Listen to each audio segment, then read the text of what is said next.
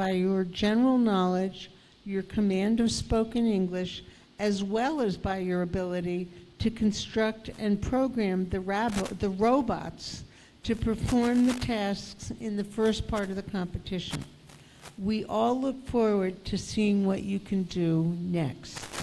To each student and each team here, Ayeku and best wishes for your future.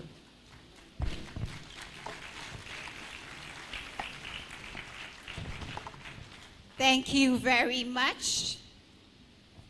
Thank you so much. Thank you. Thank you. Please, let's applaud her for that. So that was Dr. Deborah Rose, President, Helping Africa Foundation. Thank you so much, Doc. Thank you very much. Well, as we proceed, this is where I also invite to the stage His Excellency Edmond Mukala, Country Director of UNESCO right here in Ghana. Excellency.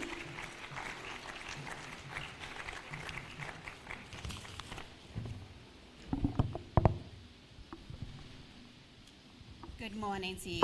Good morning. Thank you. Good morning. So happy to see many of you. Yesterday, we had the celebration of the mother languages, and I think the subject of learning in different languages, Ewe, Twi, Ka, and several others was really at the center. And so it's so happy to see many students, many young ones, and I know that my brother probably after testing your name and your first meal, he will come and start testing your capacity even in greeting in your own mother language. So I'll leave it to him. But I've been enjoying really this morning very much. Our dear Deborah Rose, Dr. Deborah Rose, President of Helping Africa, members of the diplomatic corps who are present here, my dear friend Jonathan, distinguished partners of the implementers, development partners who are present here, our dear innovators, students, future leaders, if I can put it that way, ladies and gentlemen. So it is really an honor for us, UNESCO. I'm coming with my head of education program, Mr. Niavo, who are present down here. It's a profound honor for us, on behalf of UNESCO, to attend this 5th edition of the annual Impact Roundtable discussion. Today, we gather not merely to exchange ideas, but to reinforce a collective commitment toward the most vital mission of our time, shaping tomorrow's workforce through education and innovation. So as we stand at this midpoint of the 2030 agenda, the mandate of Sustainable Development Goal 4, which stressed to ensure inclusive and equitable quality education and promote lifelong learning opportunity for all, has never been more urgent than today. The global economy is transforming at an unprecedented pace, and the skills required for workforce of tomorrow are being redefined by the second. So at the heart of every educational revolution are the implementers. At UNESCO, we recognize that policy without practice is a hollow promise. We commend, therefore, the dedicated organizations, civil society's partners, and ground-level teams who translate complex global frameworks into tangible classroom experiences. Your role in the last mile of education delivery ensure that innovation does not remain a privilege of the few, but becomes a right for the many. And I want to thank you, Dr. Deborah, for the vision for that. So it is really your resilience and adaptability that turns the wheels of progress in the local communities. UNESCO takes particular interest in homegrown, sustainable frameworks like the Yamoransa model of STEM education. In our pursuit of scalable solution, the Yamurasan model stands as a beacon of excellence. By integrating high-tech STEM laboratories with community ownership and sustainable management structures, it addresses the core challenge of longevity in educational interventions. This model proves that when we provide students with the tools of technology within a supportive ecosystem, we are not just teaching them to code, we are teaching them to lead. It is a sustainability tool that ensures the workforce of tomorrow is technically proficient, scientifically literate, and community conscientious. I think that's one deserving a clap because that's what exactly you guys are doing. UNESCO pedagogical vision is clear. We must move from passive consumption to active creation.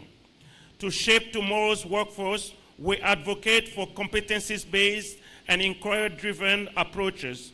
Our focus is on fostering environments where experimentation is encouraged and failure is viewed merely as a data point in the learning process. By integrating design thinking and real-world problem solving into curriculum, we empower young minds to look at their communities not just for jobs, but for challenges that require innovative solutions. We want a generation that can think critically, collaborate across borders, and design the future they wish to inhabit. Are you that generation? Did you hear anything? I didn't hear anything. Are you that generation? Exactly. So I'm going to read it again. So by integrating design thinking, and that's what the implementers are doing, by integrating design thinking, real-world problem solving into the curriculum, we empower you to look at the communities not just for jobs, but for challenges that require innovative solutions. We want a generation, that's what we're looking. Probably we have failed, but we don't want you to fail. So we're looking into a generation, which is you, that think critically, that collaborate across borders, and design the future they wish to inhabit, okay?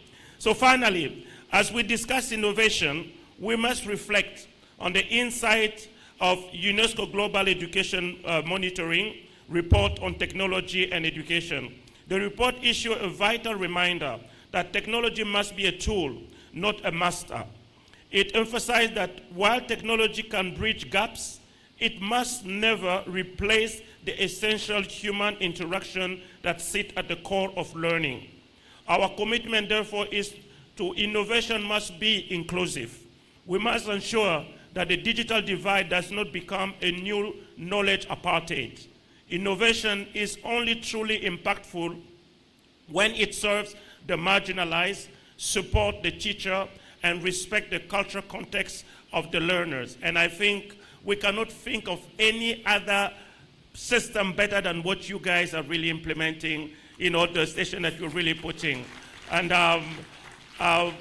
we have been discussing with Jonathan, and you love him, right? I mean, I know you love very much your Dr. Deborah, but you know, Jonathan is also that, and with the head of implementers, these are really the caterpillars that have been going and breaking, pulling all the grounds around Ghana.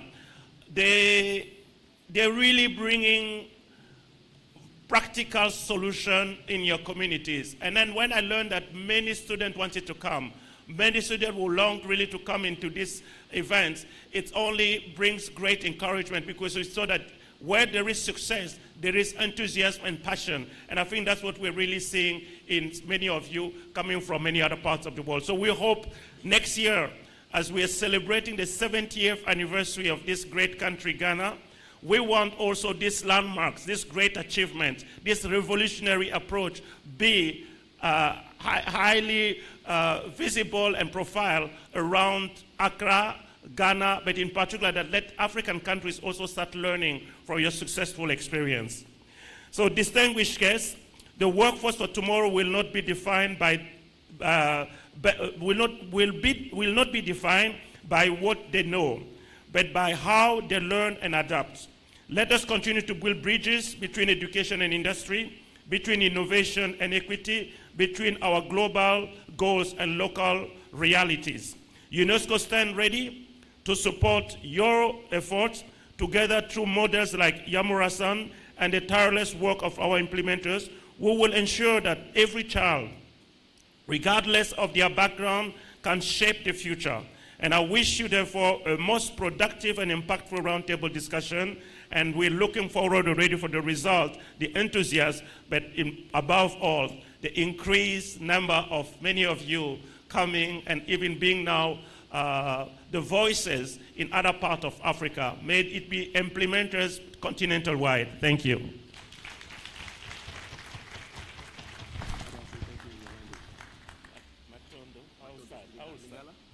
Lingala Kikongo. So he wants me to say thank you in my language. Matondo from Congo, Brazzaville. Matondo, sir, thank you. Akpe, thanks a lot for your inspiring words, Mr. Mukala from UNESCO, Ghana. Our next goodwill message will be delivered by the Counselor and Deputy Head of Mission, Embassy of Japan in Ghana. Let's welcome Mr. Naoki Mitori.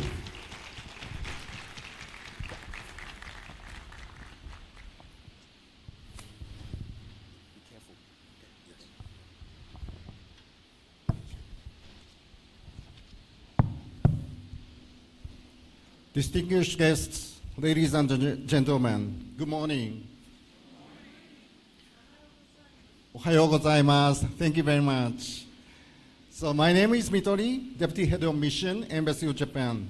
Thank you very much for inviting Ambassador Yoshimoto to deliver a goodwill message at this year's annual Impact Roundtable discussion and robotics competition. On behalf of Ambassador Yoshimoto, who is unfortunately out of town, I am very much excited to be here today. Organizing this event for consecutive 5 years and bringing together relevant stakeholders to discuss how to encourage innovations in your educational systems through STEM education paints a positive picture of the future prospects of the youth of Ghana. This year's theme, Shaping Tomorrow's Workforce Through Education and Innovation, reflects the realities of today. Technology is reshaping every sector of the economy, from agriculture, health, education, and business. For Ghana and the rest of Africa, with young and energetic population, this digital transformation also presents opportunities. But these opportunities must be matched with the relevant skills. I think that this annual Impact Roundtable discussion is very timely and relevant. Ladies and gentlemen, Japan's own development experience shows the value of investing early and consistently in human capital. Unlike Ghana, Japan is not very much rich in terms of natural resources.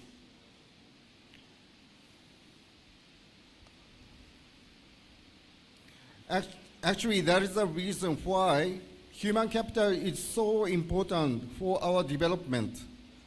Strong educational foundation combined with practical learning and problem solving helped to develop a workforce that could support and make us become the first in Asia to successfully modernize its society and industrialize its economy. So from our own development experience, I believe that this annual gathering of mentoring and providing opportunities for Ghanaian students is a very important step in the right direction. And what makes the initiative impressive is the practical approach of introducing students to robotics and technology-based projects. I'd like to encourage the students participating in today's activities to continue to work hard try new ideas, and be innovative.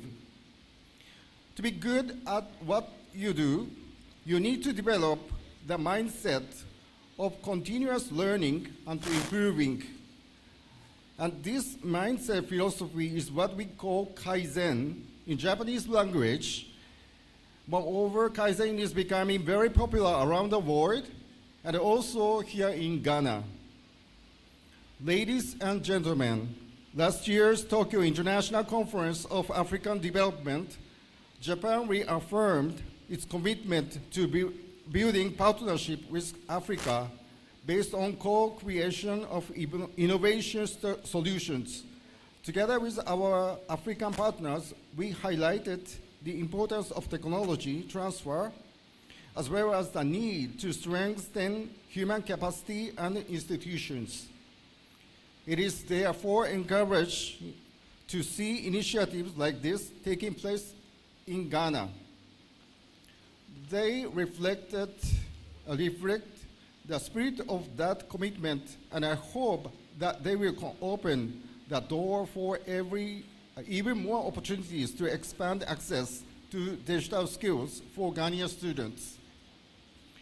I am also pleased to recall that last year, Ghanaian Minister for Education visited Japan, where he met his Japanese counterpart.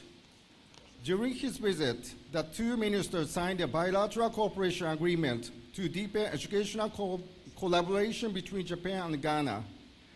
A key focus of the partnership is the promotion of digital and technology skills for young people, reflecting our shared commitment to equip Ghana's youth with the knowledge and the competencies they need to succeed in a rapidly changing world.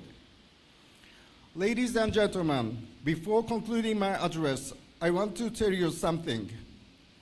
You are very lucky to be here in Ghana, a prominent land. 100 years ago, a Japanese doctor came to Ghana to conduct his study on yellow fever. Later, he became very famous, just like the big sheikhs in Ghana.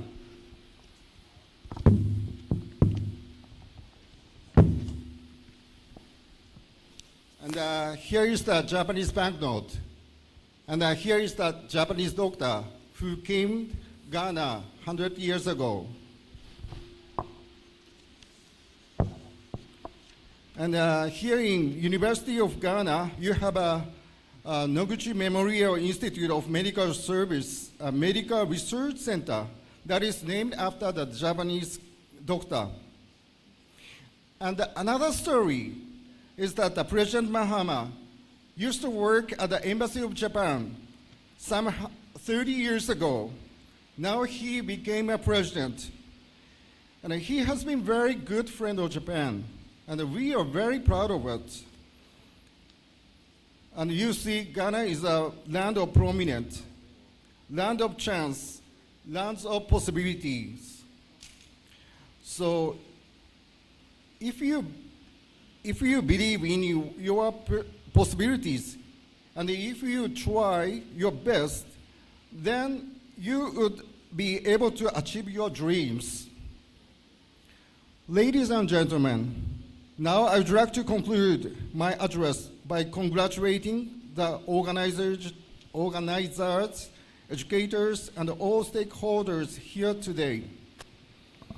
Your presence at this event indeed demonstrates your strong commitment to the prominent future of Ghana. Thank you very much. Thank you very much. Thank you so much. Thank you very much. So that was the Deputy Head of Mission, Mr. Naoki Mitori, and thank you so much for that message. I think we can appreciate him more. Please, one more time. Well, thank you. All right, so next, as we continue with the stakeholders, at this point, please permit me to introduce Dr. Eric Amwa, Deputy Director General responsible for technical services at the National Council for Curriculum Assessment.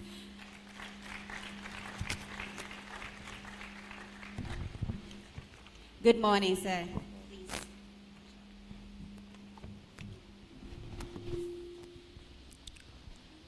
representative of the Minister of Education, the President and leadership of Helping Africa Foundation, the Executive Director and team at Implementers, distinguished policy makers and development partners, heads of educational institutions and private sector leaders, our talented learners, ladies and gentlemen.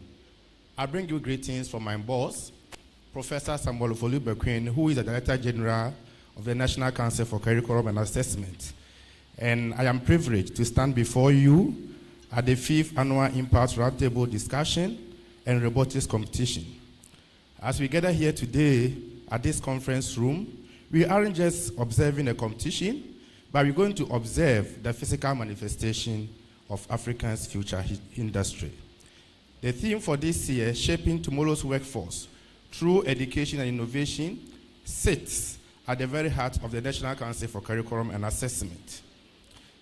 We are no longer preparing learners for a world that still stays still. We are preparing them for a world of rapid disruption, artificial intelligence, and automated system. At NACA, our mandate has been clear. That is to transform the Ghanaian educational landscape from a system of mere chew and pour to one of think and create. Through the standard-based curriculum and the Common Core program, we have deliberately integrated STEM not as an isolated subject, but as a foundational language of the 21st century learner. By introducing coding and robotics and design thinking into our curriculum frameworks, we are ensuring that a student in a rural school in Ghana has the same cognitive toolkit as a student in focus from what to learn to how to think. I would like to highly commend the implementers.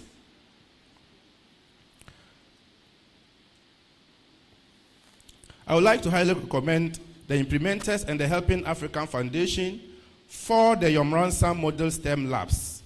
Your work in Ghana, Liberia, and the Gambia is a sterling example of how the private sector and NGOs can breathe life into national policy. The government provides the curriculum and the standards, but it is through these robust partnerships that we provide access. When we see students from across West Africa competing in robotics, we see the barriers of geography and economics falling away. This is how we will build a workforce that is not just locally relevant, but globally competitive. A recurring theme of this roundtable is equitable access. As a DG of NACA, I am committed to ensuring that innovation is not an elitist pursuit. Our curriculum is designed to be inclusive, whether through the development of Ghanaian Sign Language materials for our deaf learners or the adaptation of STEM models for the underserved communities. Our goal is simple. No child must be left behind in the digital race. The young roboticists here today, we are the architects of New Africa. The robots you build are prototypes of the solutions you will provide for our agriculture, our healthcare, and our infrastructure tomorrow.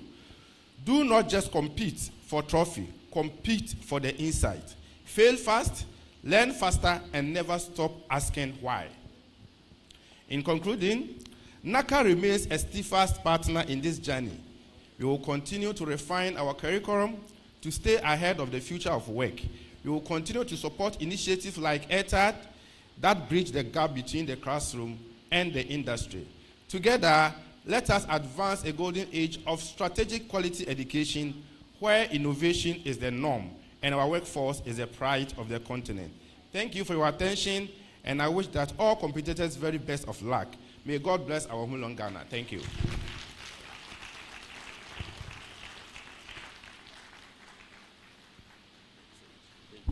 Thank you very much. Dr. Eric Amwa is Deputy Director General responsible for technical services at the National Council for Curriculum and Assessment, aka NACA. We have many schools present, and I would like to acknowledge all of them.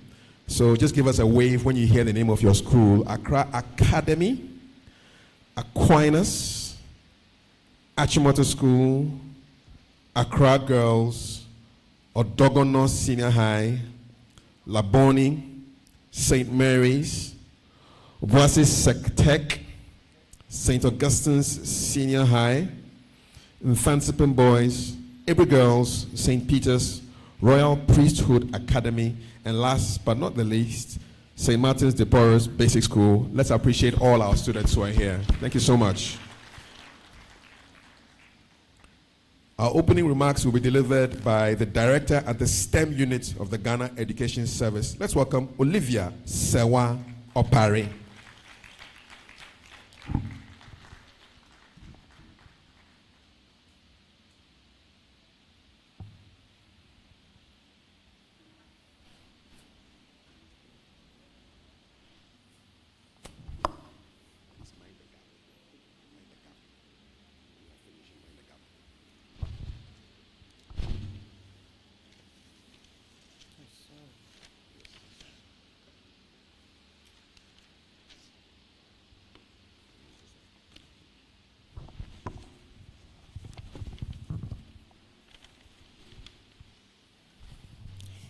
Thank you so much, Mr. MC. A very good morning to us all. I'm so happy to be part of this all-important program by Airtad.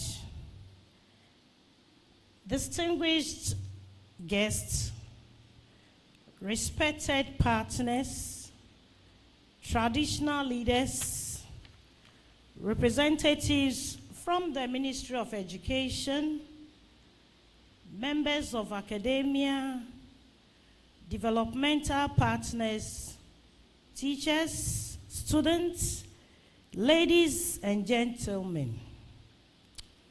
I bring you warm greetings from the Director General of Ghana Education Service, who is in the person of Professor Ernest Kofi Davis, and the entire management team. They would have loved to be here, but due to an equally important program, I've been asked to give the opening remarks for this all-important event. On behalf of the Director General of Ghana Education Service and the entire management, I'm deeply honored to welcome you all to the annual Impact Roundtable discussion and Robotics Competition 2026. Today's gathering is not just an event, it's Robotic Competition 2026. It's a statement of intent, a collective commitment to shaping the future of education and preparing our young people for the rapidly evolving world of work. The theme for this year, ladies and gentlemen, shaping tomorrow's workforce through education and innovation, is both timely and urgent. Across the world, education systems are being challenged by technological change, artificial intelligence, automation, and new economic realities. Many of the jobs our children will do in the future do not yet exist. This means our responsibility as educators, policymakers, and partners is no longer only to teach students what to do, but to teach them how to think, how to solve problems, how to collaborate, and how to innovate. And this is exactly what we are witnessing today. Ghana has already taken bold steps through the standards-based curriculum and the national STEM agenda. We have moved from an education system based primarily on memorization to one that promotes creativity, inquiry, and practical problem solving. with the support from NACA. NACA, Ghana Education Service, is so grateful for that great vision. However, we must also be honest. Curriculum reform alone doesn't transform learning. Transformation happens when learners are given environments where they can experiment, design, fail safely, try again, and ultimately create solutions. This is why initiatives like the Yamransa model are so important. The model demonstrates that meaningful STEM education doesn't begin with expensive infrastructure. It begins with opportunity by bringing maker spaces, robotics, coding, and hands-on science learning into underserved communities. It bridges the gap between theory and practice. It allows students not only to learn science, but to do science. It allows them not only to study technology, but to create technology. More importantly, the model reminds us that education is strongest when it is community owned. So on this note, we say Ayuko to the Yamransa model project. When local leaders, teachers, parents, and students become co-creators of learning, education moves beyond the classroom and becomes a driver of development. The young learner who builds a simple circuit today may tomorrow design a solar solution for a rural community. The student who programs a robot today may tomorrow build a digital enterprise that employs others. Ladies and gentlemen, for the Ghana Education Service, our focus is to ensure that such innovations do not remain isolated projects, but become part of a sustainable national ecosystem. This requires teacher capacity building, alignment with national curriculum standards, and partnership across sectors. Teachers must be empowered as facilitators of innovation. Schools must be supported as centers of creativity, and partnership with universities, industry, and development organizations must be strengthened so that education connects directly to real-world application. We must also rethink assessment. If we continue to measure learners only by what they can recall, we will never fully value what they can create. The future workforce needs problem solvers, engineers, designers, researchers, entrepreneurs. Our education system must therefore recognize skills such as critical thinking, teamwork, and innovation as central learning outcomes. Ladies and gentlemen, education today is no longer preparation for life. Education is life itself. The classroom is now connected to the laboratory, the workshop, the community, and the global economy.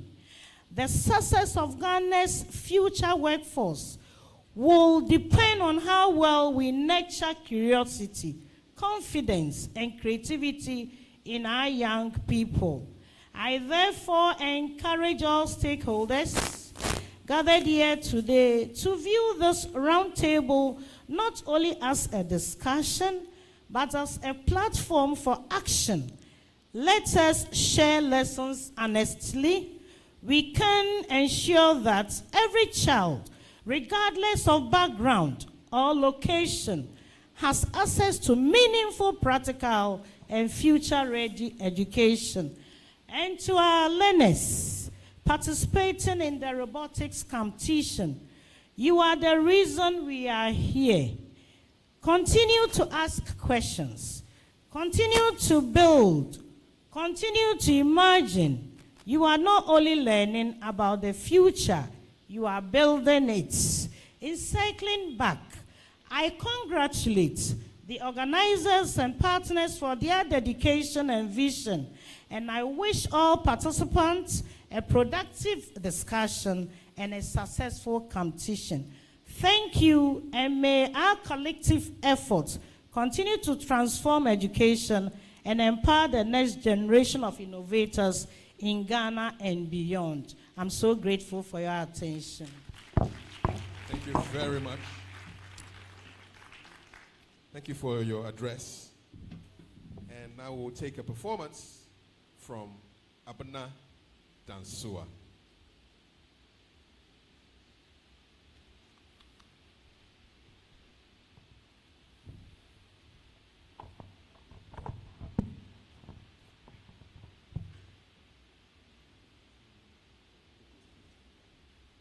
Thank you very much. Hi, my name is Abena Dansua from Eagles Raw Creatives, and I wrote something for all of you, especially you youngsters. I have a letter here for you. I have titled, Clock It. Clock it. You are the main character. I want to speak to the youngsters who are between the ages of 6, 7, and 16, 17. So if you do have ears, then listen. Clock it. This one is for the thinkers and the dreamers, the code breakers and the meme makers and the scene shakers, the future CEOs and directors. Listen, AI is cool. It's the ish. Cap that.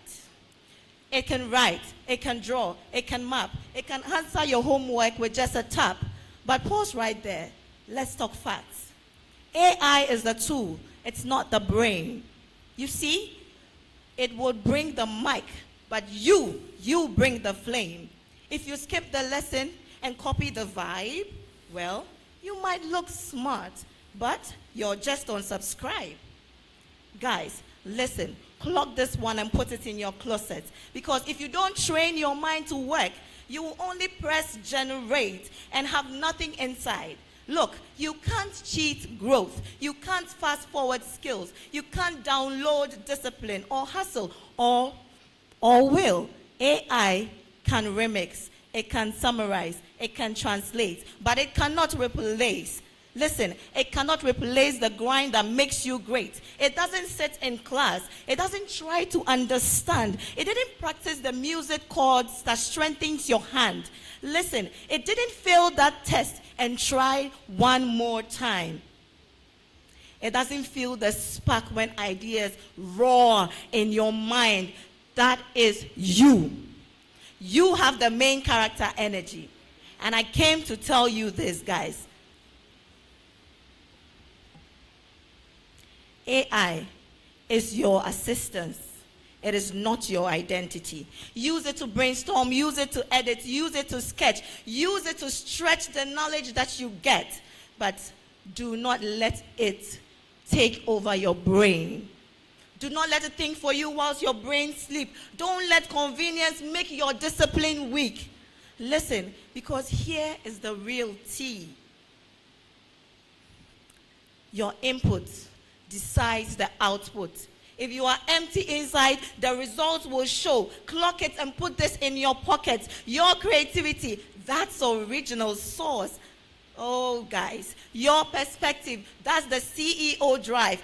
Boss up. Your struggle, that is what builds the muscles.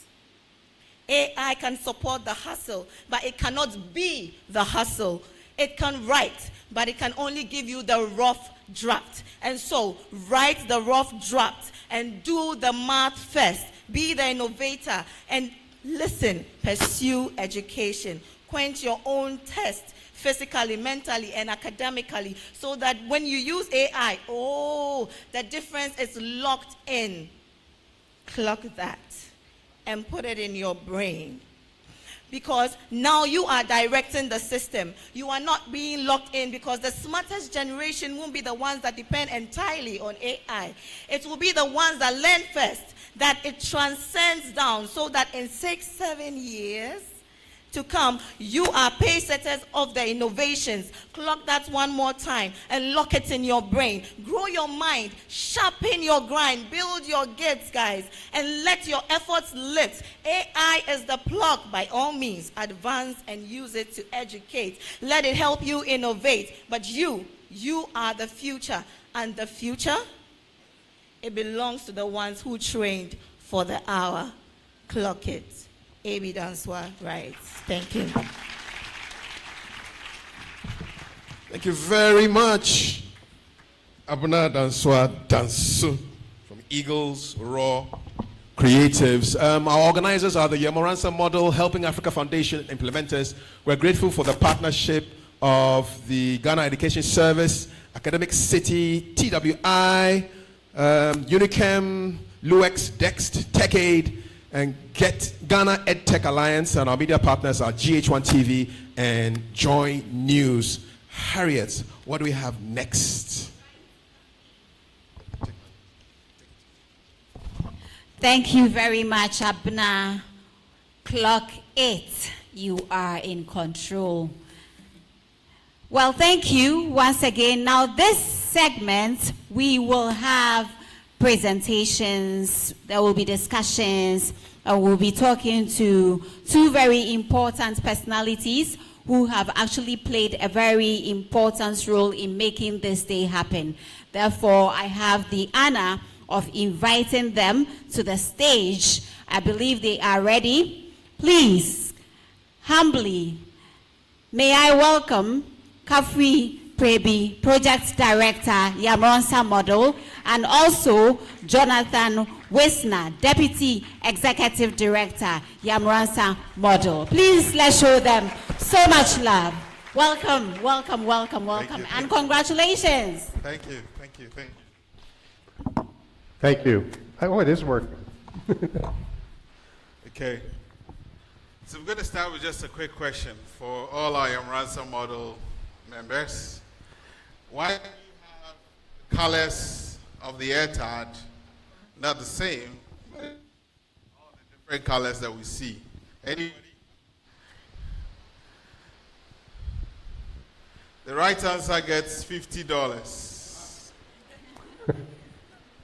No, not you, Dr. Rose. I want the students. Why do we have the logo of Airtad in all the different colors you see?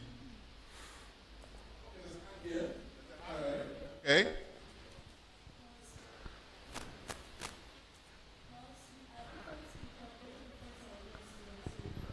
Because? Oh, we're different people. Okay. Okay. It's close to what I'm looking for. No, it's not close. Just quick one. I want the students, no, not the teachers. I want Kafri, there's a hand there. Yes.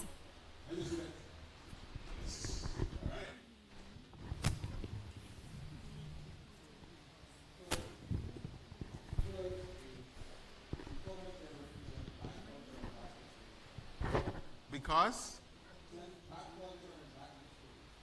Okay. But the last chance so that I can keep my $50 or 500 Ghana cedis in my pocket. Last one. Because of the Ghana flag. Please clap for her. What's the name?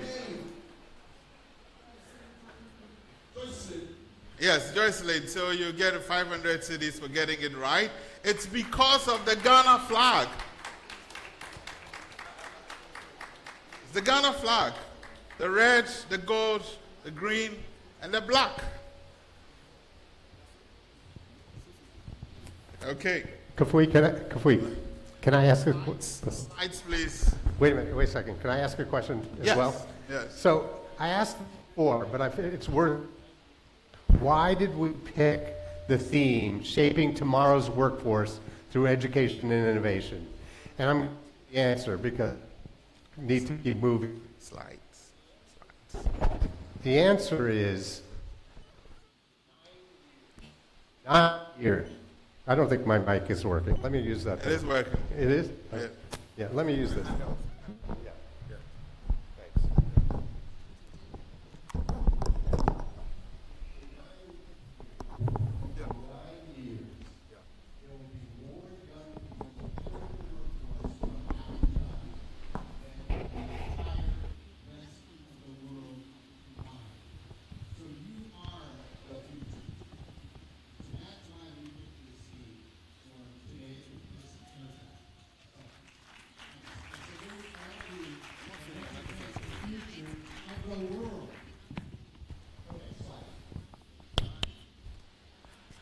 Just a very quick presentation on the Yamransa model overview. Most of you know this, so I'm going to be very quick. Some of the project outcomes, the stakeholders, and then Jonathan will take a quick the glance of our impact over the years that we've been doing this.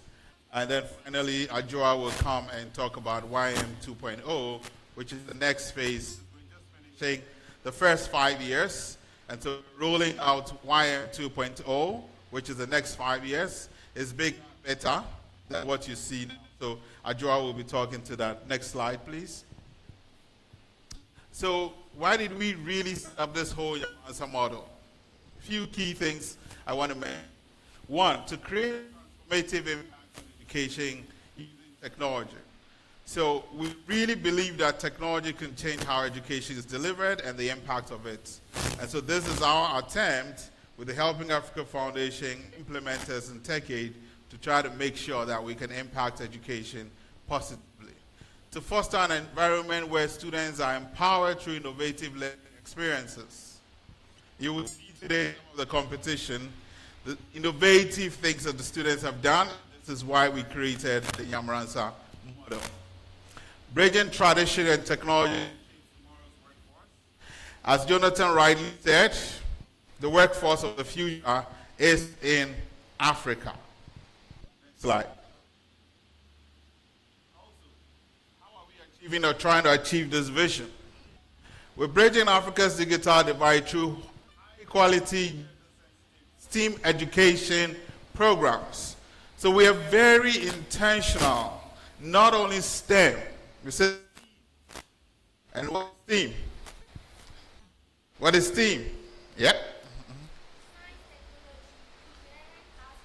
Science, technology, engineering, and mathematics. In today's day and age, emotional intelligence is key. How do you relate with your colleagues? You could be the best first-class student, but if you don't know how to work with people in teams, you're just going to work alone. So emotional intelligence adds the heart and how you work.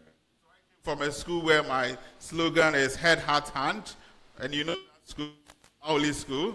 So we talk about a head, heart, and hand. You see here there are lots of teachers who are part of this program, so it's very critical. Okay. Let's move to the next slide.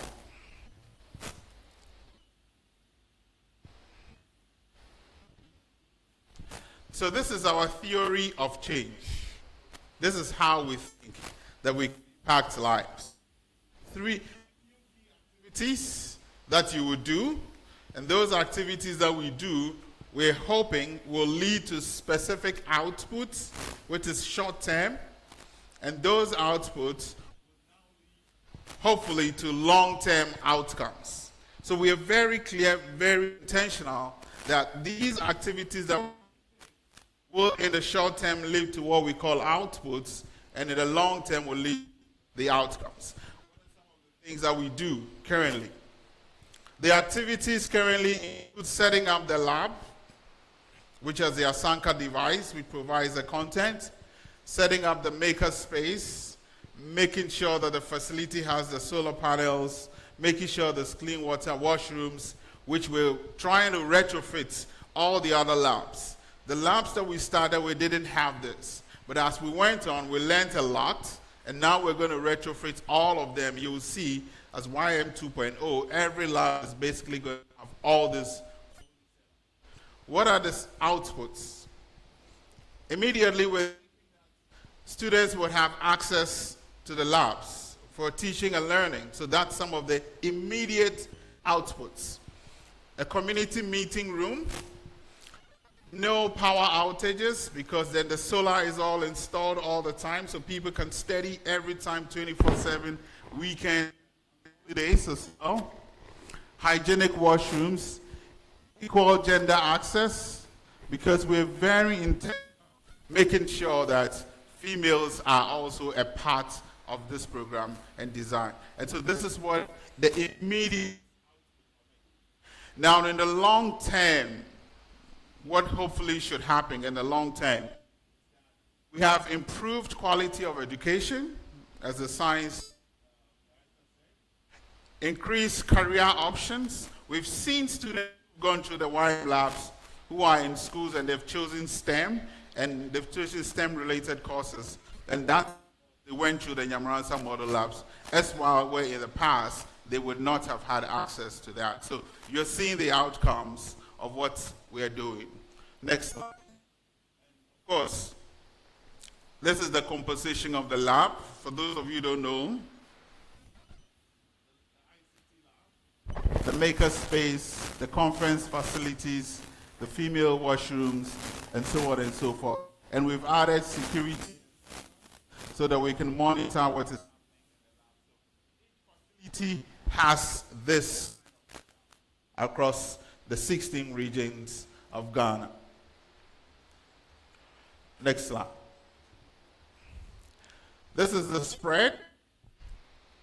To date, in Ghana, we've done 15 labs. By the end of this year, we will have completed all regions of Ghana.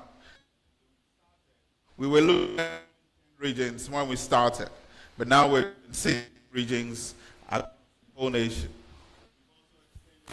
To Gambia, Banjul, and then we've also extended to slide. So some of the projected program outcomes, as you can see on the screen, we're expecting enhanced STEAM education, also skills development, increased students' engagement. These are critical. We're very intentional about designing these into the program. Next slide.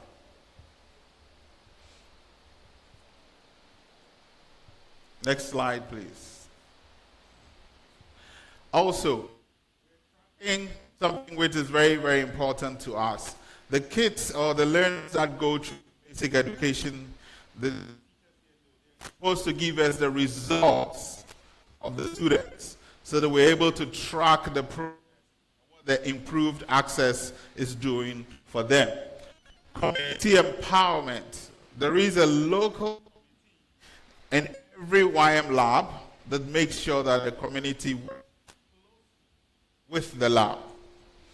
And finally, strengthen partnerships. Today you see here our partners from UNESCO, our partners from Academic City, the Ghana Education Service. So this Nyamransa Model platform is giving us the opportunity to work in partnerships. Next slide. These are our partners.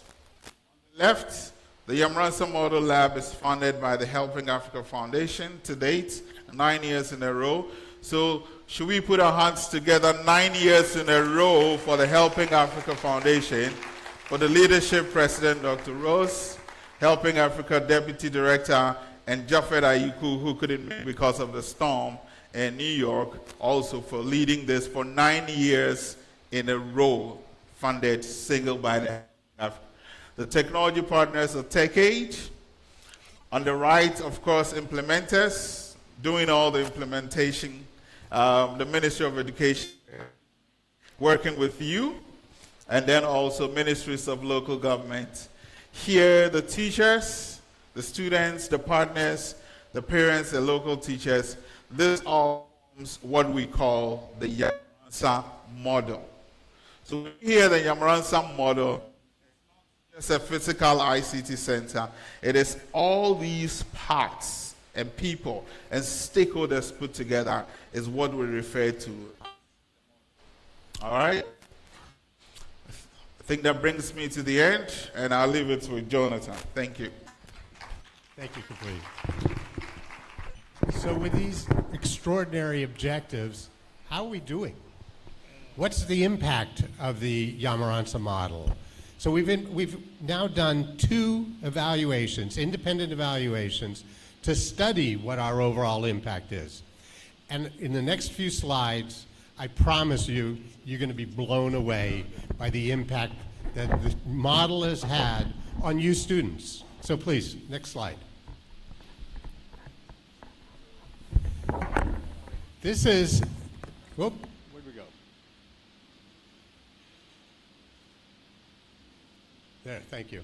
So this demonstrates the beneficiary schools, which are schools that are have the ability to attend our centers, and their performance, their increased performance on the BEC exam. And you can see we've had a 29.2% increase in the passing scores for the beneficiary schools compared to non-beneficiary schools, those who don't have access to the Yamaransa model, of 17%. Next slide, please. This shows the impact on students' BEC performance passing rate for the beneficiary schools compared to non-beneficiary schools. It's pretty dramatic, isn't it? 29.7% increase for beneficiary schools compared to a decrease on non-beneficiary schools. Next slide, please. So this is the impact on teaching. And to the head of UNESCO, we've actually applied for a teaching award that is being sponsored by UNESCO. But here's some of the impact that we've had. Over 90% of teachers observe that ICT positively influences teachers' performance. 81% of teachers in beneficiary schools have received ICT training. 94% of teachers in beneficiary schools reported improved access to teaching and learning materials compared to only 81% in non-beneficiary. And 95% of you teachers have reported that YM Labs significantly improved your teaching skills, techniques. And a majority of teachers reported that ICT makes learning easier for students. Next slide, please. Access to quality teaching and learning materials. 61% of the students reported increased access compared to 0 for non-beneficiary schools. Next slide, please.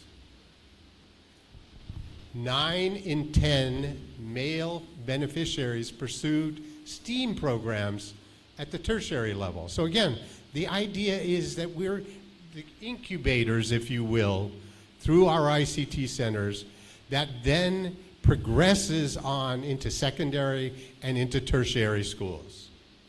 Versus, thank you, that's fine, let's keep going.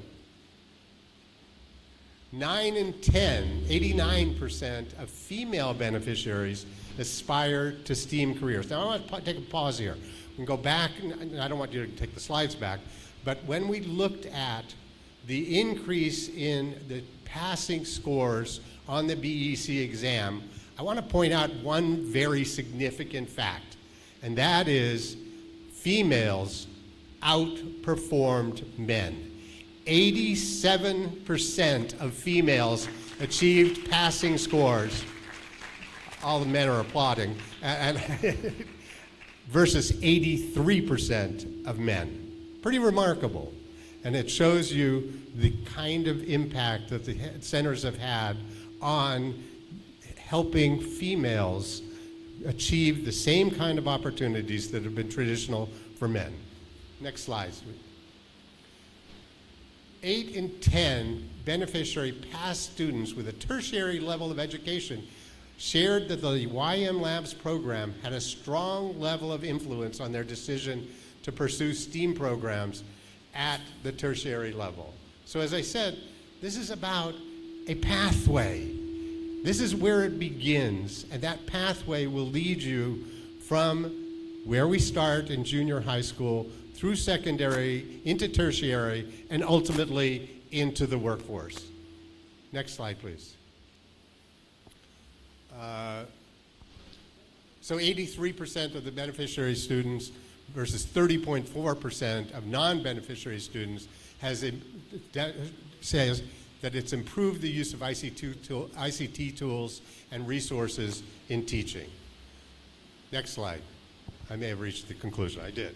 So I think what you're seeing here is the tremendous impact that our program, that the program that you're involved in, has had on accelerating your skills development and preparing you to enter the workforce. And again, you're the leaders of the future. Thank you.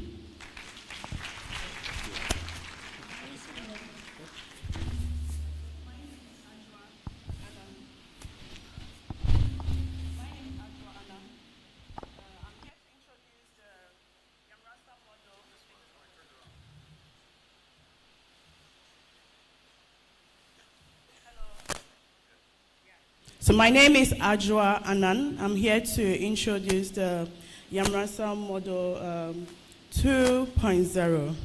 Yeah, so in 2024, there was an impact evaluation that was conducted, and we wanted to find out what were some of the impacts our projects have had so far, and also identify some gaps to help improve the projects. So there was an impact evaluation conducted, and then there were some positive results we saw. We saw positive impacts in learners' outcomes, in learners' aspirations, and also empowered capacity building because of capacity building of our center managers and also the teachers.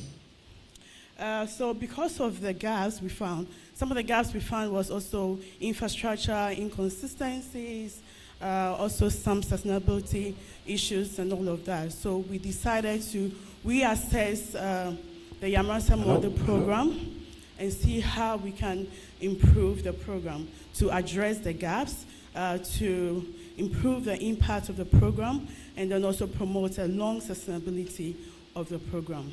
So then we came about the Yamransa Model version 2.0, also known as YM 2.0. Okay, so the YM 2.0 consists of 6 pillars. The first is the infrastructure upgrade. We want to make sure that all our YM labs are able to meet this high standard YM infrastructure standard. That is, it has the ICT lab, it has the robotic makerspace, it has a well-equipped male and female toilets, it has solar systems, it also has a well-modernized water supply systems, it has a strict civilian security system and all of that. So that is one of the things we want to work on. Also, a second pillar is on curriculum upgrade. We want to enhance our curriculum to introduce robotic curriculum at the foundational stages. We also want to introduce a career skills and soft skills training program to help prepare our learners beyond the classrooms and the labs. We also want to gradually integrate the arts in the STEAM, arts in STEAM, to foster creativity and then foster confidence among our learners. We also, please, can you go to the previous slide? Yeah. So, and then we also want to make sure that our center managers and then also our teachers are empowered with more trainings as and when needed, right? Center managers, are you happy? Okay, so our third pillar is the alumni network. We realized that we're not able to track the progress of our learners after they are done with the program, right? And some of them are already doing exceptionally well. So we thought that why not have a database that tracks their success, also help them put up an alumni system where they can also enjoy some incentives like scholarships, like help them with internship programs, and also provide them with some career guidance and mentorships. Yeah. And our fourth pillar is sustainability. We don't want to joke with that, because I mean the success of our program really depends on the sustainability of the program. So with that, we want to strengthen our partners, have strong partnerships with strategic partners. We also want to focus on government integration and get their endorsement. We also want to shift our attention to a very deep community engagement and ownership. And our fifth pillar is regional expansion. We want to amplify our impact in other African countries beyond Ghana. So we're already in Liberia. We're going to expand on the lab there and amplify our impact there in Liberia, the Gambia, and also Tanzania. And also the sixth pillar is employability. So we want to just move our digital skill training and opportunities also to the communities, so they can benefit from business incubator programs and some mentorship programs as well. So these are the 6 pillars that constitute the YM 2.0. Next slide, please. So we aim to realize some goals by the end of 2028. And by 2028, we want to reach a 50% increase in our BEC passing rate. We also want to enhance our gender equity in STEM education. So far, I think our labs, the females constitute the major learners right now, right? And we want to improve on that. We want to also expand our labs. By 2028, we want to have like 20 labs established across Africa. We want to have a STEAM-focused alumni network active in all countries. And then we also want to reach out to more than 200,000 learners by end of 2028. So we believe that the 2.0 program gives us opportunity to strengthen the impact of the Yamrasa model and amplify our impact, and also promote sustainability of the programs for our learners and also our communities as well in Africa at large, and also contribute substantially to STEAM or STEM education in Ghana and beyond. Thank you so much.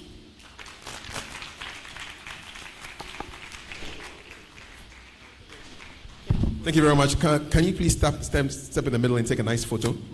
Yeah. Yes, where's our photographer? Yes. Yeah, right here in the middle. I'll join the middle, Jonathan and Kafui. Thank you.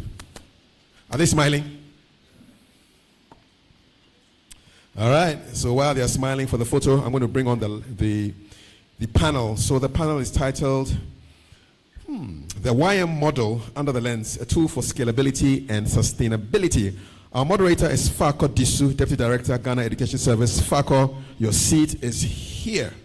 And then I'll call the other panelists as they come up on the stage. We have Olivia Sewa Opari, Director, STEM Unit, Ghana Education Service. Ms. Patrick Awa, President, Ashesi University. Prosper Nyavo, Head of Education, UNESCO Ghana. And Professor Kofi Edumenu Sapong, Associate Professor of Computer Science, University of Ghana. Can we have all our panelists up on the stage? Let's give them a big round of applause as they come up.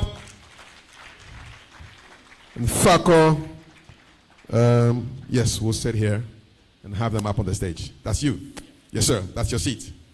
Let me turn it a little bit so you can see a little bit. Angle it small. There you go.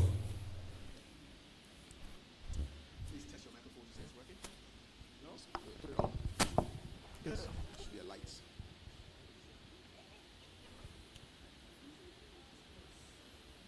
Yes. Hello? Can we have our moderator's microphone on, please? The light is on, but I'm not seeing anything. Come, try again. No, it's not working. So try this. Have this. Hello?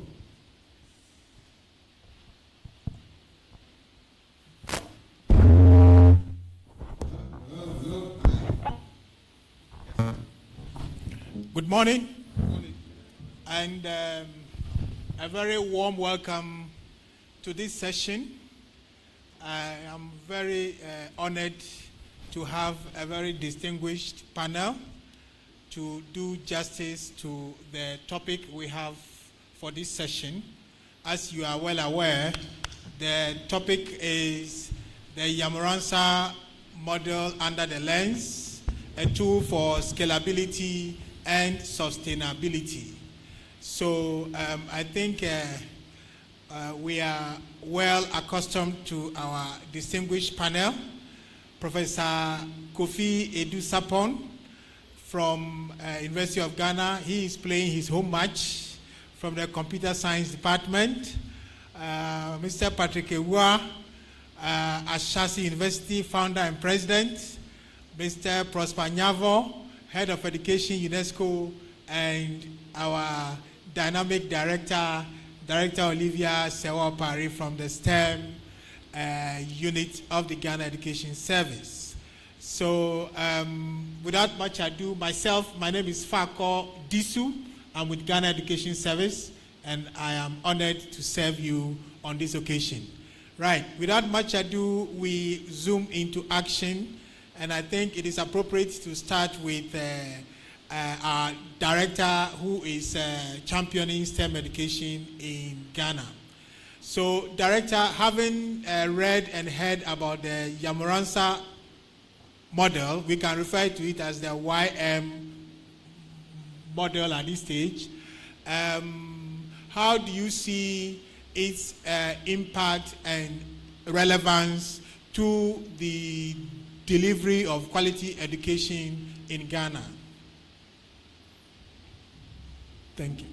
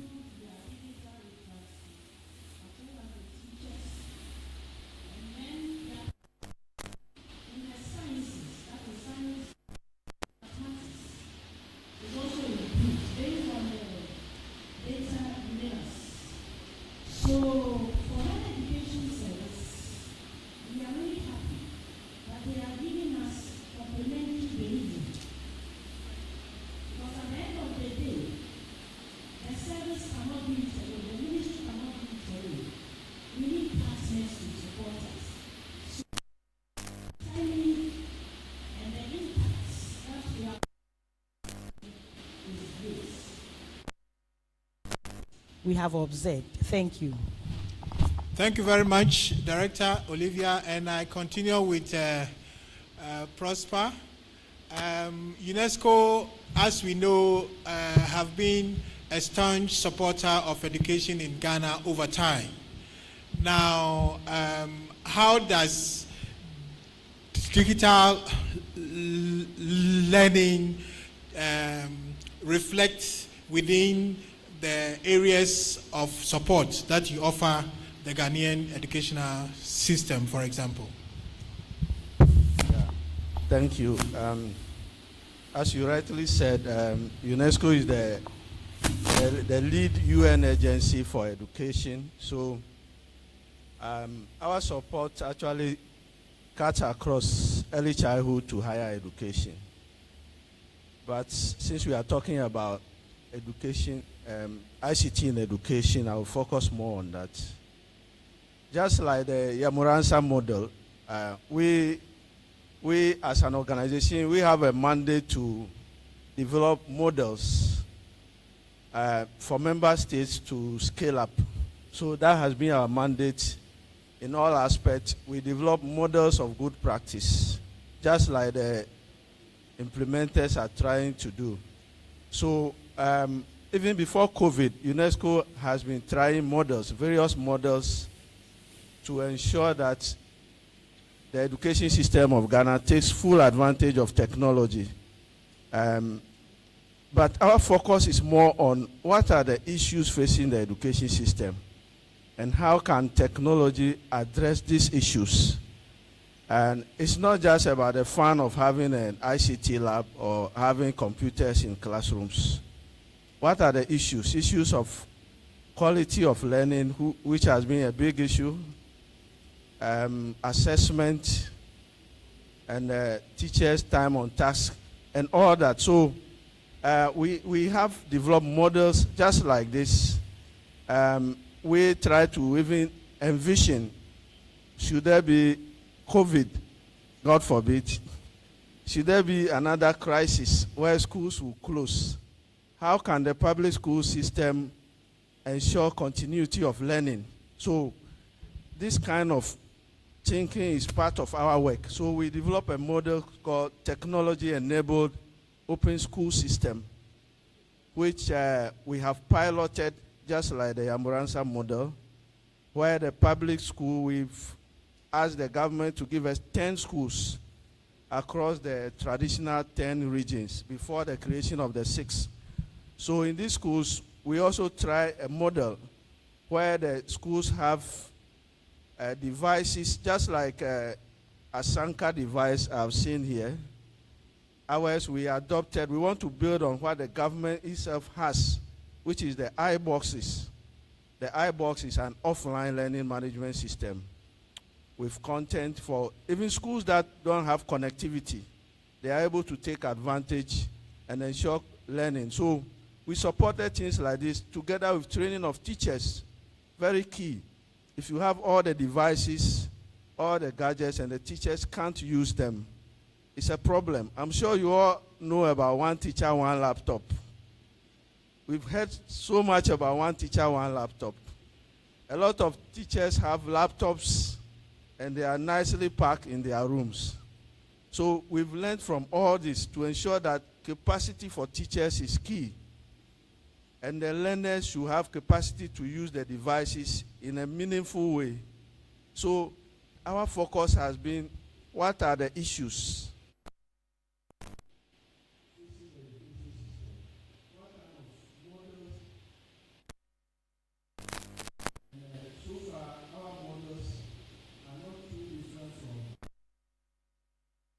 A lot in common, but I've also seen they are trying to ensure that the community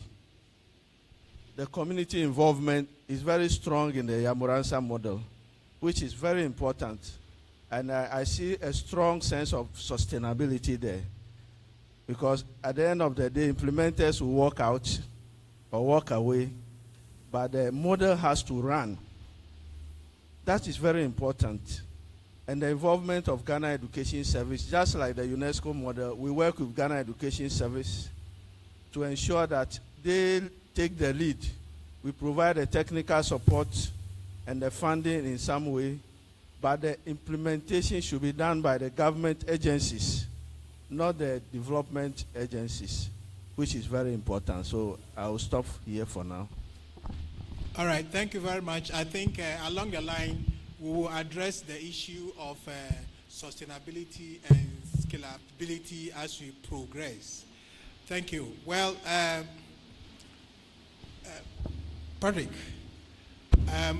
we are aware that you have also been successful in building a particular model in your university, Ashasi.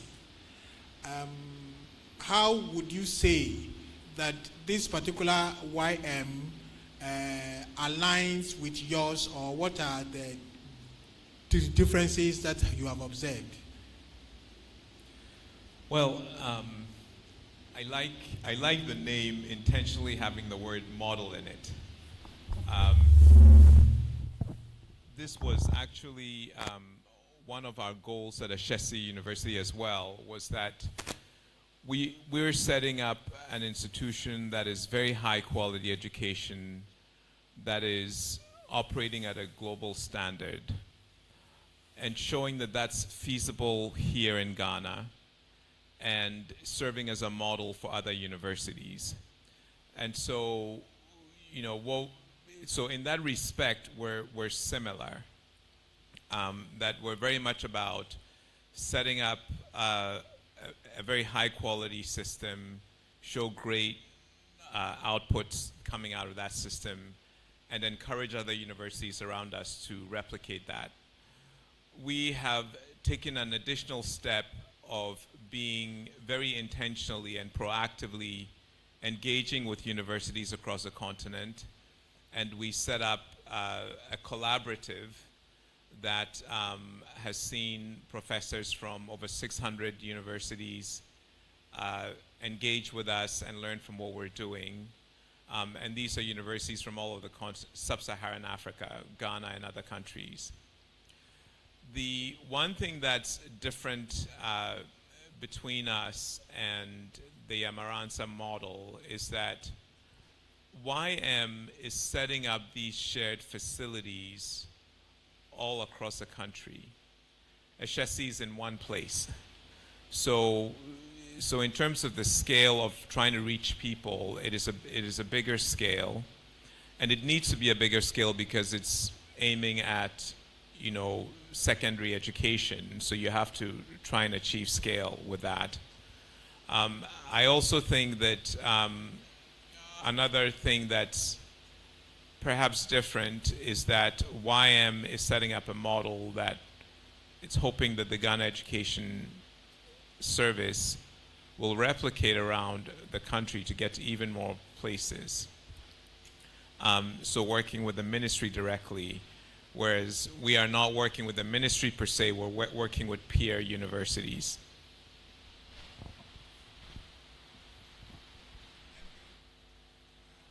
Prof,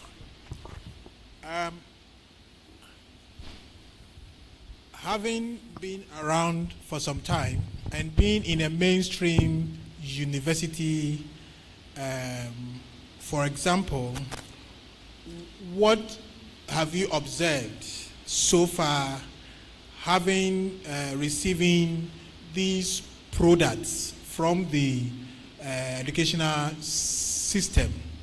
And when they come to you, what has been the observation as far as the use of IT in education is concerned?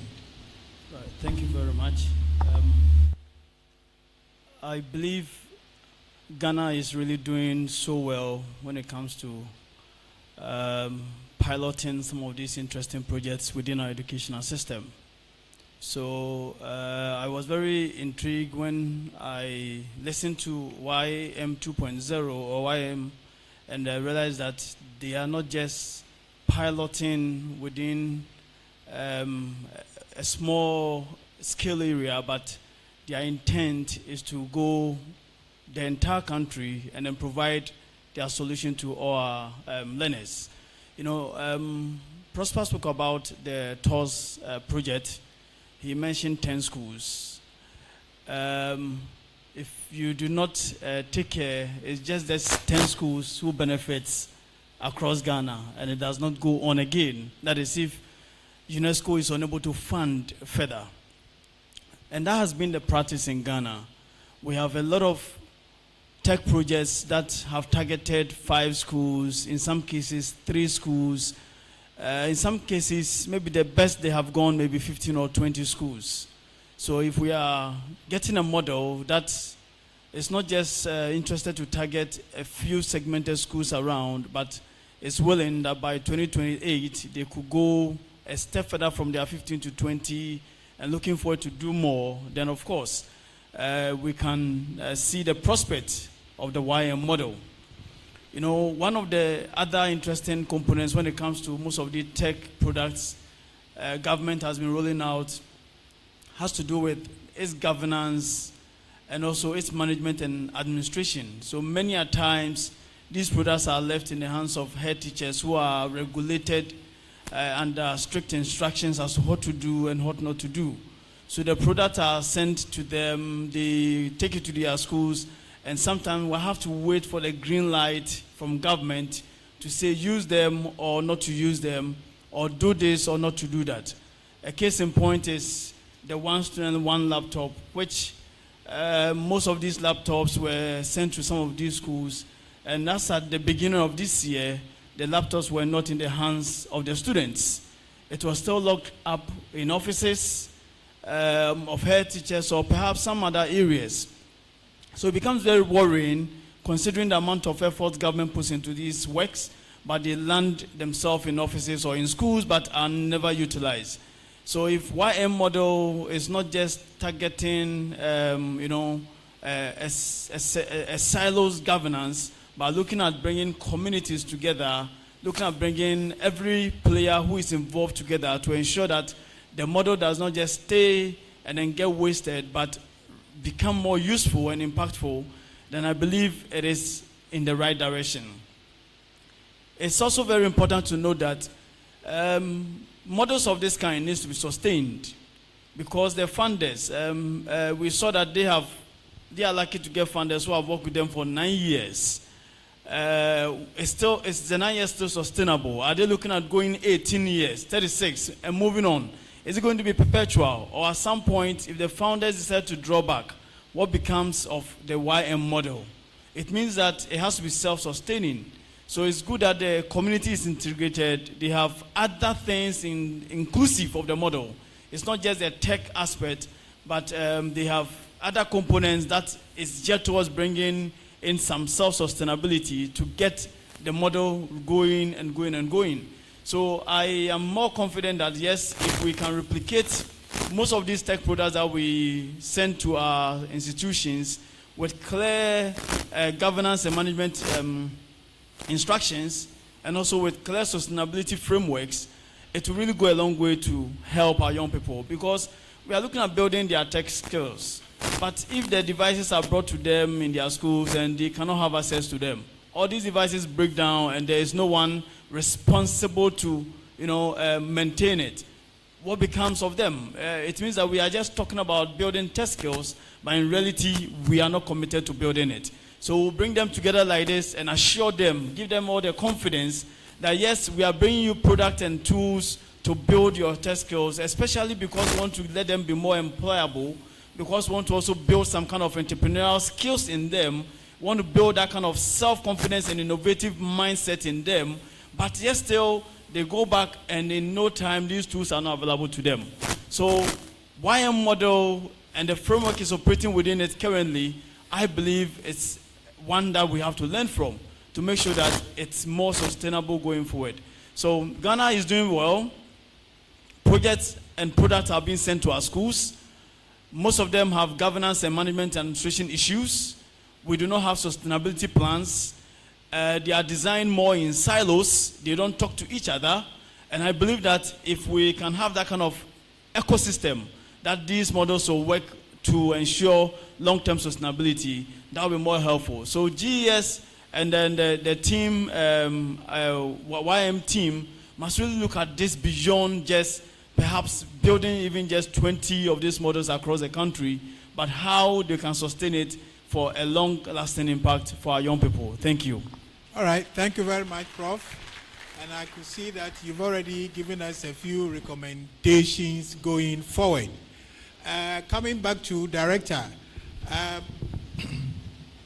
I know your unit also is involved in training and improving the skills of young students. Now, how do you see collaboration with YM, for example, in scaling up? Thank you so much. I think already we are working together. The fact that we have made center managers, the fact that they are using our students to improve on their digital literacy, and then having capacity building for our learners and teachers as well. Already the collaboration is there. And they work hand in hand with National STEM Resource Units, where I head. Now, they have brought the proposal. And we are making time to meet Director General so that he has in-depth meaning to their work. We need the labs. 20 may not be sufficient because it serves the whole community. Our students are more, so we need more of such. But notwithstanding this, we have within the region, the traditional regions, 10 of such buildings. That is the STEAM centers. And one that is in operation is at Accra High. And our objectives are the same. Now, we train learners in robotics, coding, AI, and then machine learning. And it is the same principle and objectives that they have. So it is my plan that anytime we meet our authorities with their supports in ensuring that they give us the needed tools. For the structures are there. But currently we don't have the tools. So when we meet and we talk, if they can support us with the needed tools to make the places running so that we can have many more than the 20 that is existing, I think the scalability will be possible. Thank you. Thank you very much. Prosper. Prof spoke about issues that border on management structure, governance systems, and then strict instructions and regulations governing some of these things, which are often implemented in silos. From where you sit and from experience, how do you see us scaling these challenges? For example, where support is needed in order to overcome some of these institutional difficulties that we have, especially where projects are implemented in silos, for example. How do we synergize and ensure that the maximum impact is harnessed for the success of the program? Thank you. All right, thank you. I think the opportunity exists. At the Ministry of Education, we call something Education Sector Working Group. It's also called local education groups in certain countries. This is actually a coordination mechanism. The ministry is expected to call implementers like this, at least quarterly, to come and share what they are doing and to ensure that we avoid duplication of efforts and address all the bottlenecks. But the ministry has not been doing well with the coordination. At the development partners level, we meet monthly. We meet monthly on rotational basis. For instance, we are meeting next week at FCDO, British High Commission, just to share notes about what each of us is doing in education, where can we synergize. And we expect the government to also do similar things at the ministry level, where challenges like this will come up and together we agree on how to solve it. So that is so important. We development partners have been appealing to the ministry that coordination is very important. Otherwise, we have islands of excellence, as you see all over. There are many models that are working very well, like the one I mentioned earlier. We even target persons with disability. A Kropon School for the Blind and the Jowolo Special School. We targeted them. We don't want to leave anybody around out. So models like this, how can we learn something from YM something from the UNESCO TOS model, and scale up. Because at the end of the day, every child has to benefit. It's not just good to showcase that we have 10 or 20 communities doing well, as we saw on the slide. How about other children who are living in Saboba or Tumu? Those of you who travel, you know Laura. There are children living in very remote areas. How do we reach out to all of them? Dialogue is key. There should be a platform, coordinated platform, where all these good models are shared, and the elements, what is making it work, the success factors. How do we scale up the success factors? The development partners can only do pilots. That one we have to accept it. We don't have money. The government has money more than development partners. You have the state machinery. You have district education offices in all the districts. How can we take good practices from the YM model, for instance? Even if you don't build the lab, something can still happen. There are some soft elements of each model that can be replicated as we wait for big money to be building. We focus too much on infrastructure in this country. There are soft things that we can do.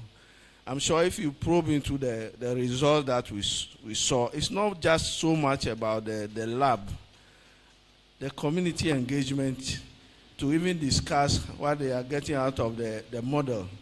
How do we, each parent in that community ensure that their children go to the lab? So these are all governance issues. School governance is quite weak in public schools, so we need to address that. Thank you.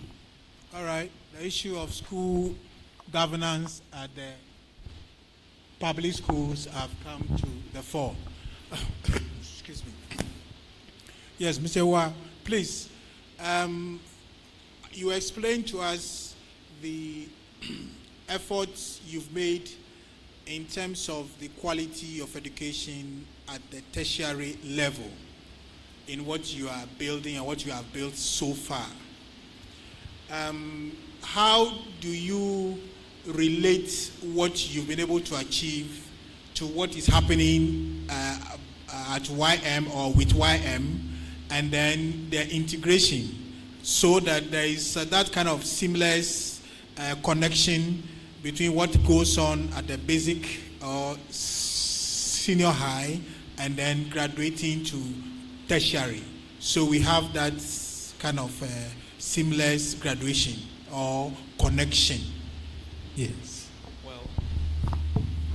Well, I would say that we are very pleased to see YM and efforts like that. About 15 years or so ago, we started a summer robotics camp at Ashesi University, and we would bring children from all over the country to our campus for 2 weeks intensive training on building and programming robots.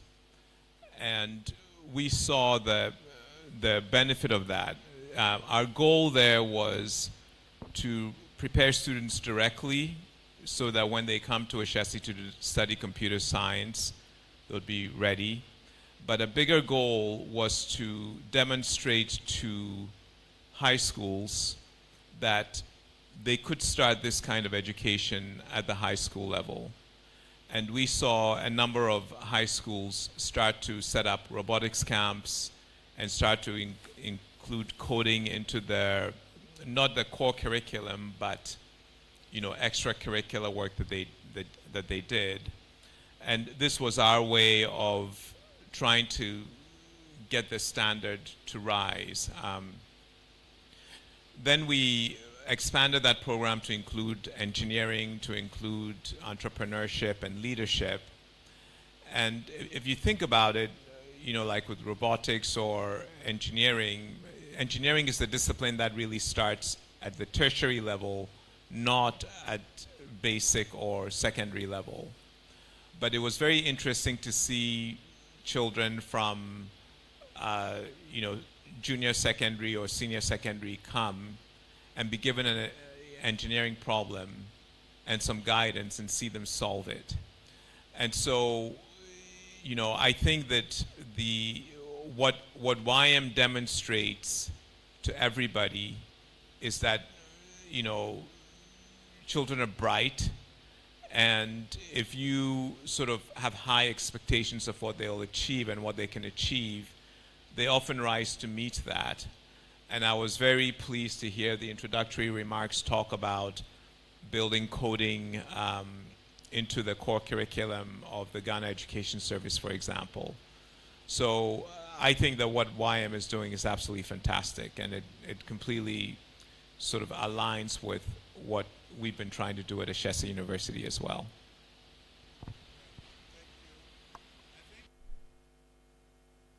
Mention the fact that at the senior high school level now, you can offer engineering. That those changes have been being implemented. So that is good news. So, yeah. All right. Prof, how does an institution like yours and your department kind of show leadership in things like this? What are some of the ways that the rest of us can benefit from your experience and what you do? Right, thank you. So, at the University of Ghana, the Department of Computer Science, we have made it as part of our plans to improve the computer science education in Ghana. You know, one of the things that we realized was that over the years, when we check our statistics, we found that we have more young men interested in offering computer science programs than the ladies, just as the statistics were shown. So what can we do to improve or bridge the gap? As a department, we set out to put together the very few young ladies who are in the program already, and then we brought them together to form a group we call the Ladies in Tech. Why did we do this? We did this because we wanted to use these ladies as resource persons at the secondary school level to attract other young ladies to be able to apply into our program. So, for example, sometimes we bring Ebru girls. They are closer to us. Or we go to Ebru girls only with the young ladies. Of course, there are a few gentlemen among them. And then we, on the site, we do practical computing. So like coding and any other things, with the ladies leading the front. And that has had a great impact on our admission rolls now. At least I can confirm that we are getting more young ladies in recent years compared to 5 years back. Especially because of the collaboration between ourselves and the Ebru girls, we really attract a number of Ebru girl students into our computer science program. And that is a very great effort. I was thinking they were going to clap themselves here.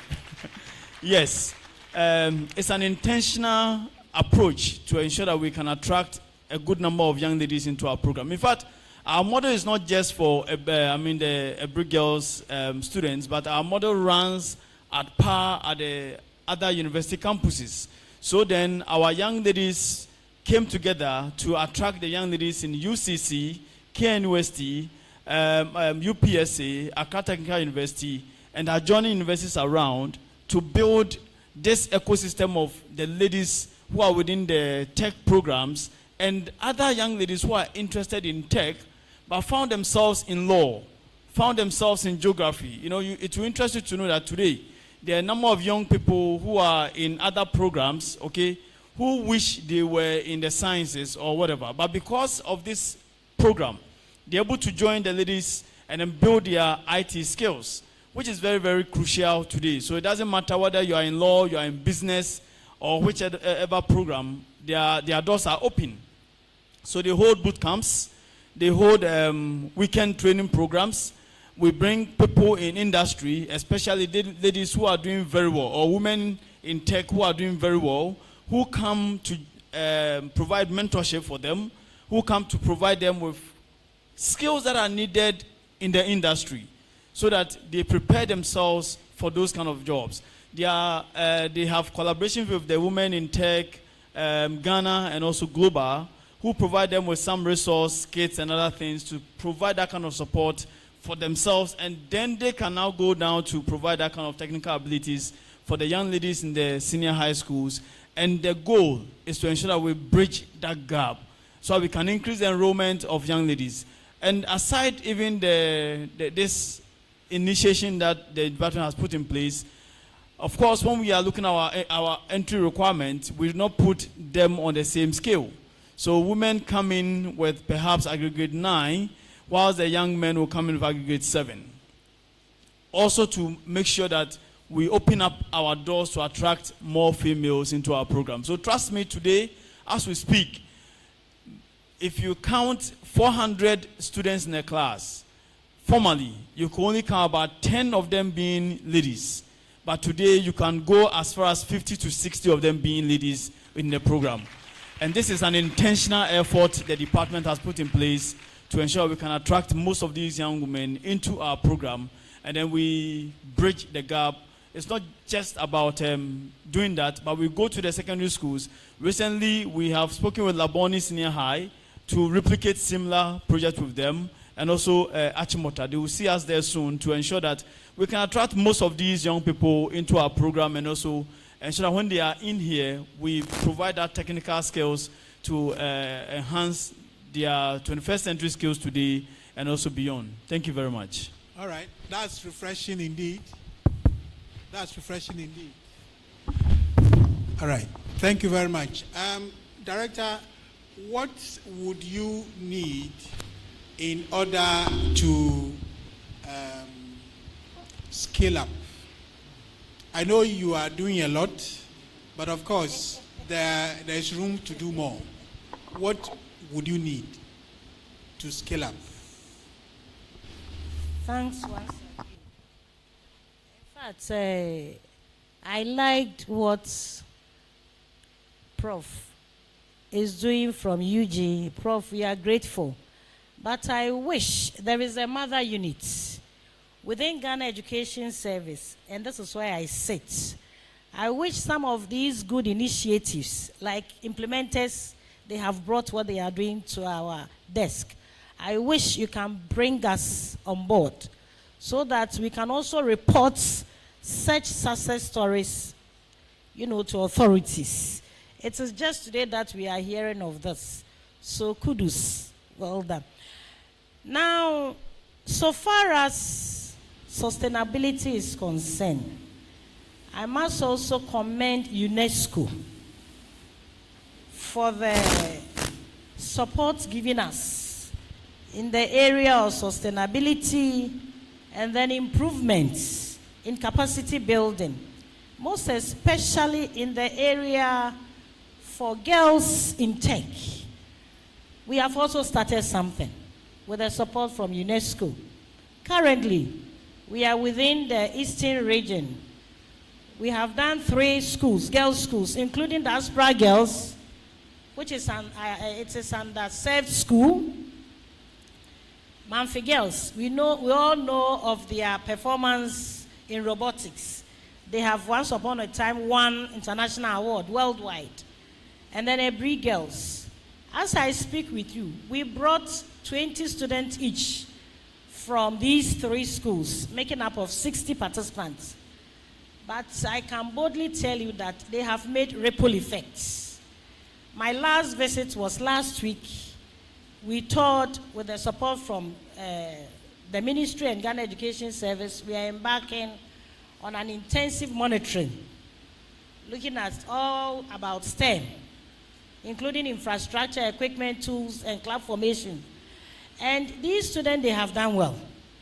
Now, the 20 that came, they have not killed the club, but instead, it is growing. It is progressing.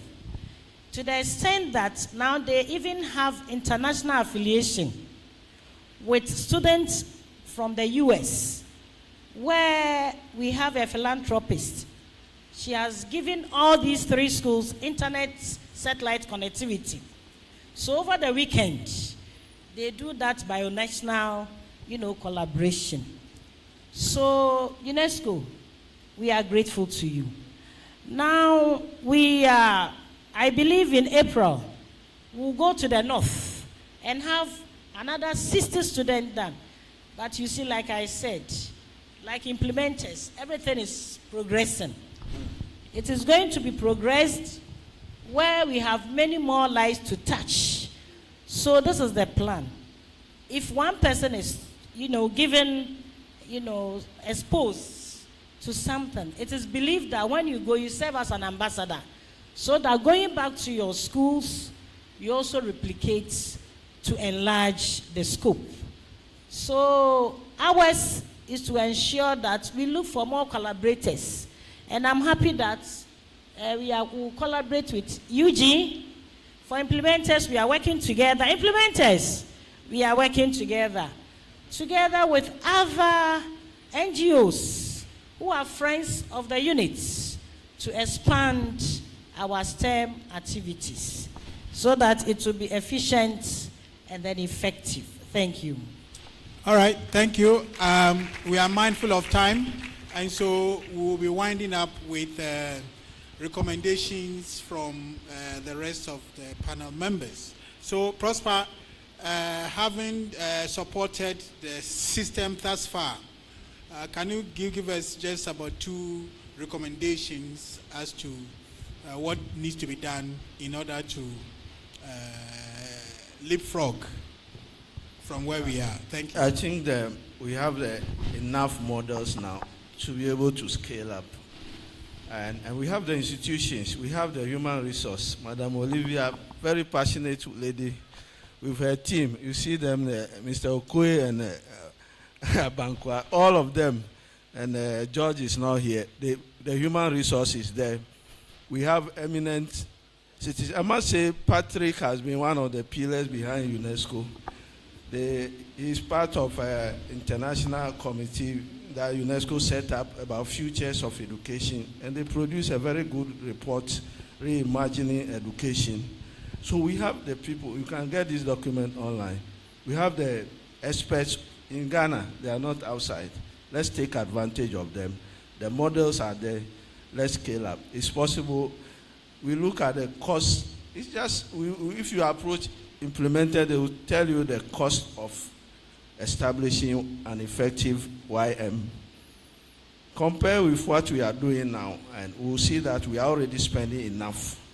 It could even be more effective to adopt the model. Sometimes we look at them, oh, it's donor money, it's so much, but if you watch closely, they are not spending as much as the government is already spending.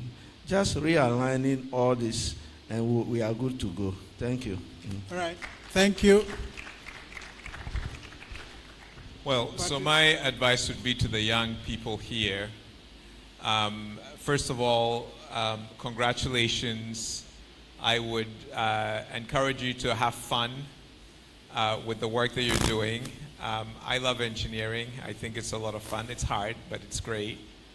And I also want you to think about this as just the beginning of your journey.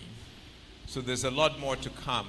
And in particular, as you think about your future career, what you're going to do with your lives, connect with the various universities in the country, visit their websites, visit the universities if you can.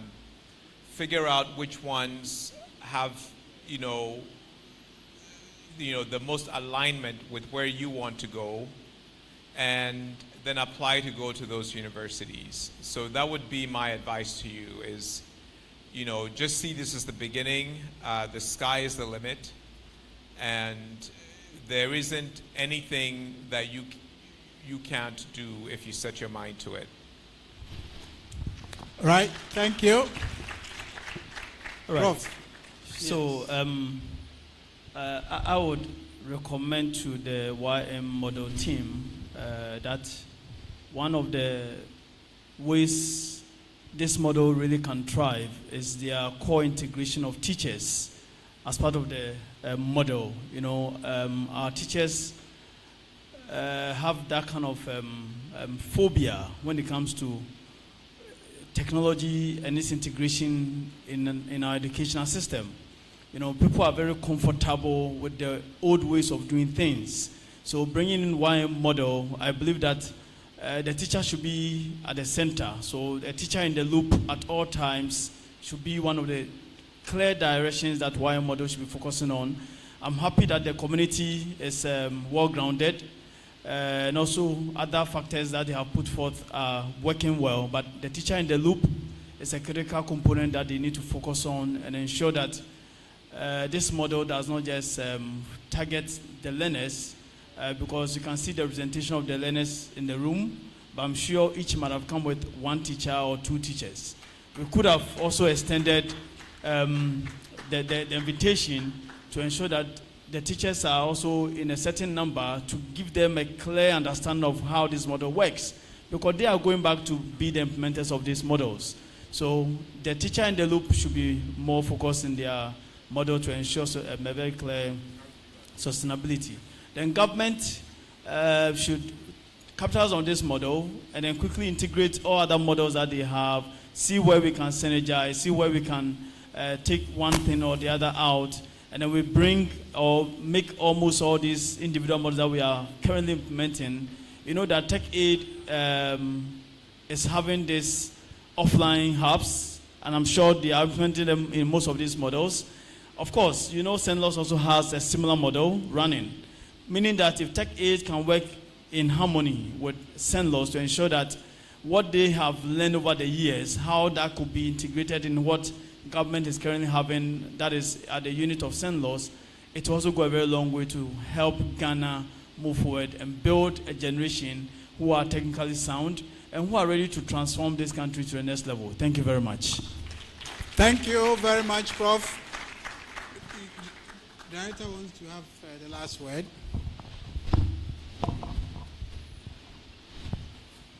Thank you so much, Mr. Moderator. Hello, students. How are you all? Are you happy to be here?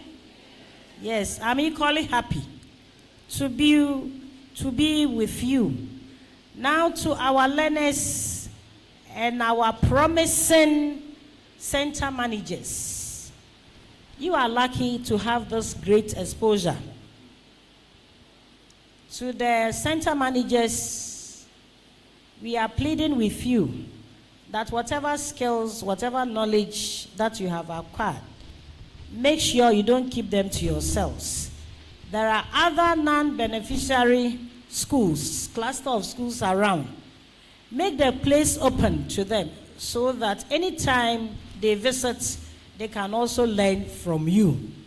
And to our learners, I'm happy that with this exposure given you, I can boldly say that with all the research that you are embarking on, with all the knowledge and skills that you have received, you are now creators of technology.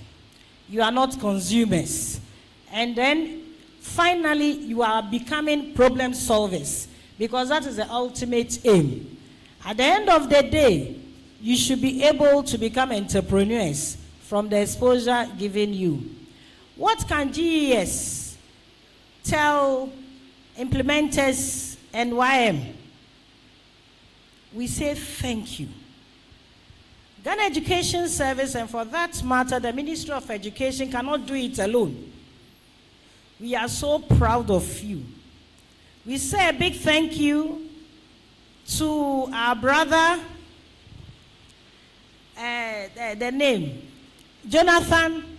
We say a big thanks to Rose, and then our black brother, the name. Okay. Hello, you know yourself. We are proud of you. And to Blessing and her team, words cannot express our gratitude. We are grateful. Where the world is going, nobody can lag behind technology. The future is STEM, and STEM is the future. So thank you so much for bringing the future to our learners and to our teachers, and above all, to Ghana Education Service and to the Ministry of Education at large. May you continue to live long and then bring about improvements now and forever. Thank you for your attention. Okay, I think we are not feeling the vibe. Let's feel the vibe if you are really impressed. Yes, this is more like it. This is more like it.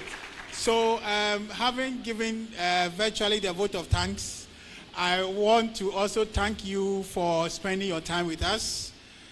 We are grateful and we appreciate your insights and your efforts in what you do.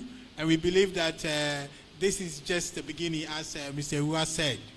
We thank you all for coming and we hope you enjoy the rest of the day's program. Thank you and see you again. Bye. Can we step forward to take a photo, please? Maybe up to here. Yes, she's put herself in the middle, and rightly so. Yes, okay. Thank you.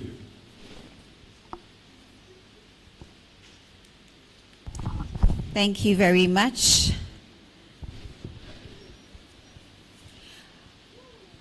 We will be calling on the stage very soon.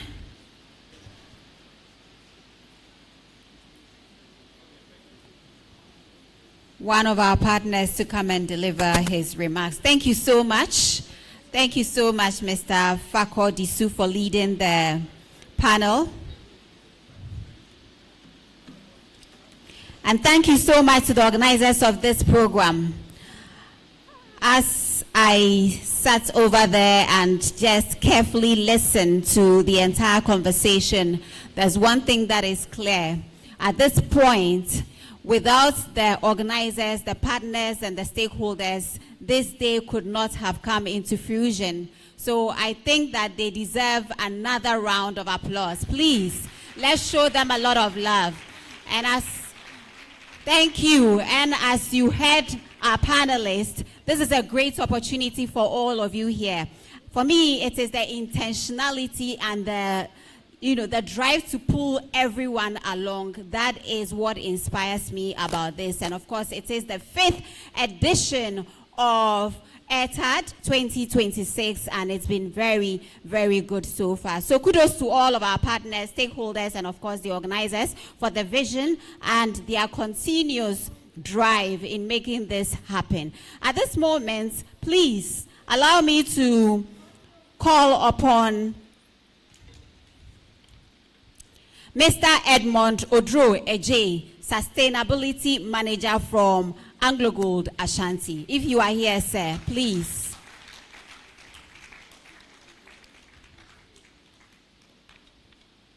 And of course, Anglo Gold Ashanti is one of our partners. Thank you so much, sir. Thank you very much. Please permit me to stand on existing protocols, as I might not be able to mention all the names here. Good morning, everyone. It's a privilege to speak on behalf of Anglo Gold Ashanti of Boase Mine at this important gathering focused on technology, innovation, and the future of learning. At Anglo Gold Ashanti, we believe mining must do more than extract minerals. It must be a catalyst to empower people and advance societies and our future. And one of the powerful ways to build the future is through education, particularly through technology-driven education. The theme for this year's event, Shaping Tomorrow's Workforce Through Education and Innovation, resonates deeply with Anglo Gold Ashanti's unwavering commitment to empowering people and advancing societies wherever we find ourselves. We believe that investing in STEM education is one of the most powerful ways we can secure a brighter future, a more sustainable future for our host communities. Today, the world is undergoing rapid digital transformation. Artificial intelligence, AI, robotics, automation, and data systems are reshaping industries, including the mining sector. For our host communities to remain resilient and competitive, they must not be spectators, but they must play a key role as participants in the transformation process.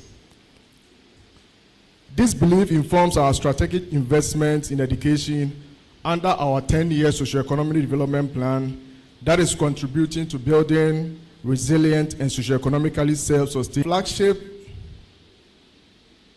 interventions is the establishment of the Robotics and Innovation Center, also in Obuasi. This center provides young people with hands-on exposure to coding, robotics, problem-solving, and applied engineering concepts in the facility. It is designed not just as a facility, but as a launchpad where creativity meets opportunity. In addition, we continue to distribute computers and digital tools to schools within the Adanse area to bridge the gap and the digital divide. This initiative is underpinned by our belief that access to technology should not be determined by geography or socioeconomic status. By improving student-to-computer ratios and supporting digital literacy, we are helping prepare young people for participation in the global digital economy. And this matters most because education in the 21st century is not only about literacy, but also about adaptability. It is about equipping our youth with the skills to innovate, to solve problems, and to create value beyond traditional employment pathways.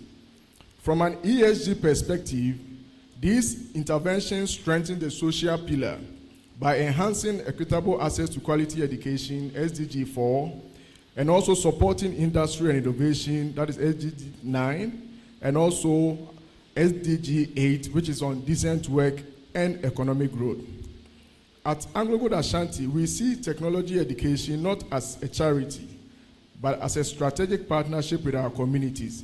When communities grow in capability, everyone benefits, including the industry, the government, and the society at large.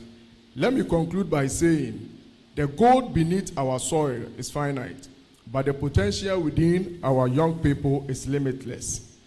If we invest in education, technology, and innovation today, we will secure not only the future of our communities, but that of the future of Ghana. Congratulations to all participating schools, and Anglo-Gold Ashanti remain committed to partner through empowering our host communities and the nation at large. Thank you for your attention. Thank you. Mr. J, Sustainability Manager, Anglo-Gold Ashanti, thank you so much for your remarks. My people, you've been sitting down for too long. Please stand.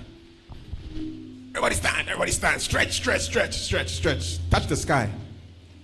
Touch the sky. Now we're going to take you back all the way to kindergarten. Head and shoulders, knees and toes. So you follow me. If you don't know where your head is, please look at me. Head, and you have to say it too.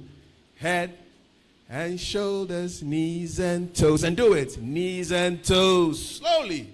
Head and shoulders, knees and toes. Knees and toes. My eyes, my ears, my nose and mouth. Head and shoulders, knees and toes. Knees and toes. That was a warm-up. Now we're going to go fast. Ready? Go! Head and shoulders, knees and toes, knees and toes. Ajay, head and shoulders, knees, hey! Knees and toes, my eyes, my ears, my nose, my mouth. Head and shoulders, knees and toes, knees and toes. Faster! Head and shoulders, knees and toes, knees and toes. Head and shoulders, knees and toes, knees and toes. My eyes, my ears, my nose and mouth. Head and shoulders, knees and toes, knees and toes. Clap for yourselves, you're great. Awesome.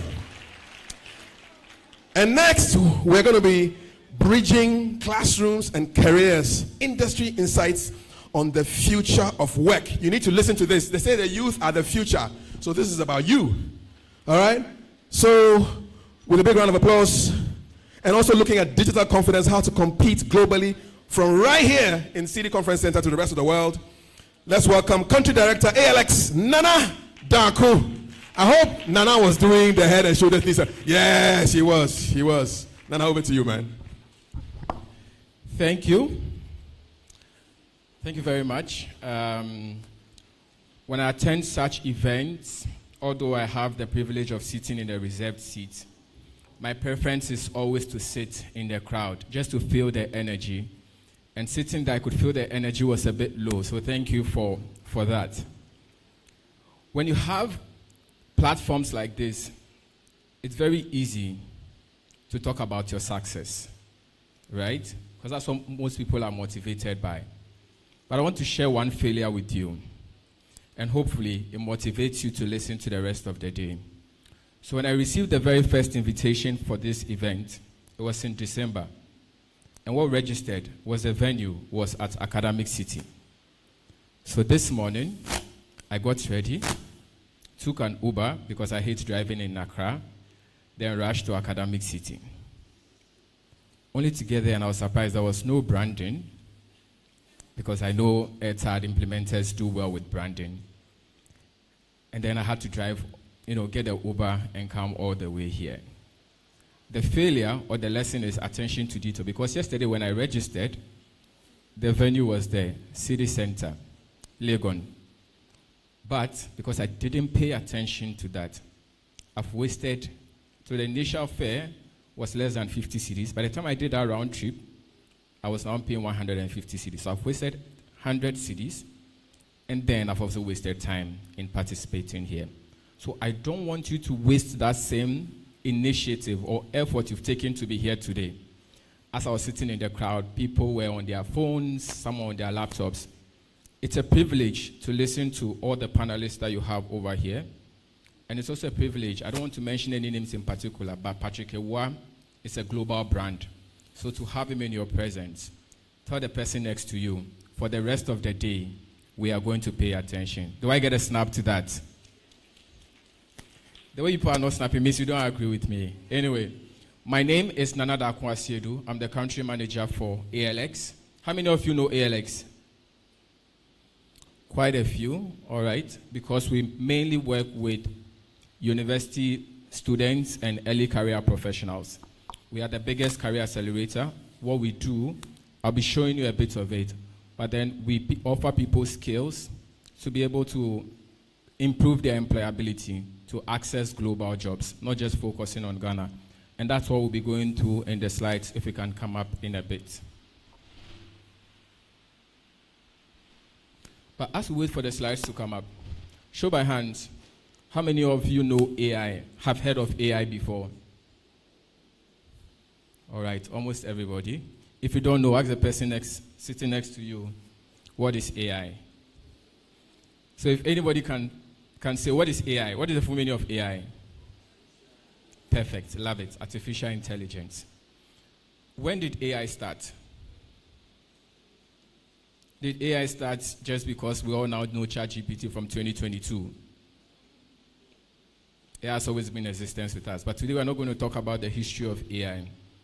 Rather, we're going to talk about the impact of AI and technology on the workforce. Majority of you who are students will say, but I'm not ready for the workforce. This is 10 years. I have to finish SS. I have to finish university, national service. That will probably take you about 5 years to do. But you need to start developing the mindset. And I'll share some stats with you. If nothing sticks today, there's a 12-number stats that I'll be sharing with you. I want you to take that away. How many of you, show by hands again, feel that AI will reduce the number of jobs, so you'll be unemployed when you graduate? How many of you? I like the confidence. Very few of you think AI will take your jobs. So the majority, how many of you feel that together with AI, and even in the advancement of AI, you still get jobs and be to compete with AI? How many of you feel that way? That's the energy that I want. And those of you who feel AI can take your jobs away, it's natural. Because AI has taken people's jobs away. So many people. I'll give you an example. The role of a call center, those who used to pick calls, it's not affected mainly in Ghana and in Africa, but in US, it's estimated that over 1 million people have lost their jobs, because now all these call center roles are now done by AI. If you've spoken to an Amazon bot lately, you realize that you're not talking to a human being. You're talking to a chat bot that has been fed so much information, and it's now an AI. Next slide. So we all belong to one of the last 4 generations, and I go back to just the last 4. But then there are more generations prior to that. Do you know the generation you belong to? You all know. Majority of you here are what? Exactly. I love the Gen Zs. People say they can't work with Gen Zs. And for me, it's always exciting to work with Gen Zs. They come with the vibe, right? And of course, I'm dressed like a Gen Z. They influence me. They're like, boss, you can't go every time suit and kaftan. They're going to talk to Gen Z. So today I have to show them that you're also Gen Z, right? So today I came to your level. I went for my Nikes. I went for my folded. If I came here in my kaftan, the relationship we're building now will not be the same. But because I'm relating to you, do you see the difference? But next slide, the last 4 generations have seen technological advancement. Who knows the last 4? So we start from Gen Z, and then where do we go? Gen Alpha. Sorry, the last 4. So Gen Z is the last one. Where do we go to next? Gen Y, okay. I mean, ChatGPT gave me a slightly different answer, and Google. But I think Gen Y will. Can I get the next slide? Millennials. Boomers, exactly. Spot on. Can we get a round of applause for her? Which generation do you belong to? Another big round of applause while we wait for the slides to come up. So the last 4 generations have had significant impact when it comes to technological advancement. And we'll go through each of the phases and the impact it has on your generation. So sneak into Gen Zs, of course, I can't relate, right? So I belong to millennials. But as you can see, the way millennials went about work is slightly different from how boomers and Gen X went about it. Millennials were now introduced to computers that were more mobile. Compared to what they had, the telephone, now we are using mobile phones, very mobile. And now we have the Gen Zs. They don't just do the devices, they do the lifestyle. It's not just about the device, it has to be about the lifestyle. So all of these generations have been affected by technology. And today, my conversation with you is between me and then the high school students, or me and then the young professionals over here. Because technology is going to have an impact on the workforce or how you're going to get jobs in future. And you need to pay attention to it. Next slide. So these are some of the faces. Which generation do you think this belongs to?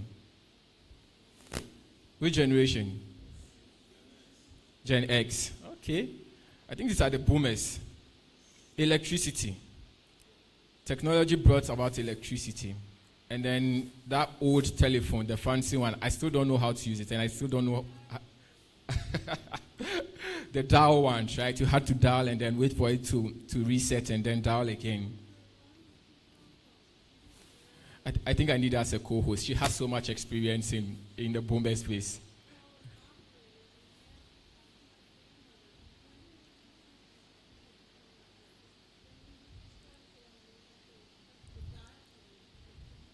Wow, such a long process. Today it takes us just 10 seconds to connect to the person.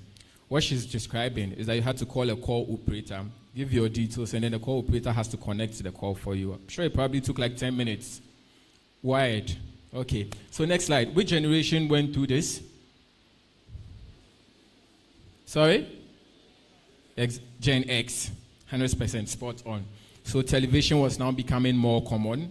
It became a lifestyle now. Next slide. Which generation? Millennials. So by the time I was going to university, internet wasn't as big, but at least there was internet connectivity. I could relate better than my mom on how to use internet. I struggled to get a laptop out of her because she thought it was just something fancy. But laptops, by the time I was in uni, or at some of you your age, it was important to start building that technological skill. And then, of course, mobile phones started. This wasn't the first mobile phone I owned, though. It was slightly bigger. If it was in my pocket right now, I'll probably be dropping my pants. But this is what technology looks like. And then in the next era, which is the Gen Zs, this is what ChatGPT said your era of technology looks like. Next slide. So I put in a prompt of what technology looks like. Because of course, you're also enjoying the laptops, the mobile phones, the same way I am. But what is different from the time you would really get to an advanced level of technology, this is what it would look like. You would have a robot thinking for you. And even today, it's natural. Putting together this presentation previously would have taken me about 5 hours to do. Today, it takes me about an hour to do because I use 2 platforms. I put all my thoughts into ChatGPT. Then I transfer the thoughts in the form of a code into a platform called GenSpark. Then I just tell GenSpark, I'm meeting 700 students. They are from these schools. This is their age. This is their interest. Put together a presentation for me. And this took less than 1 hour to do. But then the delivery is what it means that I have to take time to do because now the work is being done. So this is what technological advancement is going to look like. A lot of replacement of the human element. When you think of human element, even today, some of you can go a whole week without talking to each other, but you prefer to text. Right? But what is the impact of this? And this is where the daring starts comes in. So whatever you're doing now, pause.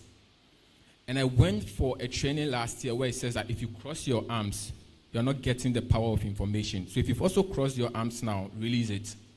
I want you to sit upright and release your arms because you're going to look at some stats which might potentially affect you. And I don't want anybody in this room to be affected because you paid attention to this session. So next slide. So Africa has an advantage, and most of you would have heard this number, that by 2035, we'll have the largest workforce. It's really exciting. It might not excite most of you at this point, but for those of us who are in the workforce, who are parents, it's really exciting to know that in the next 10 years, the biggest workforce will be in Africa, beating China, beating India, beating the US. We would have so many youth who are ready for work, some of you included. Let me see, in 10 years, a couple of you will be in the workforce, right? Because you would have done university, you would have done national service, you would have even done masters. So it's very important that you pay attention to this. And this is the number that it comes up to. 375 million people will be ready for work on the continent. But now, it is not a scary part. I'm not here to scare you. But it is fact that you need to know. Next slide. Every month on the continent now, 1 million people join the workforce. On the continent, 1 million people join the workforce. Look at the number of jobs that are created in a year on the continent. 3 million jobs. And this is as of today. It will potentially get worse because there's more workforce as we projected in 10 years. So only 3 million jobs are created. And you can fact check this. It's available on Google, on ChatGPT. 12 million people join the workforce every month. They graduate from universities, they graduate from polytechnics, or tertiary institutions. It means that every month, every year, 9 million people go unemployed. And statistics show that once you get into unemployed in your first year, it takes you 5 years to come out of it. Guys, I hope this is waking you up. I don't want anybody in this room to face that challenge. But not being in that challenge means that you need to set yourself apart because there's a 9 million hole that is potentially waiting for you. But there's a 3 million opportunity that you can join. And this is the best part. What would it take for you to be part of the 3 million or be ready by 2035 to take advantage of the job opportunities? Are you ready to take notes? Next slide. You need to build what is called digital confidence. And why digital confidence is because there are 9 million jobs that we cannot satisfy or we cannot give on the continent. But just between America and Europe, not even considering Asia, there are more than 7 million tech jobs. Software engineering, data scientists. Think of all the tech jobs. Some of you are aspiring to be the STEM, all the cool ones that you're thinking of. There are 7 million of such jobs because when it comes to technological advancement, we have to be honest, Africa is a few years behind. So when we have the biggest workforce, these people have already created the jobs. So what you now need to do is to build digital confidence and not looking for just opportunities here in Ghana, but because there's a global market of just tech jobs of 7 million out there, those are the ones that you should target. Am I speaking to anyone? And if the person next by you is sleeping, just tap them and say, you could be part of the 9 million. I want to get you out. Next slide. So these are not all the tools that you need in order to build a digital confidence. But I've taken the primary three. The first one is the mindset. Mindset is broad. But if we break it down, mindset in a way that today you're thinking as a global problem solver. You've come for this conference. If you don't take anything away, you know that now there's a big challenge for you when it comes to unemployment. But then there's a global market as well for you to tap into. So when you're thinking of problems, do just think locally. Because honestly, when you look at the stats, less than 30,000 jobs are produced in Ghana every month. But then there are more than over 100,000 people joining the workforce as well every month. So think as a global problem solver. That should be your mindset going forward. Going forward, I'm not just looking at things locally. It means that you have to start reading wide. What are the global opportunities? If you're thinking of a local job in Ghana, what is the global trend? Those are the things you should be looking at. If you think locally, then you're limiting yourself to just that small market. But what I've told you is that in 10 years, there'll be a big demand. But then the supply will only meet people who are global problem solvers. Because if your thinking is tailored for just Ghana, when the opportunities come, when they're looking for global solvers, you won't have it. So all the opportunities you're getting now, please take it seriously. You're in such conferences, you have the opportunity to network with very experienced people. Ask them what their global story is, and don't underestimate global stories. Then the technical leverage. I'm assuming based on the fact that not the whole school population is here, but just because some of you were selected is because of the fields that you're in, right? Coming from STEM, mathematics, science, struggling to remember the rest, but you know it. Is you need to start building those core skills. Whenever people say STEM, but I'm not a STEM student, I think everybody should do STEM. And when the lady from the Ghana Education Service was speaking, this is something that I've been advocating for. I've had a couple of meetings with her. Because the fundamental of STEM is not that you get a career in STEM or you become an engineer. You would all agree that what STEM teaches you is that you are problem solvers. The fundamental. If you guys think about it, all the case studies you'll be presenting later here today, you're just providing solution to problem solving. But different stages of STEM takes you into more technical skills that you build. But the fundamental is that you are a problem solver. You identify problems and you know how to solve it. So you have to build on that technical leverage of what you're doing, like really understand it. And I'll share an example. I asked 2 people on my team to work on this presentation for me. And of course, I knew they'll use ChatGPT. I'm not against using ChatGPT. But then the output was the same from 2 different people. Someone who has 2 years of experience and another who has partnerships manager, so has about 5 to 6 years of experience. But probably what they did was what I give to them is what they put into ChatGPT. So when I look at their results, it was the same. But technical leverage is now putting in the details that I knew of who would be in the room. I knew it was going to be mainly high school students, but I knew it was also going to be some professionals in here. So I blended in when I was doing mine. So that is a technical leverage. You need to build on that skill because at some point, there's not going to be any smart person at all because ChatGPT will do the fundamental for all of us. Today, you can ask the experienced professionals here. We all use ChatGPT, and when we hire people, we know they use ChatGPT. So if you get first class in school and all of those things, it accounts for very little. But what really counts is your ability to apply your technical leverage because you're able to see the nuances of what a generalist will not see. Do you guys understand what I mean? So if we are all coding into ChatGPT, you a science student, because of that understanding that you have in science, you'll be able to put in more prompts, and then it comes out more naturally and better than anybody who just picks a prompt, drop it into ChatGPT, and then 99% of us in this room, because we don't have that technical leverage, will produce the same answer. And today, lecturers are complaining about it because all students are using ChatGPT. But the differences they are seeing are those that are adding the leverages of adding context, background. So you need to build on that context because very soon, mass production will be similar to you. So you go for interviews and it's like robots. We're all saying the same thing. But what you need to do is experience that you've built into coming to conferences like this, mentioning the names of I like to refer him a lot, the Ashesi CEO.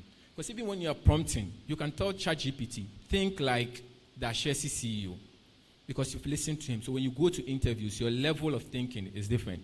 And then the last one is visibility. Today, you can't just say, I'm working and not put yourself out there. It's very uncomfortable. Not everybody wants to do it. There are people who are influencers and would want to put yourself out there.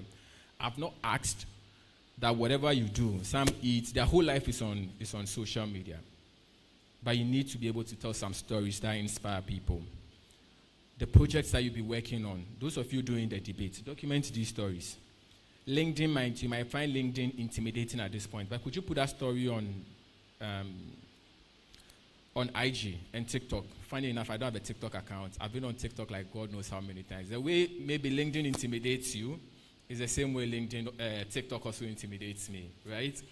But these are things that you need to show out there. So those of you who will be presenting, if you have a phone over here, could you give it to your friend and say, document this story? Because you'll be applying for universities. Some of you will be applying for universities outside. And what they want to see is global problem solver. They want to see technical leverage. And then they also want to see visibility. You can attach this video to show what you've done. These are things that separate you. Put you confidently in that 3 million brackets that we've said. Because also, getting a job is not just about you being good at what you do. It's about people knowing what you do. So if you put yourself out there and people know what you do, sometimes they approach you.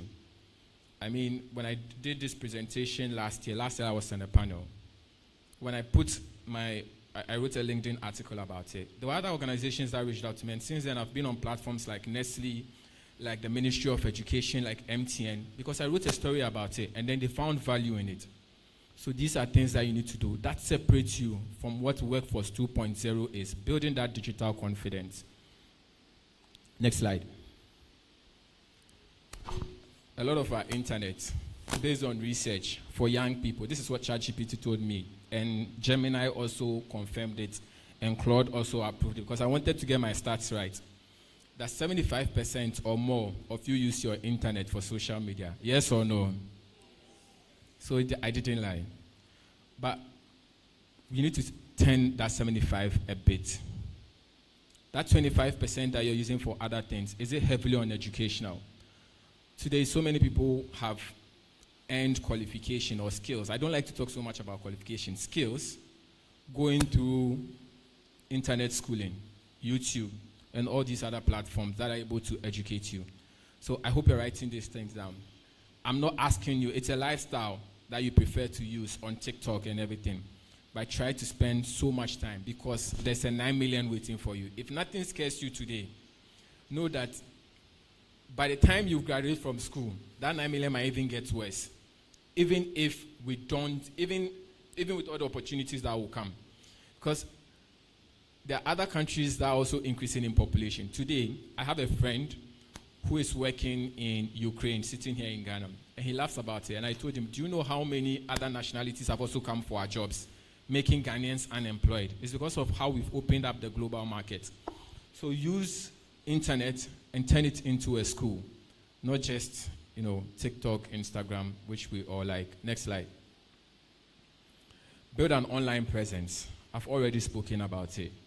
You may not have to do what the influencers do or anything, but what you have to do is start documenting your stories.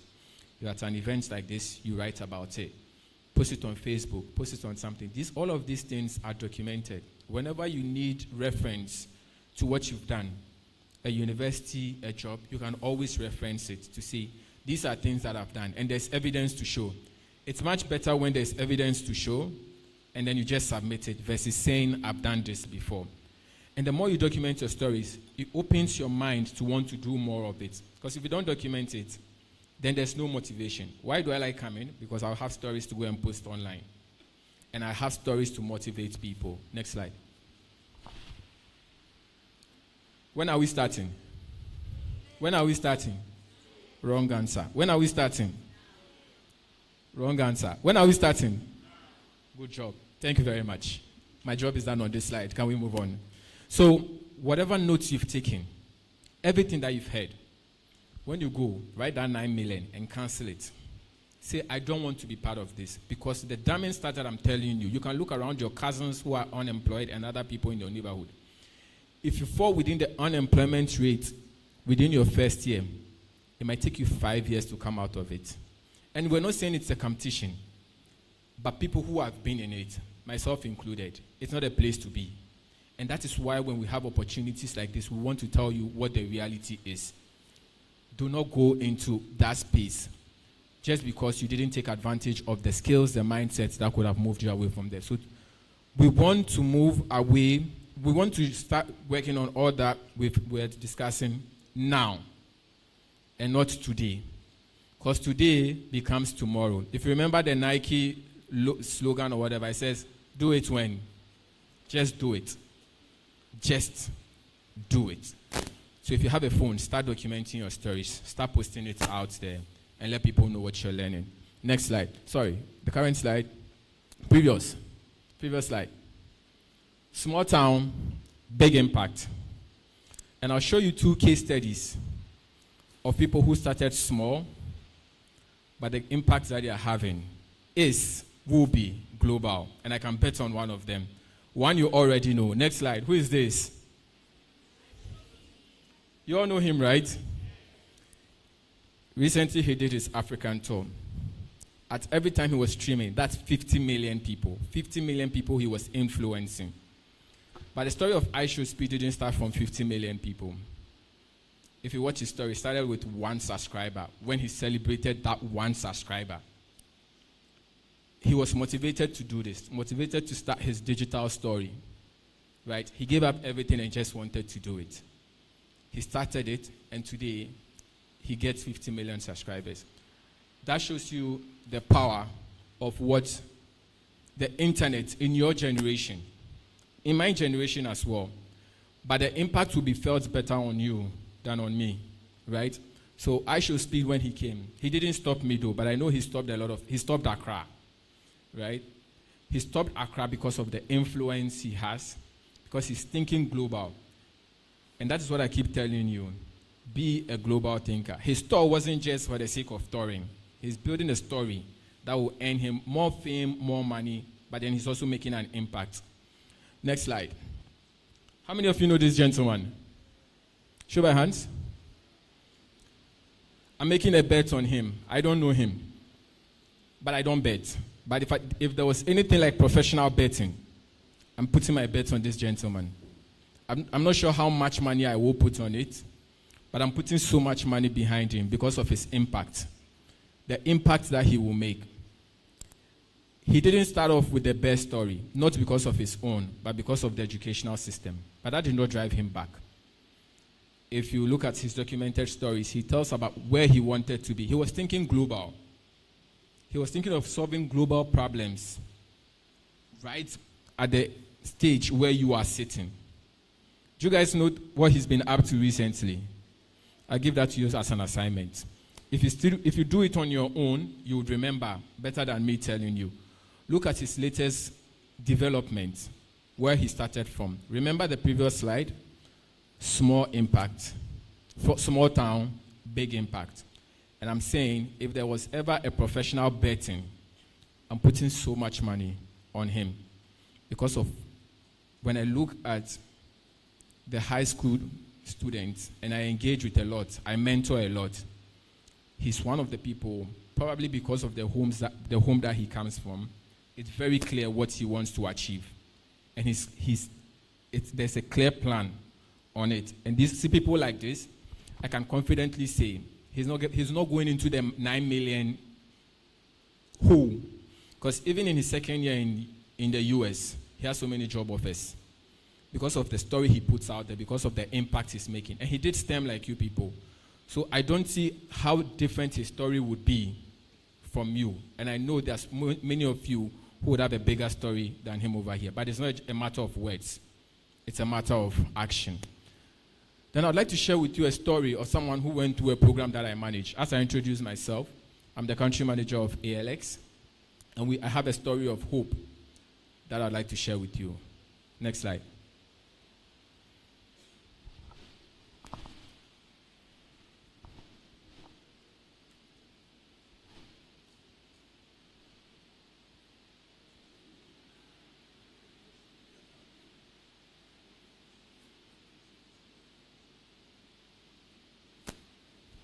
Yeah, PDF is always a challenge, but I'll tell you the story of Hope.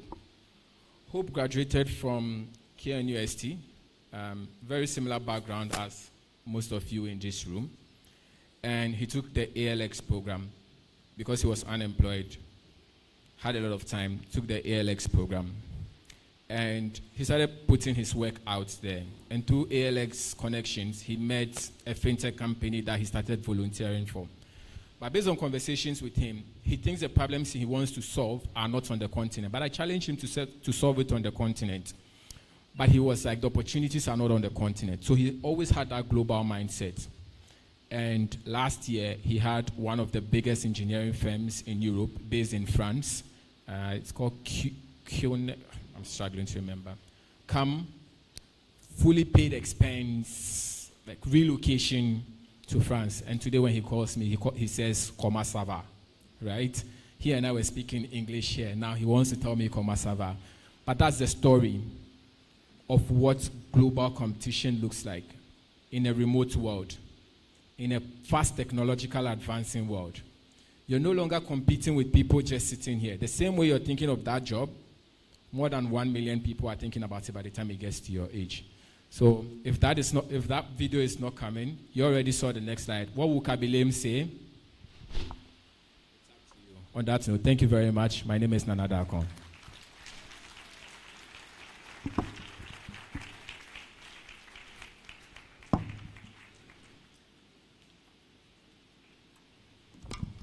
Please, let's do it again for him. Let's do it again for him. It's been very insightful. I've really enjoyed it, picking a lot of things from this presentation, personally noting a few things down, and of course, we are going to continue with that. Thank you so much, Nana Dako, Country Director, ALX, for that comprehensive breakdown. Thank you so much.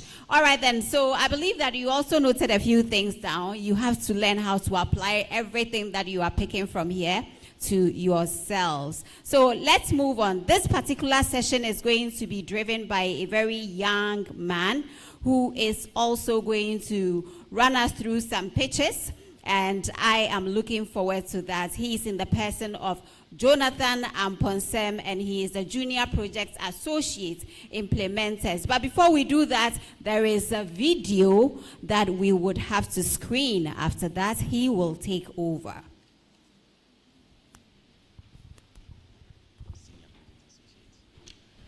Thank you so much. But before I come back here, we have a video presentation to show. We want to show you the highlights of the prelim stages. Most of us weren't here. We've gone through prelim stages for both the exhibition and the quiz, which happened at Academic City on 24th and 25th. We want to see how it went and how we're able to select the top 5 for today's session. Thank you. So, technical, let's have the video presentation.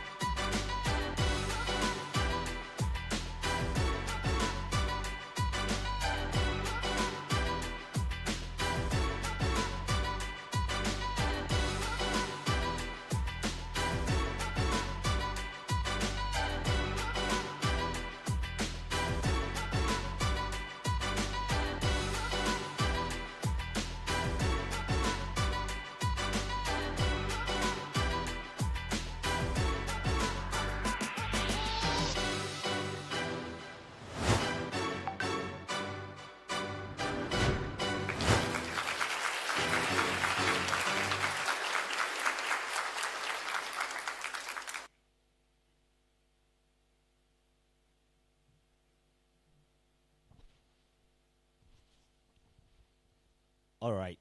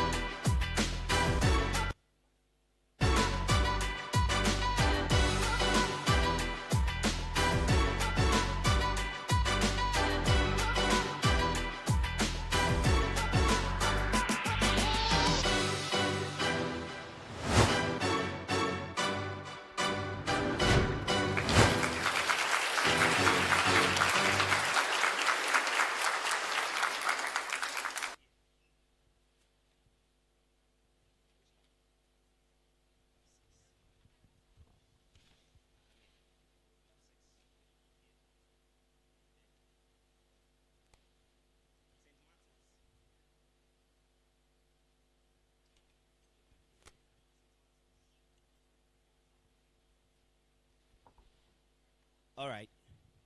Thank you so much. So what we just watched was what happened at Academic City University, where we had 15 teams exhibiting projects that they've built from their labs. We took them, they went through SDG Goal 2 and 13 to build a project. After all the explanations of their project, we had to select 5 best to come for the finals. Now at the finals, they are going to build a live project here at using SDG Goal 7, that is affordable and clean energy. Now what is the challenge? Participants are required to design and build a simple Arduino-based system that demonstrates the efficient use of renewable energy. The system should stimulate or utilize a renewable energy source, such as solar energy, to power basic electrical loads and automatically control energy usage to minimize waste. What is the expected outcome? The solution should demonstrate energy generation from a renewable source, control electrical loads using simple logic, automatically switch loads on and off based on energy availability, promote awareness of clean energy and efficient use. So we've allowed them to build their project up to 20%. The remaining 80%, they are going to build it here. They have 20 minutes to complete the project. Whilst they are building their project, the judges are going to come round and see what they are doing. And after that, they go in tents and talk about their projects, and they are going to answer some questions. What will be the judging criteria? They are going to be judged or scored based on relevance to SDG, innovation and creativity, presentation and communication, and community impact. On this stage, we are going to allow 4 students from each team as part of teamwork to work together. And once the 20 minutes elapse, they are going to stop. And we are going to start with St. Martin's de Porres, St. Martin's de Porres School, YM Lab 5, YM Lab 11,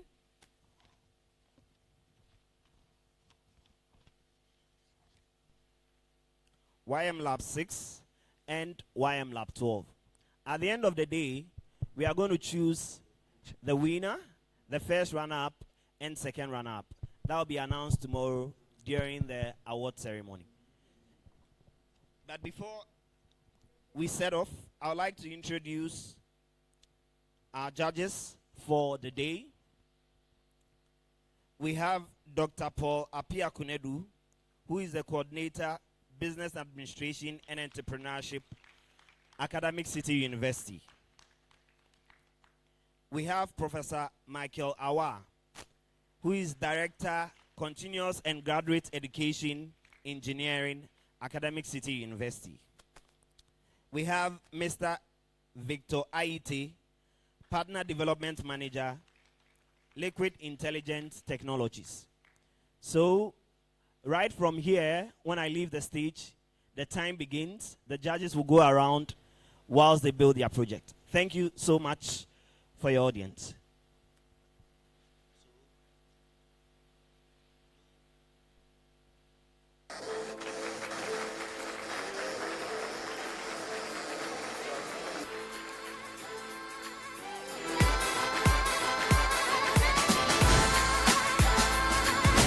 In this project, we've implemented the vital remediation. Technical, please put the time on the screen so that we can see the time taken. Thank you so much. Our project, the council model, seeks to solve 2 problems at once.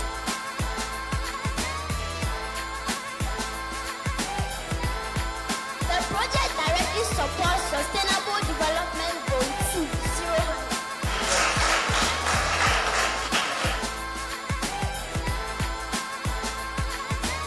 Fantastic. Good job.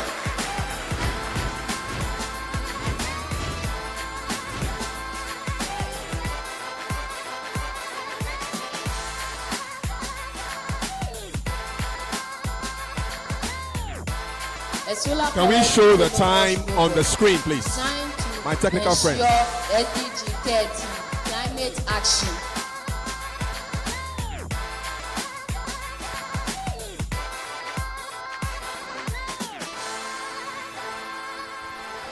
So the judges will come around to inspect the project.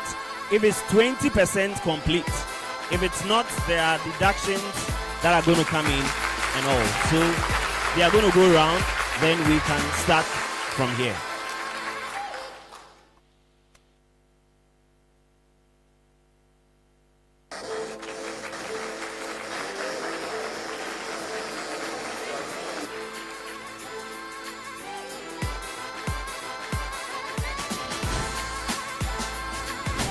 In this project, we've implemented a vital remediation approach.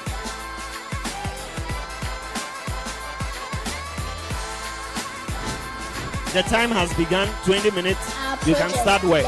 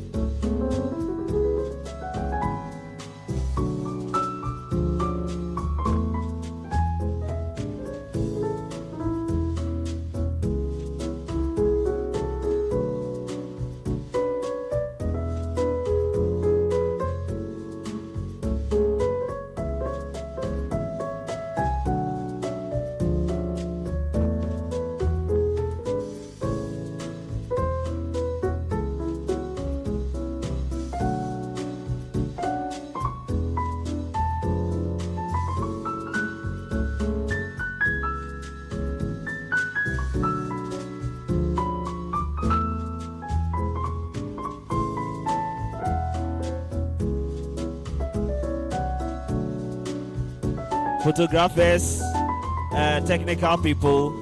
My stage is too crowded. My stage is too crowded. I want to see only the judges on stage. I want to see only the judges on stage. I want to see only the judges on stage. Photographers, the stage is too crowded.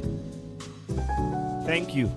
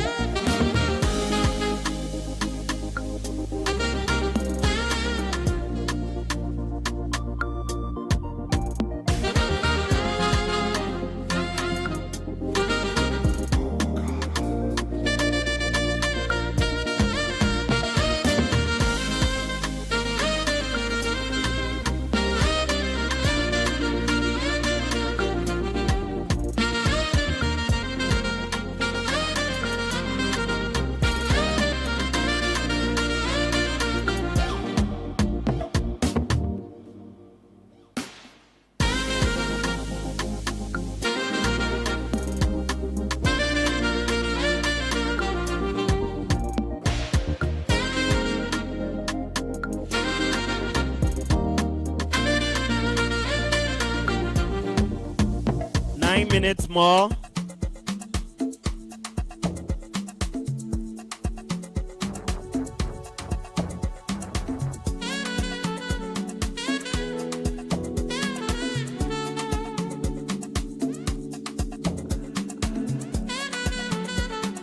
Eight minutes more.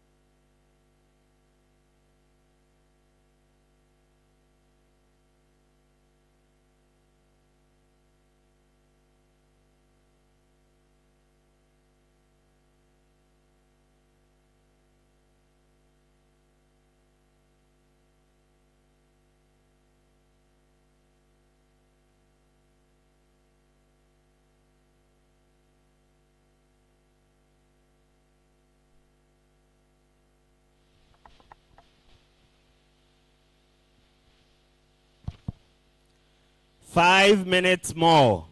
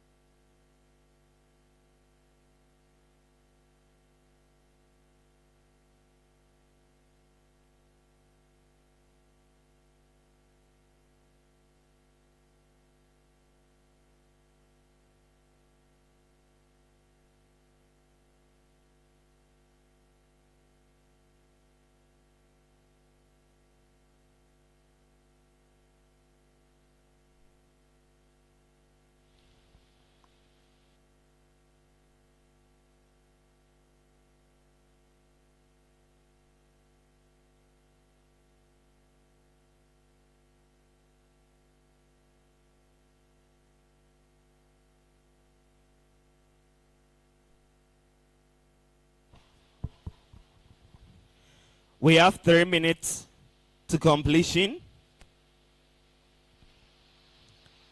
After the 3 minutes, each school have 5 minutes to talk about their project and demonstrate it for us to see if it's working.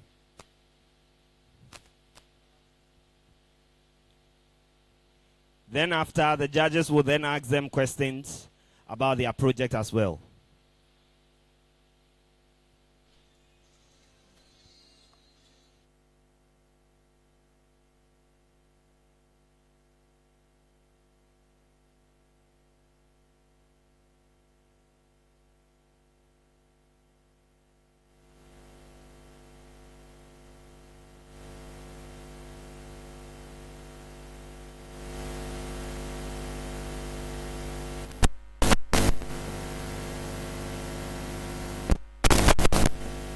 Like a thief in a night, no more.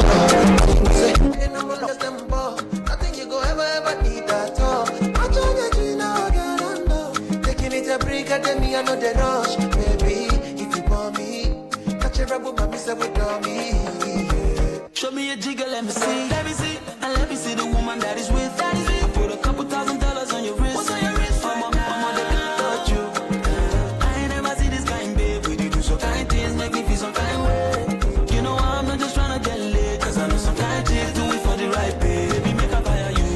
Machine guns, 16 rounds. I be King Kong. Girl, make us sample you my brand new song. Baby, love. Oh, girl, I wanna be with you, but you know they got enough time for me.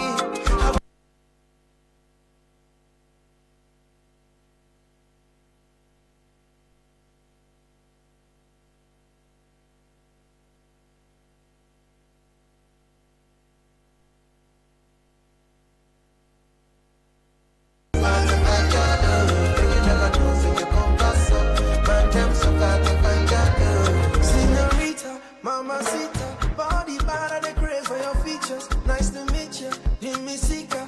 Only wanna deceive on my future. Oh, I wanna teach your body a thing or two. If you know the things we do, this love will be just no April Fool. Yeah, girl, so my boy, you're me second. 5-star boomba, yeah, pepper. Kaba, make a tamina, baby. Oh, man, you my boss, my mama. All of my guys are thugs, but you know I'm rude. If you wanna give it up, go trap too much for your love. All of the guys that you want you, they don't know that I got you. And they never been what we've been for. Cause you're my obsession. When I put you in a vice, shawty come and ride in my backseat. Would you tell me what you want, what you fancy? Waiting on my ride like a taxi. I wanna be with you. 56 seconds. I wanna live with you.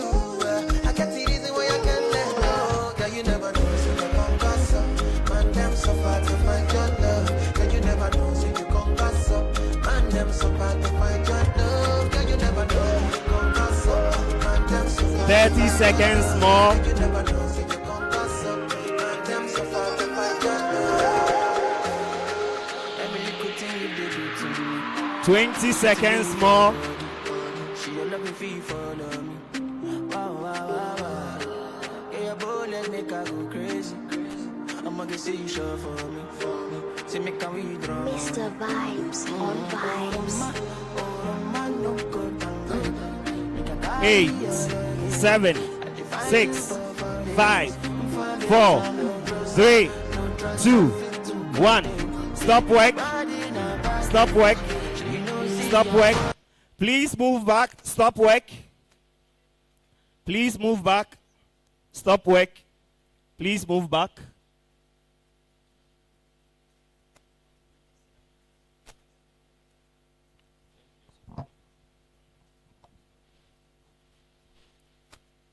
Please move back. So after 20 minutes, whatever you put together, we are going to talk about your project, all that you've done, and the judges are going to ask you questions, and they are going to continue with their grading. So we are going to start this way with St. Martin's de Porres, Lab 5, Lab 11, Lab 6, and Lab 12 will be the last. So we'll start with St. Martin's de Porres.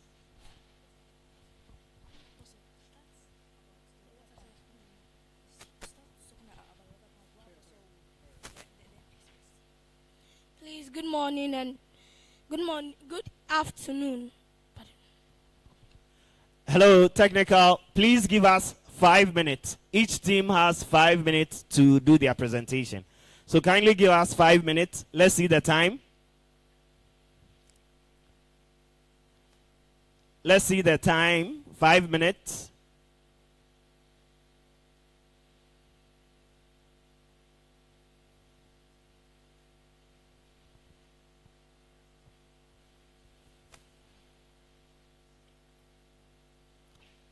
Okay, kindly restart.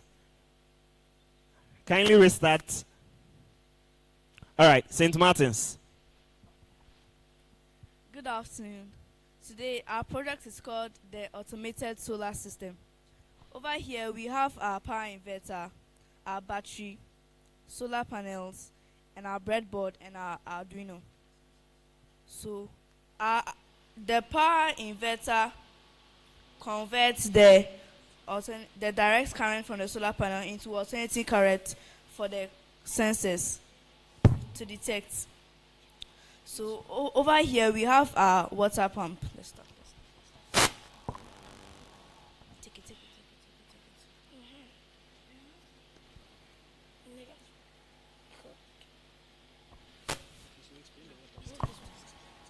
So what the water pump is that the water pump, there's a sensor in the box, so it detects the amount of moisture in the soil, and when the soil is dry, the water starts to flow from the pump. This helps to prevent wastage of water and saves manpower, also saves time and electricity. Over here we have our smart barricade system. It makes the use of ultrasonic sensors and a quirky board. So this is how it works. The ultrasonic sensor detects an obstacle, in this case the car. And after a few seconds, the barrier drops. Over here, we have our smart fan system. This is solar powered. Let's start. It works by, first of all, we turn on the USB. Hey, shit. What is it? Okay. So we have light sensors here.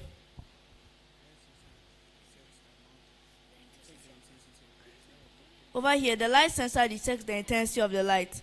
When the place is dark, it turns on. But when there is light, it turns off. Okay, so let's go. For example, if the place is dark, the light turns on. These lights use smaller volts from the power inverter. Okay, let's start. We're done. Thank you.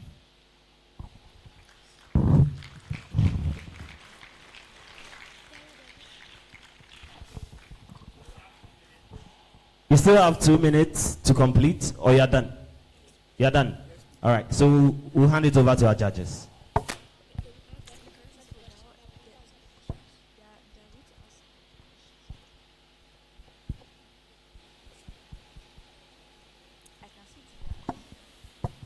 I think you should use the 2 minutes to further explain to us because we're not fully getting your project. Yeah, so use the 2 minutes. Okay, so the water sensor, it detects the amount of water in the soil. If the soil is dry, it will detect that, and it will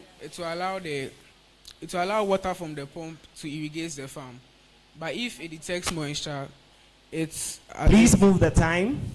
If it detects moisture, it does not allow water to be irrigated on the farm.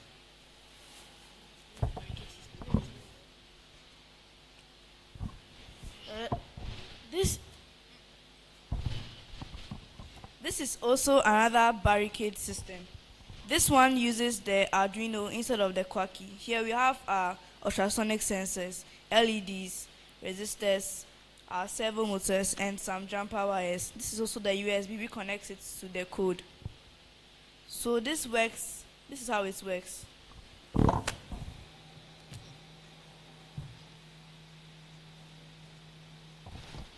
So when fix it. So the ultrasonic sensor detects movement from an object. And when an object comes into contact with the ultrasonic sensor, it turns the barrier.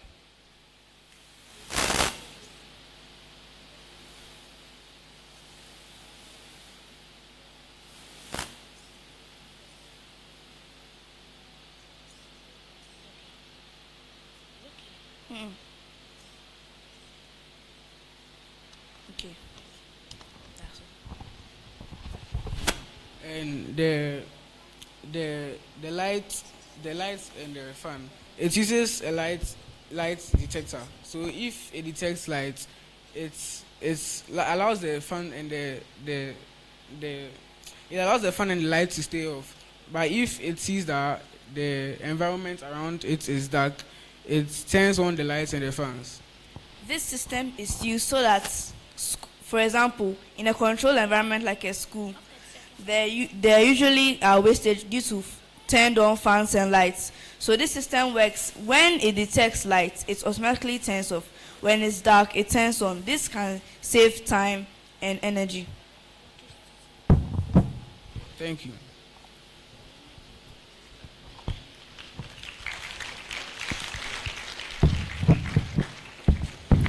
Okay, thank you for that.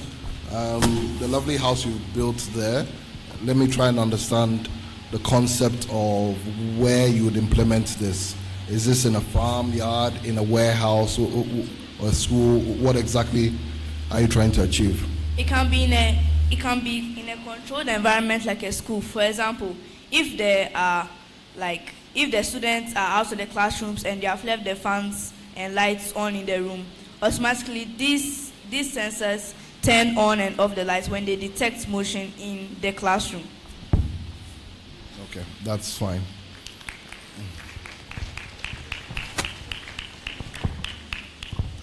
And then, so you're having the same solar device power the fans, power the irrigation system and the barrier. So if there's not enough power, which one would you give priority to? So that's why we have the battery here. This battery is rechargeable. It's connected to the solar panel. So when, like for example, it's a rainy day and the sun is not out, this battery can serve as a reservoir to power the systems.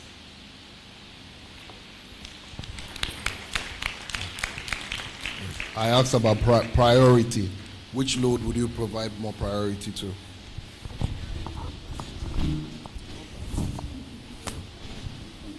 Well, we are focusing on SDG Goal 7, affordable and clean energy. So we think our priority will be this system. But we're also focusing on SDG Goal 2, which is the zero hunger. So which one? We think on the agricultural sector. Okay, St. Martin's de Porres. My first question, I'm not seeing the clear value you are adding to the project you presented at the prelims. Can you explain clearly the value you are adding to the project you presented at the prelims? Okay, so at the prelims, we only did the ultrasonic sensors. But here we added a solar energy. Usually we are too over-dependent on the hydrological energy. So we use the solar energy, which is a reliable source, to be able to power our fans and devices and also our water pump system. Okay, in terms of practical implementation and adoption by institutions or even a household, give us 3 clear reasons why you think a school should adapt your technology. What value will it add to the institution? Okay, so for the schools, it saves energy and also saves money. For the for the agricultural sector, since the sensors are there, it prevents wastage of resources. It also saves time, energy, and manpower. How? How does it save money for a school? Instead of connecting to the national grid, why would a school subscribe to your system instead of connecting to the national grid? Okay, so usually we have the schools spend money to buy electricity, but once we implement solar panels, the sun is like always there unless it's not, which we have the battery here for that. But the sun will be a direct source of energy for the schools. Okay, thank you. All right, thank you. Since you guys are, the project is on converting solar energy into electricals, right, to power your project, all right? So, what is the process? How do you convert sun to electricity? How is that done? Okay. So we use the PV wires, also known as the photovoltaic. So first of all, there are grids there are cells on the solar panel. The cells collect the solar energy and convert it into direct current, which can be turned into alternative currents through the power inverter. All right, okay, thank you. So one more question. What is a key thing that you guys have gotten to know about each other during this project?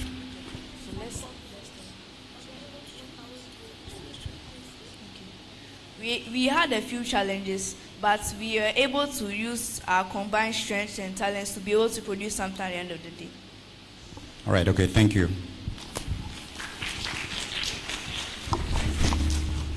Thank you, St. Martin's de Porres.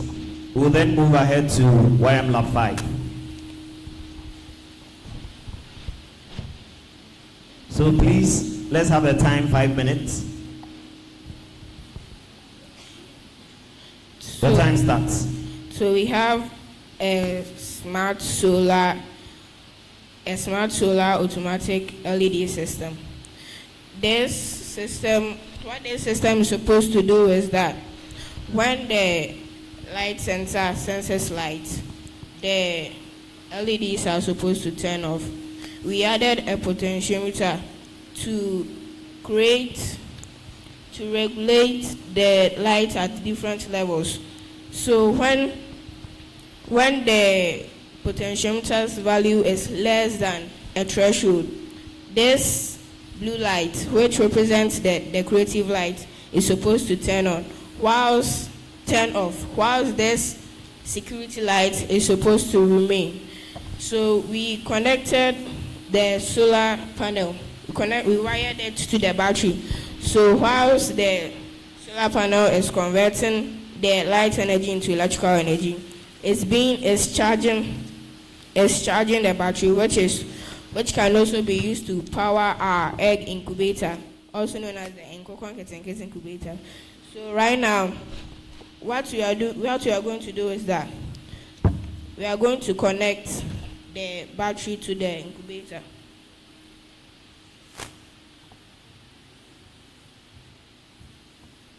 And as you can see, the incubator is working. So right now, the solar panel, when the LDR detects light, the LEDs are supposed to turn off. But when the potentiometer is below a certain threshold, this one will remain on whilst this one goes off, thereby conserving energy, which is in alignment with the SDG Goal 7. So we are going to upload our code here.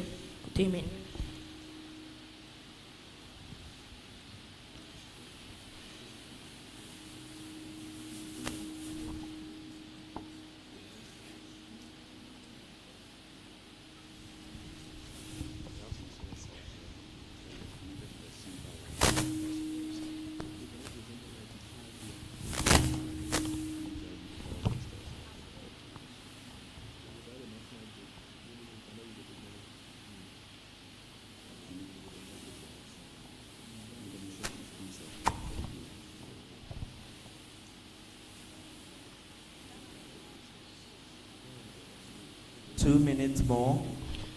Okay, so because of a few challenges, our system is not working. But this system can be used to power the egg incubator, which will help the government to implement the Nkokon Kitten policy. Thank you. All right, good job. Thank you, guys.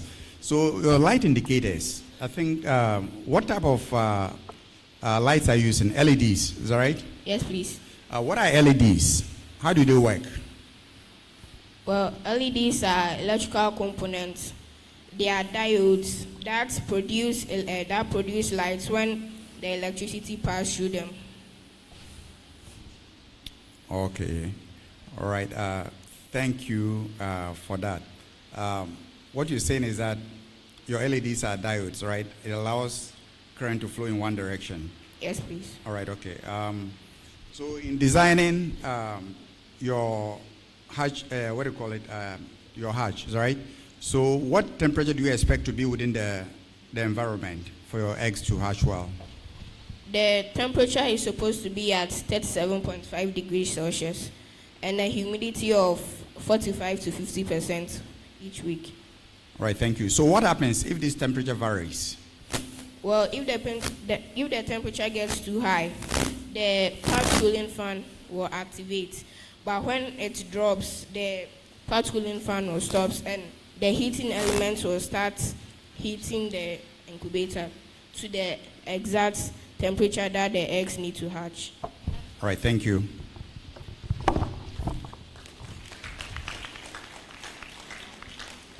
Lab 5. Your project is meant to contribute to SDG Goal 7, clean and affordable energy.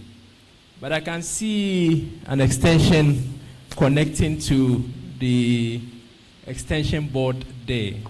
You are supposed to be using solar, right? Yes, but this is for the glue gun. We use the glue gun to attach the LDR to the solar panel. Okay.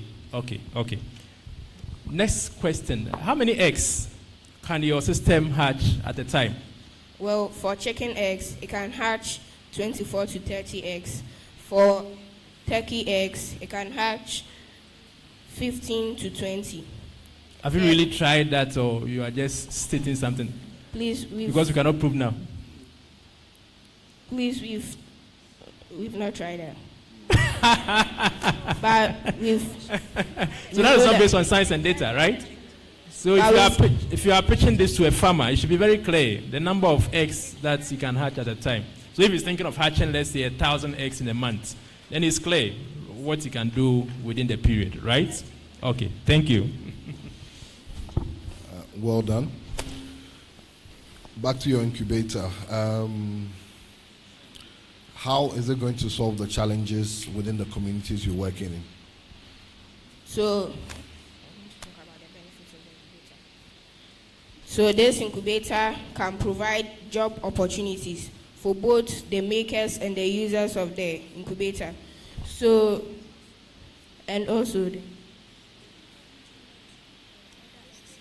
it will help reduce the importation of chicken eggs and other poultry products from abroad, which will improve food security. That's all. It will also maximize the production of poultry farmers, because sometimes the chickens are not able to hatch all the eggs. So when they place the eggs in the incubator, it is going to hatch the eggs, therefore increasing revenue generation. That's fine. Yes, so with your smart simulated LED, what's the correlation to the incubator? So this is basically what's going on in here. So when the temperature sensor in here senses that the temperature inside the egg incubator is too high, it's going to turn on the part cooling fan, which is going to cool the environment. But when it's too low, it is going to turn off, and the heating element will start doing it. That's fine. Thank you. Okay, that's all. Well done.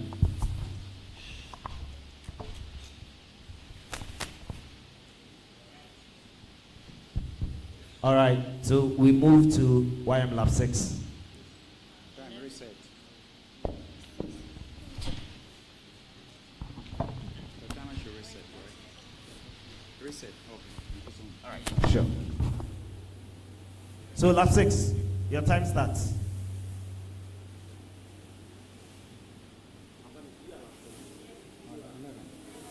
11. So Lab 11. Kindly let's restart the time so that Lab 11 have it.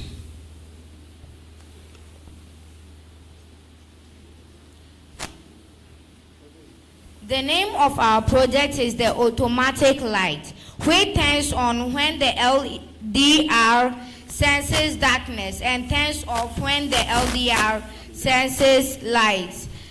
It gets its power from the solar.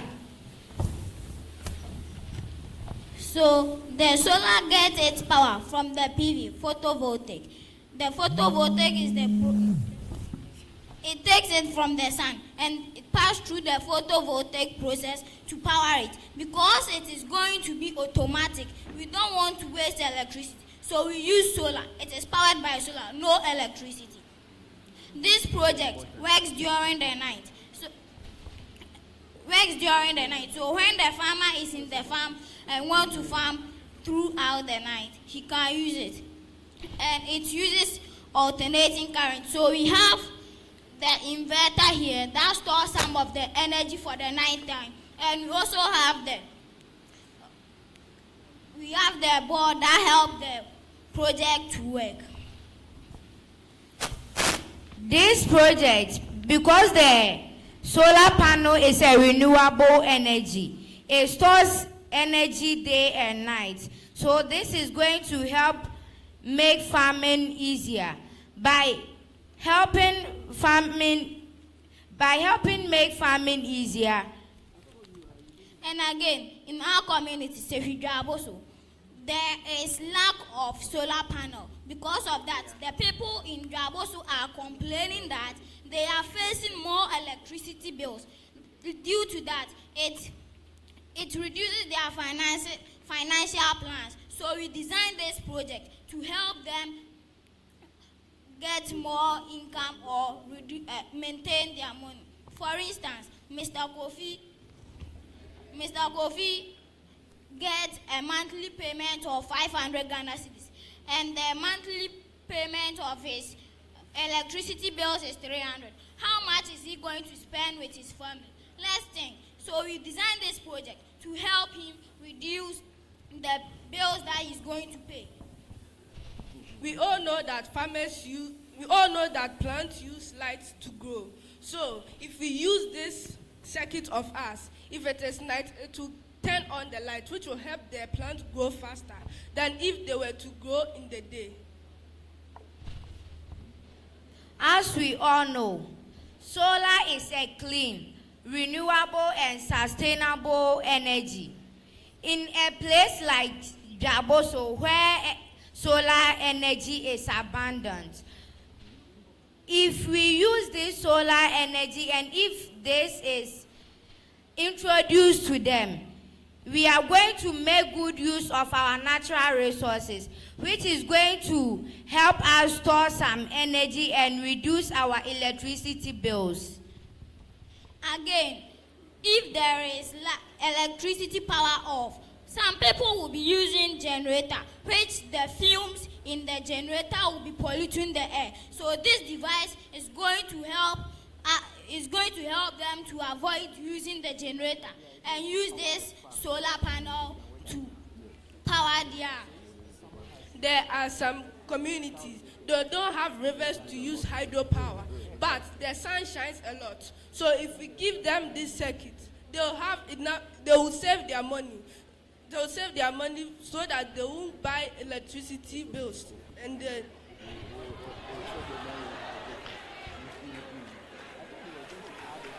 this project is also going to help our Ministry of Defense, because since I was 10 years, I've been studying this for a long time. When the police car is coming, the light around the police car start to blink. So the armed robbers get the alert and run away. But with this project, it will help them because the LED will turn on when they get to where the armed robbers are.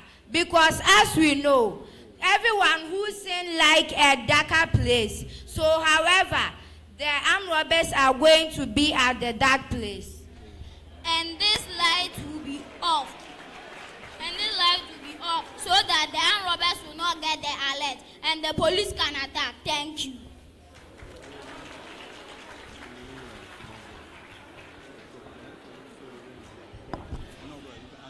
Thank you, Lab 11.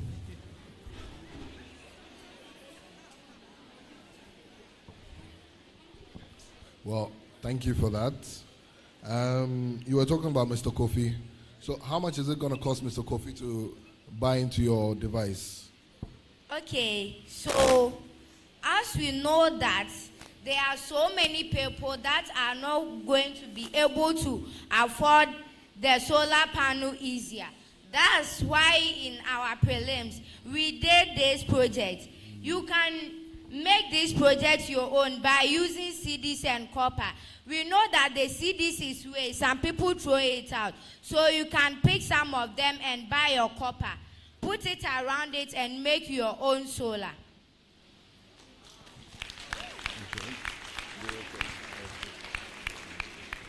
That's very good. And how are you correlating what you've developed with your existing device from yesterday? We didn't hear about that.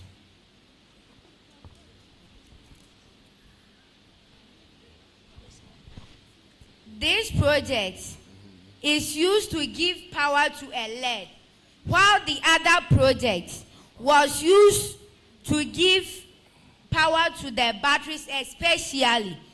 Yesterday we mentioned to you that in the 24-hour economy, farmers are going to use light to work in their farms. But we didn't see any LED around our solar. That is why today we decided to show you the evidence that in the 24-hour economy, this our solar can help. That's fine. Okay. In terms of practical implementation of this project, when you go to Bro and Hafo and some of the cocoa growing areas, some farmers have up to maybe 500 acres of land cultivated. How are they going to set up a system, right, that will light the whole farm? You think that is something that is practically feasible? So with that problem, we have the floodlight that have a long pole. So that long pole with many LED that blink bright can help them during the night time. And this is just a prototype. So when we are making this big, it can be used to light even this room. Because when we check around us, there are some big LEDs and they have a long height. That's why they can provide light in the room. So in our farms too, when we get this same light added with the solar, we can also use to supply light in our farms. Okay. My second question. More than 80% of the farmers in Ghana are smallholder farmers cultivating less than an acre of land. So for them, the day is too long a time to even work on the farm, not to talk about the night. Do you think that your solution will be relevant to smallholder farmers who constitute majority of the farmers in Ghana? All of our projects here, starting from the one we use for the prelims and the one we are using today, they are synergy because we did this machine to help the farmers and make their work easier and faster. So while the farmer is using this machine, it will help the farmer to do their work easier and very faster before the sign even go away. Using this machine to do what? Can you briefly explain what this machine can be used for? Some of us were not there yesterday when you presented it. So this briefly. machine is called the East Cocoa Farming Machine.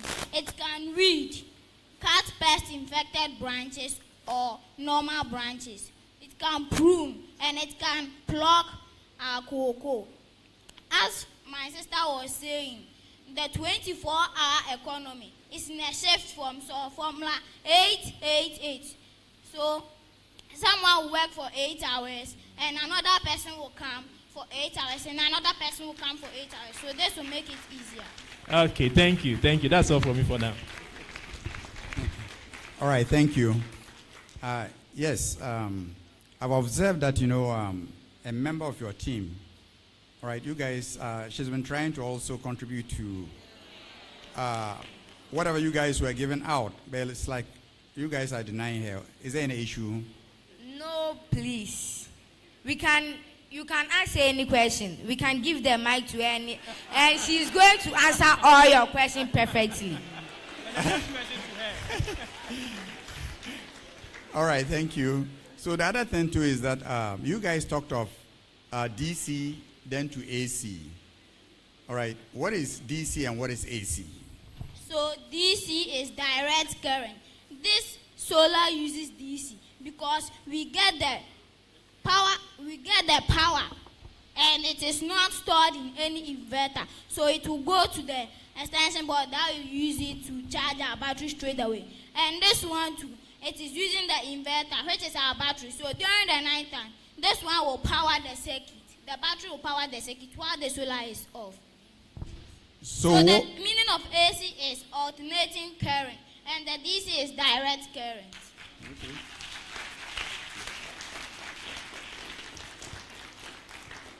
So what is the role of the inverter? What does it do, the inverter? So the inverter stores energy or the current that the solar produces. And after storing some of the current, it supplies some to the appliances we use in the house, and stores some when the sun is not scorching anymore. That is the one going to supply the stored power to the appliances in the house. The inverter? Yes, please. Okay, thank you. Yeah, the answer is wrong. Inverter doesn't store energy. It converts DC to AC. So when we say that inverter stores energy, it's not correct. You have batteries there. Do you have batteries? Yes. It's the battery that stores energy. Okay, but so the reason why we said it stores is that we also have a battery here. So when we get the inverter is going to convert the direct current to alternative current, which is going to, the battery is going to store some. No, it's not correct. How does batteries convert DC to AC? That's the purpose of the inverter. The battery gives power to the inverter, and then it converts it to AC. So you have to get that one right. And also, they come to the solar, is it solar panel or the CD compact disc? It is a solar panel made with this CD. So can you explain how it works for me? Because I don't understand it. How compact disc converts solar energy to electrical energy? How? So the compact disc is friendly with sunshine. So when you place the compact disc on inside, you see that it will shine, and you have carbon fiber, carbon sheet, and copper wires. So these ones are going to help it generate the electricity. And we have aluminum foil, which will also help it gain more current. Electricity. Okay, and what is the output of your solar panel? The voltage or the current that you measured? The output voltage or current? I'm going to know. It is 25. Are you Yesterday sure? at the stage, at the prelims, we said it gives 120 voltage. But when we went home to check it again, it was 25. 25 volts. Yes. It is in a continuous form of gaining more energy, so it will not be replenished. And the solar is also a renewable energy source of energy, so it's repeating its Okay. energy storage. Okay.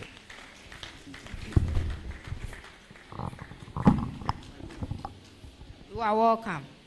Next.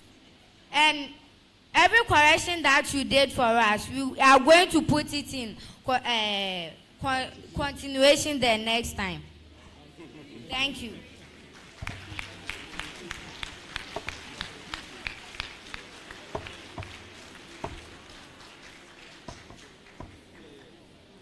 I think time.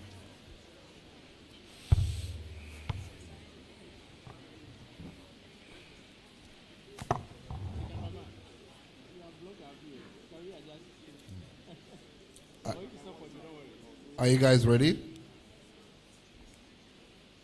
Time. Good day, everyone. We are members from Lab 6 and this is our project. Electricity plays a vital role in Ghana, and yet some communities lack access to this electricity. Day in, day out, steps are being made, activities goes on. So we decided to create this project in order to solve this problem. Our project is named Step Power and Solar Powered Energy Management System. So our Step Power project converts kinetic energy into electrical energy. As footsteps are being made, so this project is being implemented on busy roads and markets. So as human footsteps are being made, it converts them into electrical energy and stores them in a capacitor that will be used for future use. Also, we have our solar powered energy management system. This system supplies the required amount needed for our LEDs or our home appliances to come on. So whenever a movement is made, our piezoelectric sensors in our Step Power project convert the kinetic energy into electrical energy. So as she presses on it, it gives power to the LED, indicating that it is supplying energy. If these projects were to be implemented a long time ago, I think doomsday would not have happened. Because Ghana only relies on a hydroelectric power. And even the solar energy, sometimes the battery may go off or there might be no sunlight. But every day a movement is made. Look at our Makola market, for example. Almost every day people are moving up and down. So our Step Power project will ensure that energy is in continuous process. Supply. So benefits of this project are it produces only renewable energy. Also, with our solar powered energy management system, it saves energy because it produces only the required amount of energy that an appliance needs. So in our lab at Peki, we have a solar-powered system over there. Some time ago, we were finding difficulties with electricity because some of the wires were damaged. But as for the Step Power, every day, anytime, anywhere, it is working. Thank you.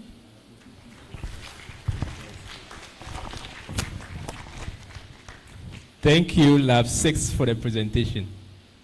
If you look at a place like Accra Mall, where we have a lot of human traffic, the place is paved.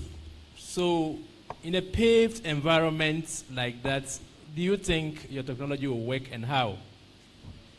So, as we have our project here, you can see the foams.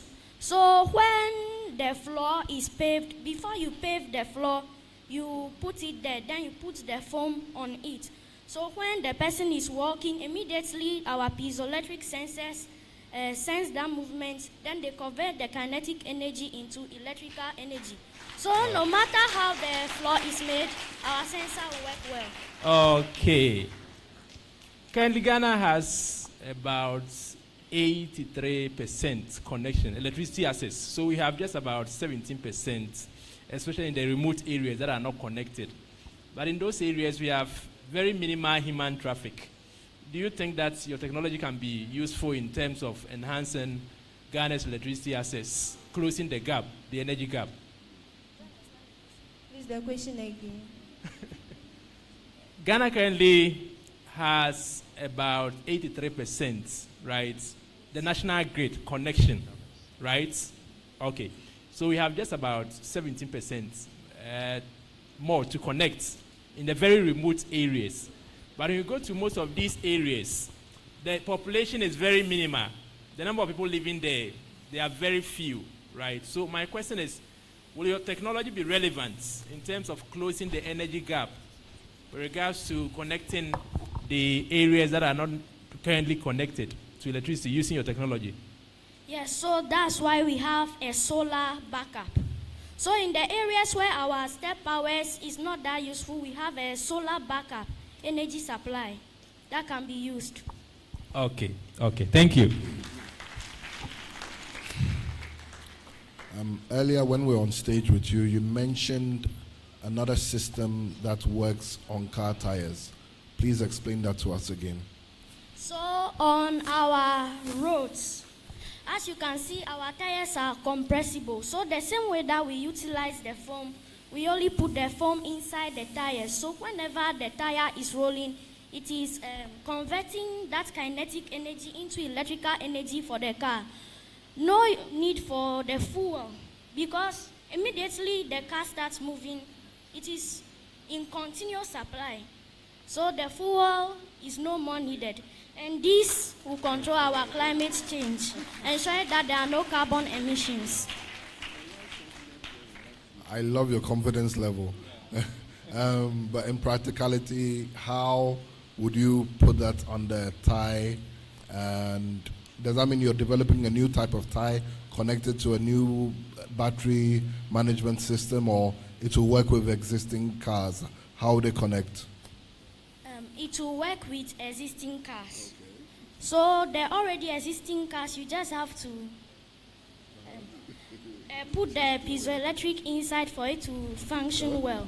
And the people who are going to do that are going to get money out of it, which is going to generate a job for our fellow Ghanaians.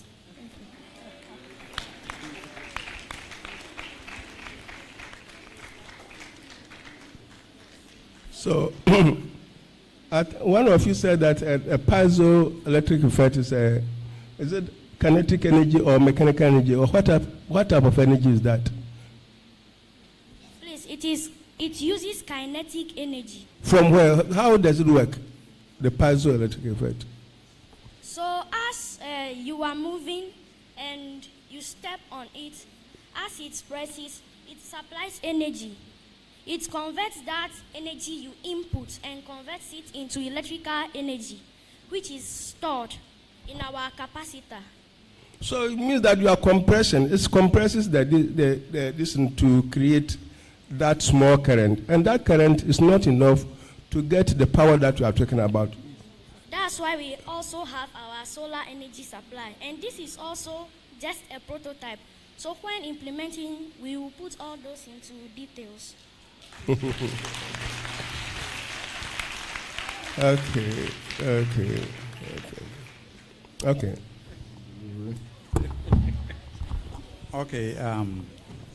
You guys, during your presentation, you said that your system gives out only the desired amount of power. How is that controlled? How are you sure? What do you do to ensure that you have exact power that you need at the time? So we have our multimeter here, which calculates the number of voltage that is supplied, which is enough to power our appliances. Okay, so you think only voltage that you need. How about the current?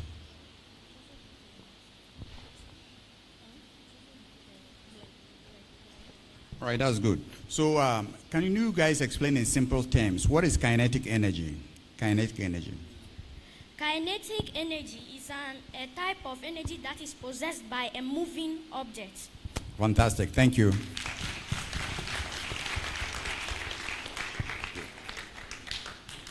All right, thank you. I think after here, we need to write to the 24-hour economy secretariat. Secretariat, that's right. To come and take some of our innovation and implement. So let the last lab go with their presentation.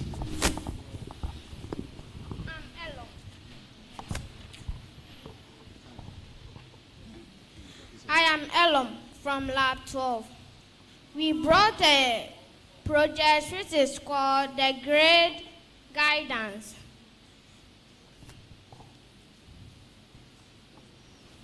The Grade Guidance has some components, especially the battery, photoresistor, less resistor, and Arduino Uno board.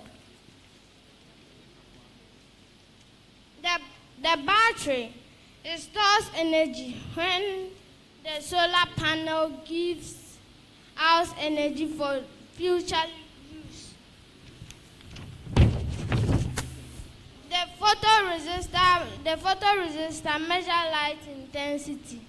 The LED shows whether there is current or no current. And the Arduino Uno board is the main component for it. So how our project works? When we put the solar panel in the sun and it takes some power, it will go and store the power in the battery. So the battery will give the circuit power. So when there is low current and there is raining,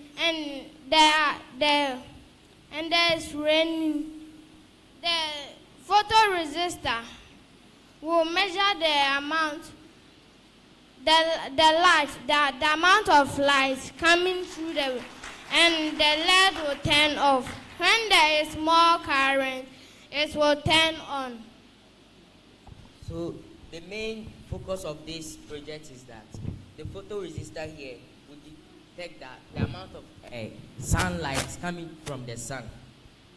It will let us know the sunlight rays that's coming from the sun. Then the photoresistor would tell the microcontroller that there is an energy source here. Then it will turn the light on. When there is no use of the electricity, then it automatically turns off. And also, we have our irrigation system here. We have our irrigation system here. So this irrigation system is used, we prepare this project for our farmers in our area, which is in Kankwanta, a rural area. Most farmers complain about their farming, their farms dying, their cocoa farming dying during the dry season. So we build this project for them, for it to help them during and after dry season. So this is how the project works.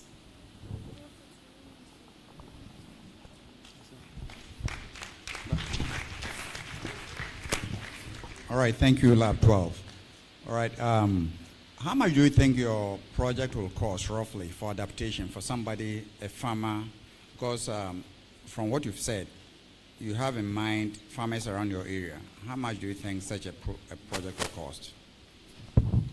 This project is affordable in a sense.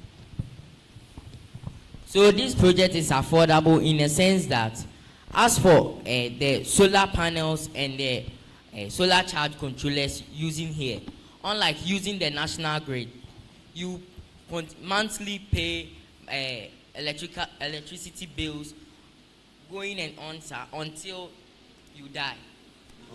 Yeah.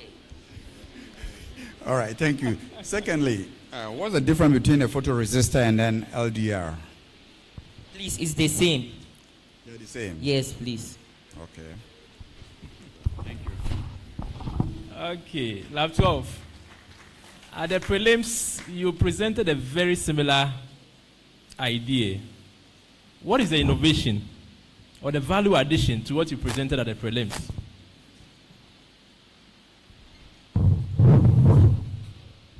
So please, the addition of this project is we are tasked to use the solar panel, which is the SDG goal number 7, affordable and clean energy.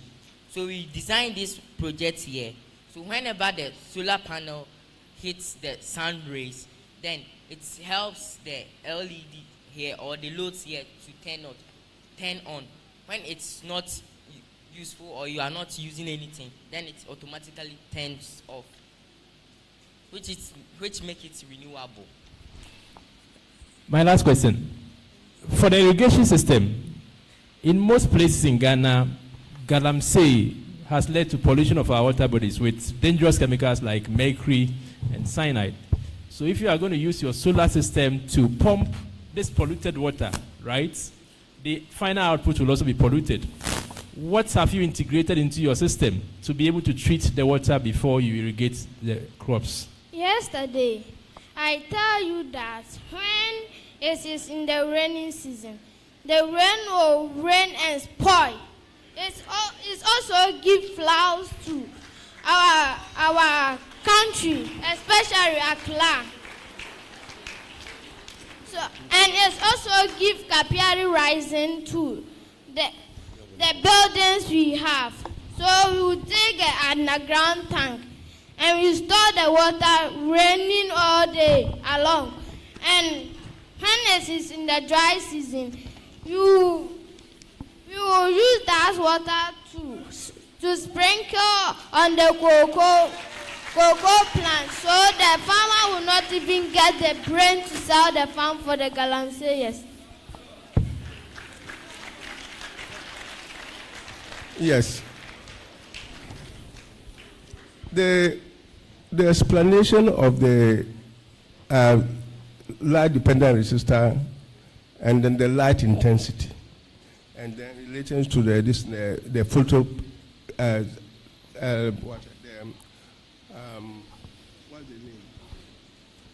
the photoresistor and the light intensity. How does it work? Because the explanation is not clear. When light falls on the LDR or photoresistor, what happens? So when light falls on the LDR, it turns on the electrical gadgets here. Why? Because we are using the solar panel. When the solar panel, the sun rises on the solar panel, it helps the electrical components here to turn on. No, because the resistance of the LDR or the photoresistor depends on the light intensity that falls on it. So the higher the light intensity, the lower the resistance. And when there's darkness, the resistance becomes infinite, so high that there won't be any current flowing through that. So you can use that as a logic to switch on a light on and off. Daytime, the light will go off, and the nighttime, the light will come on. Okay. Thank you for your correction.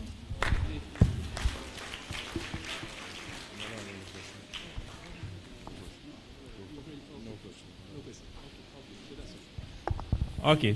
Thank you, Lab 12. Well done.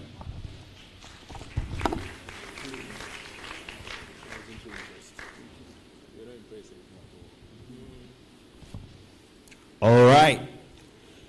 Thank you so much, contestants, for going through the final stages of the exhibition challenge. So tomorrow we are going to know who wins, who is the winner, and who is the first runner-up. From here, we'll be going for lunch, and after lunch, we are going to have the senior high school exhibition finale. We are going to have a contest between Obuasi Senior High Technical, St. Peter's Senior High, YM Lab Gambia, YM Lab 3.1, and Infansepim School. So after the lunch time, we are going to come back here. Thank you.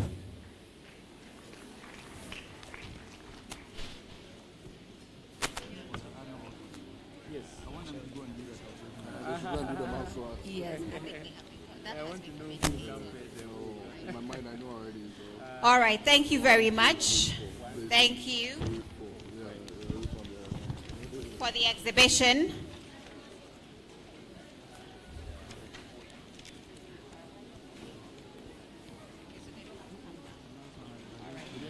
Okay then, so I'm being informed that lunch is the next activity on our itinerary.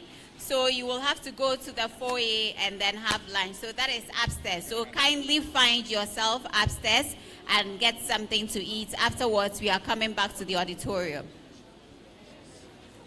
All right, I'm told you should follow the ushers. There are ushers around who will be ushering you to the venue where lunch will be happening.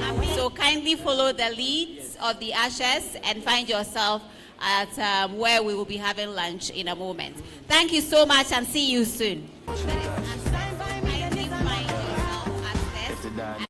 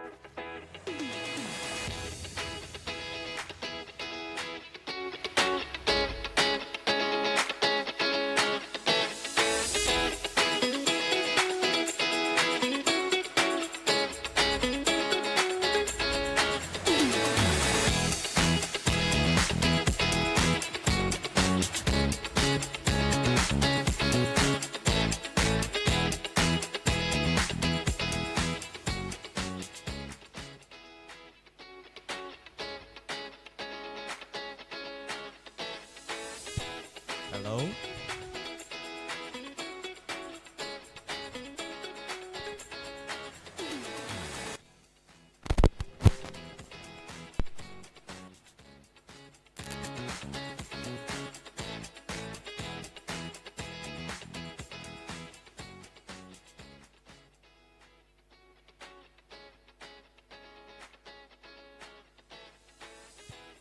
Hello?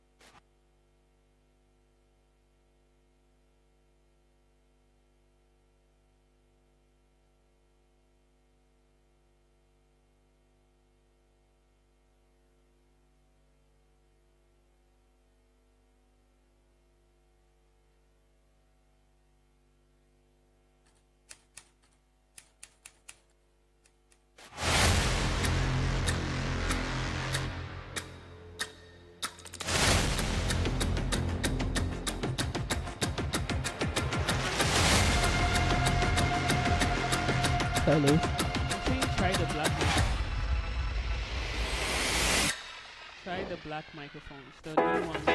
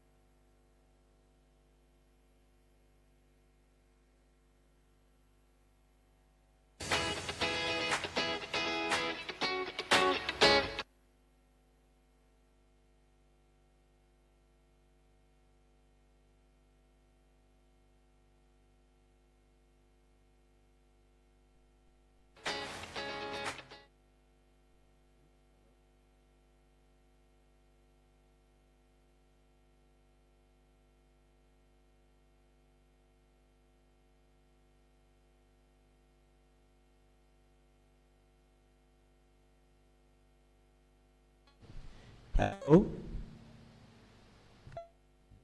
Hello? 1, 2, hello? Good afternoon. Hello? Hello? Hello? Hello? Hello? Hello?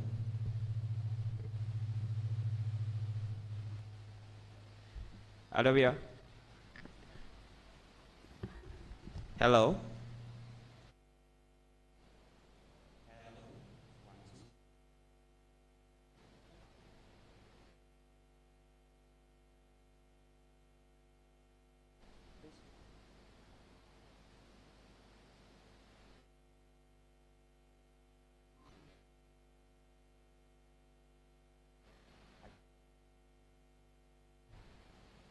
Hello.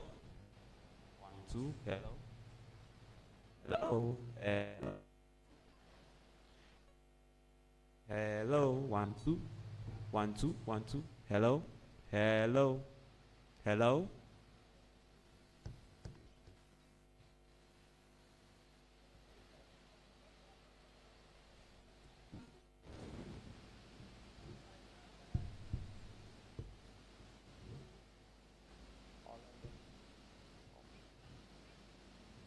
Hello. 1, 2. Hello. Hello. Hello. Hello. Hello.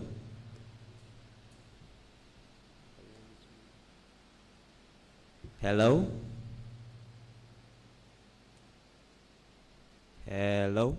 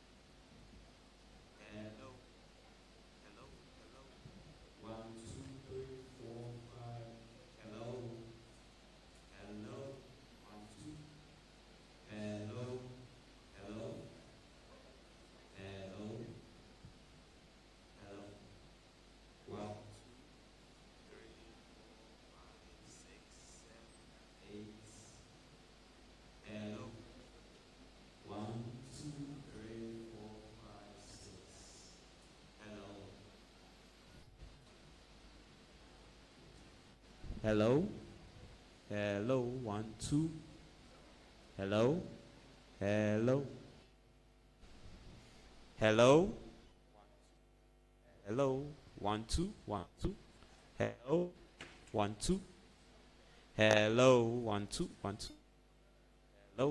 1, 2. Hello? 1, 2. Hello? 1, 2. 1, 2. Hello? Hello?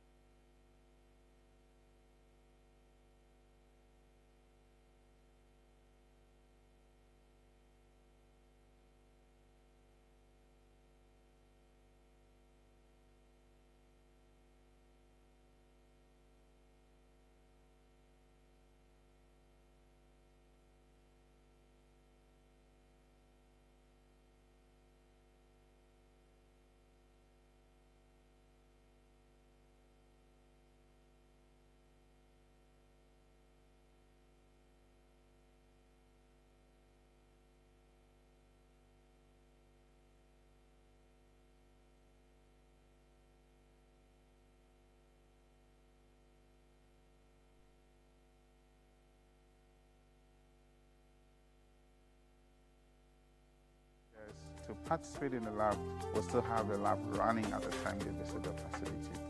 So in addition to all the robotics equipment, the computers, we do have the solar panels that ensure that the facility has true multimedia learning environment. One of the uniqueness of our model is the Asanka. So the Asanka is the platform that provides offline learning content for teaching and learning. So where we put all these labs are really in, peri-urban or very rural areas where internet is really a problem. So we created the Asanka as a device that provides access to digital learning content for all the labs. In doing social development projects, one of the challenges we have realized is that you're unable to get community support or community buy-in if you don't involve them right from the start.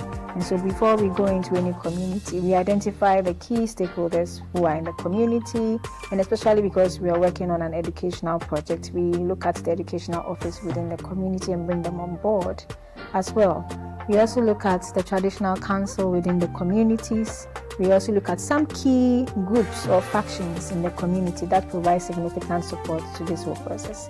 And it has been very, very, very impactful because the community takes ownership of this whole process. They see it as their own, and so they are very committed to doing their own part to be able to make this successful. We started with one program, with one objective, and that is to improve the scores of students who take the BEC exam. And so the impact evaluation that we just concluded demonstrates quite decisively that we've had a significant impact on improving those scores relative to students from a similar demographic who don't have the benefit of the Yamaranta model labs. So that demonstration just points to, in a very short time period, the fact that we've had this huge impact improving their scores. Airtad, which is the annual Impact Roundtable Robotics competition, has proven to us that the kids from all these 12 sites that have currently fully established labs are solving real-life problems. So this technology is showing us that the future of Africa is bright and that the problems of Africa can be solved by African learners. I'm hoping that the government of Ghana will put money into this so that all regions will have not just one, but maybe 2 or 3 or 4, that every school can have sign on and use it to excite the students in their learning and their progress. Over the 9 years that the Yamaranta model has been working in Africa, we've seen a cumulative impact in communities over 400,000 people. And therefore, we're in the space where we're ramping up this into different African countries, because that impact is only in West Africa. This is a call to anybody who's interested in impacting education in Africa and changing the fortunes of those who need this most to come on board. The YamarantaModel.org is the best place and the best partnership to join. We insist that there's a parity between genders in each of the labs, and that's been demonstrated with this impact evaluation. And the fact that girls are improving their scores, but are also interested in all aspects of what we call STEAM education, but it's commonly known as STEM education at this point, and that they have a demonstrated interest in this and are excelling in it, and in some cases excelling at a level that is greater than their male counterparts, if you will. We can pursue universal internet access, and that would be great, but until that day comes, what are we going to do for these students? And to my knowledge, in my experience, we are the only option right now. So please help us do this. Help us with your support to expand our program so that we can not leave these children behind, but include them in what is essential for the world. It hurt me a great deal. As much as I'm celebrating the success, it saddens me that only a small portion of the students are benefiting from this and they're doing well. And they're all our children, and I wish I could build one for every child, not to have one. So it's been a tremendous success, but I think it's also a message for us that we have more work to do. So the next thing is, this isn't to make us famous, but why can't every junior high school student have access to what's now a very, and even, it started out well designed, it's even better designed. Why not? And this is way beyond what we can do. So I'm hoping that the potential other sponsors or government officials here will say, wow, this is incredible. I want this in my country.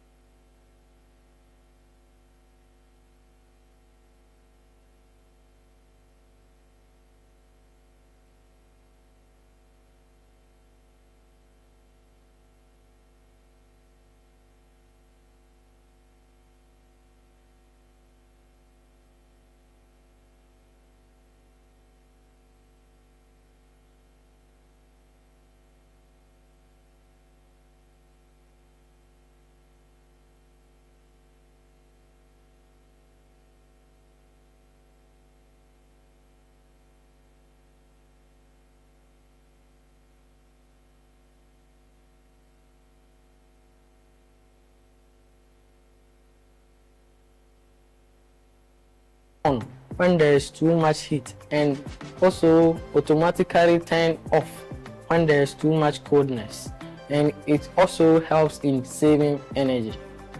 I am still at the Yamaransa Model Lab 9 because I want to learn how to improve my engineering skills and also help others who want to learn about robotics. When I am helping other students in robotics, I feel like I am helping them to improve their skills to benefit the community. I will encourage other students to come to the lab and learn because it will help them in problem solving and programming. If they see that this is what we are learning and this is the future prospect, for example, this is the job prospect, it will encourage them to do more. Also beginning na enyame fe. And so all kon anima odu se ode ne ho san akobọ se rubi mu a omo yes e wo lab honom no. No kureni. Ama mani agye ama mahu se bibi papa bi. Se bibi papa bi wo me banim. Nti mani agye pa. Okowura won mani agye pa. I believe mentorship is the key thing here now that will enlighten our learners to be in this robotics and the STEM education that we are talking about. In the sense that when they see their colleagues practicing, they may be enticed to follow and do same. I believe the future looks very bright. I didn't get a chance of experiencing what Oxford and his colleagues are experiencing now. So for now, seeing them working with these laptops and then the computers together with the robotics items at the makerspace, I see their future to be bright.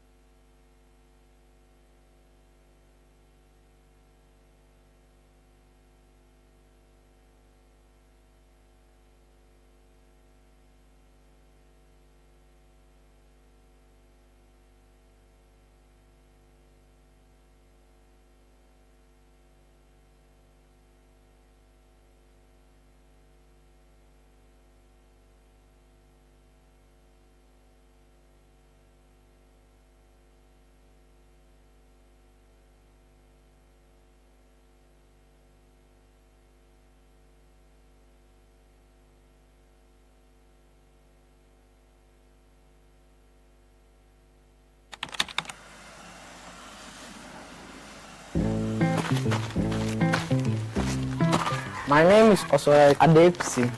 I come from Mama. I am 15 years old. My interest in ICT started when I started dreaming to become an engineer. That's why I came to the lab to study more.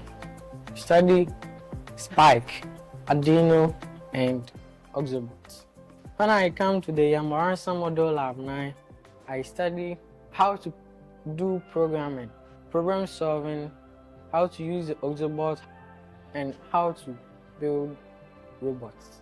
When I was introduced to the lab, I knew the lab will help me in my journey to be an engineer. The most exciting project that I have worked on in the lab is the automatic temperature fan that will automatically turn on when there is too much heat and also automatically turn off when there is too much coldness, and it also helps in saving energy. I am still at the Yamaransa Model Lab 9 because I want to learn how to improve my engineering skills and also help others who want to learn about robotics. When I am helping other students in robotics, I feel like I am helping them to improve their skills to benefit the community. I will encourage other students to come to the lab and learn because it will help them in problem solving and programming. If they see that this is what we are learning and this is the future prospect, for example, this is the job prospect, it will encourage them to do more. Also, beginning na enyame fe. And so all corner nima odu se odene ho san akobọ se rubin mu a omo yes e wo lab honom no kure ni ama mani agye ama mahu se bibi papa bi se bibi papa bi wo me bani mu nti mani agye pa okowura hon mani agye pa. I believe mentorship is the key thing here now that will enlighten our learners to be in this robotics and the STEM education that we are talking about, in the sense that when they see their colleagues practicing, they may be enticed to follow and do same. I believe the future looks very bright. I didn't get the chance of experiencing what Oxford and his colleagues are experiencing now. So for now, seeing them working with these laptops and then the computers together with the robotics items at the makerspace, I see their future to be bright.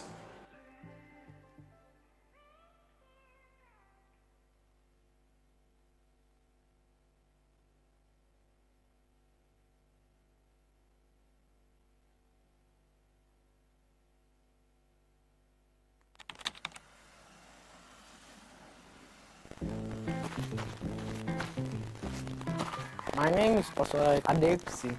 I come from Mama. I am 15 years old.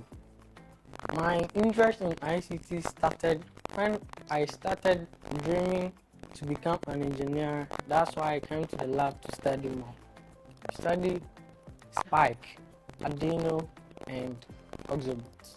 When I come to the Yamaransa Model Lab 9, I study how to do programming, problem solving, how to use the Oxobot, and how to build robots. When I was introduced to the lab, I knew the lab would help me in my journey to be an engineer. The most exciting project that I have worked on in the lab is the automatic temperature fan that will automatically turn on when there is too much heat and also automatically turn off when there is too much coldness, and it also helps in saving energy. I am still at the Yamaransa Model Lab 9 because I want to learn how to improve my engineering skills and also help others who want to learn about robotics.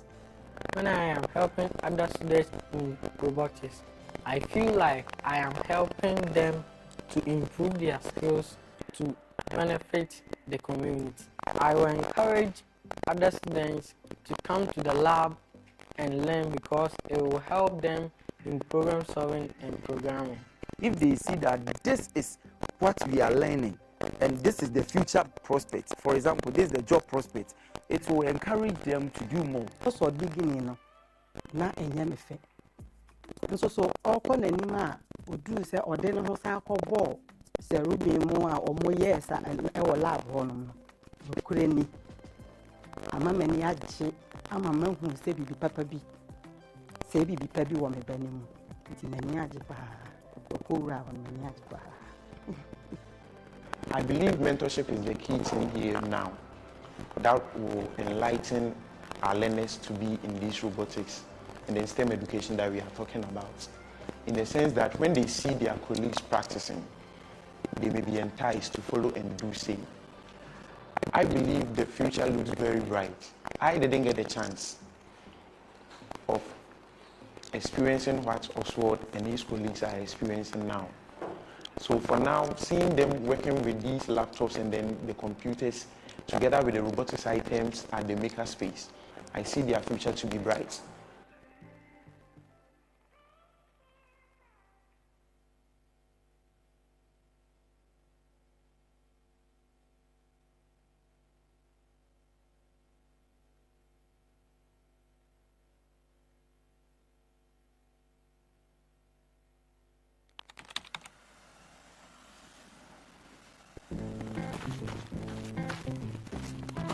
My name is Osola Adepsi. I come from Mama. I am 15 years old. My interest in ICT started when I started dreaming to become an engineer. That's why I came to the lab to study more.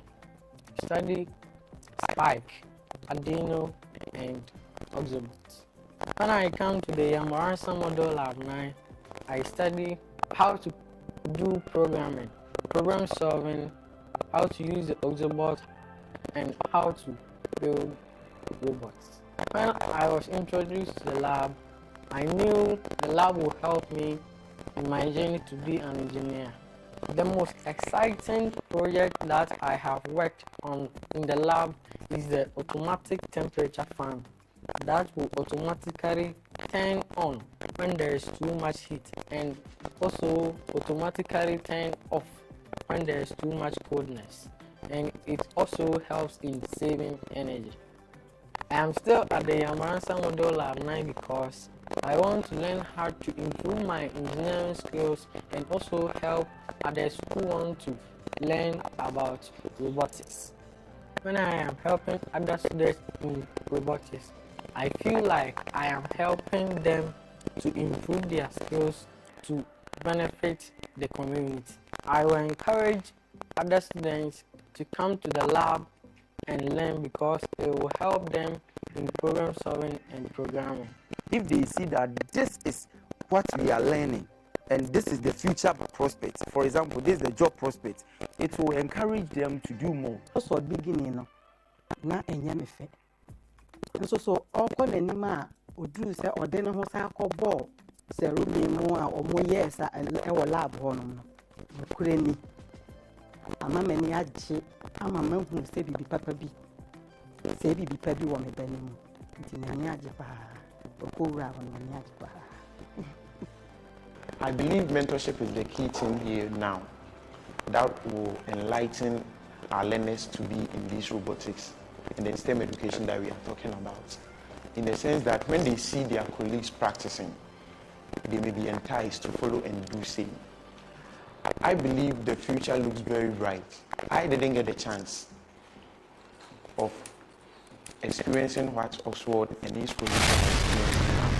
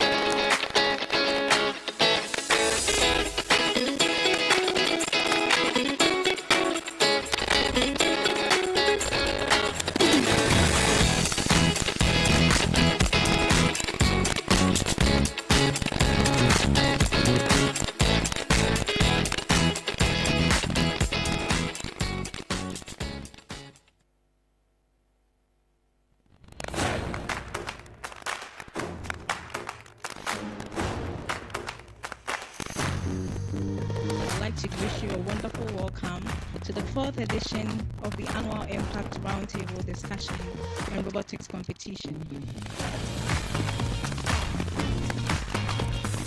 Though this marks the 4th edition of Airtad, it is also a monumental milestone in the history of the Yamansa model of sustainable development.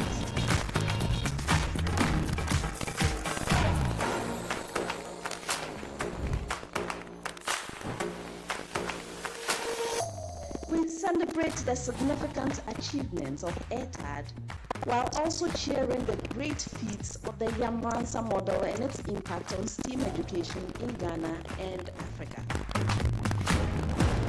And representing the UN here in Ghana, that we believe in this action that you're carrying, and I want to commit ourselves. When I'm really looking at many of you today, I look at this event, one thing that I want really to challenge you is know that you can really surprise the world.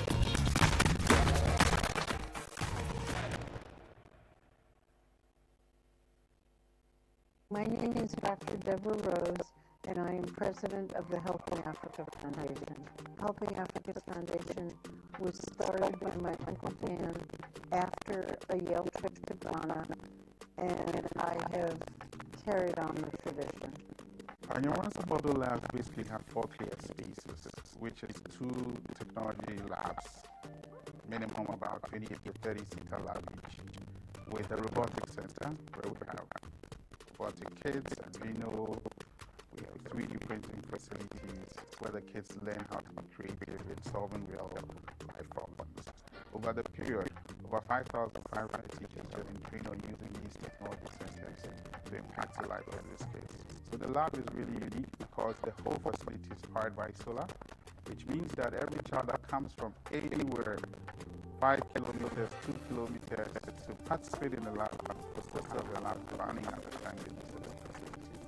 So in addition to all the robotics equipment, computers, we do have the solar panels that ensure that the facility has true multimedia learning environment.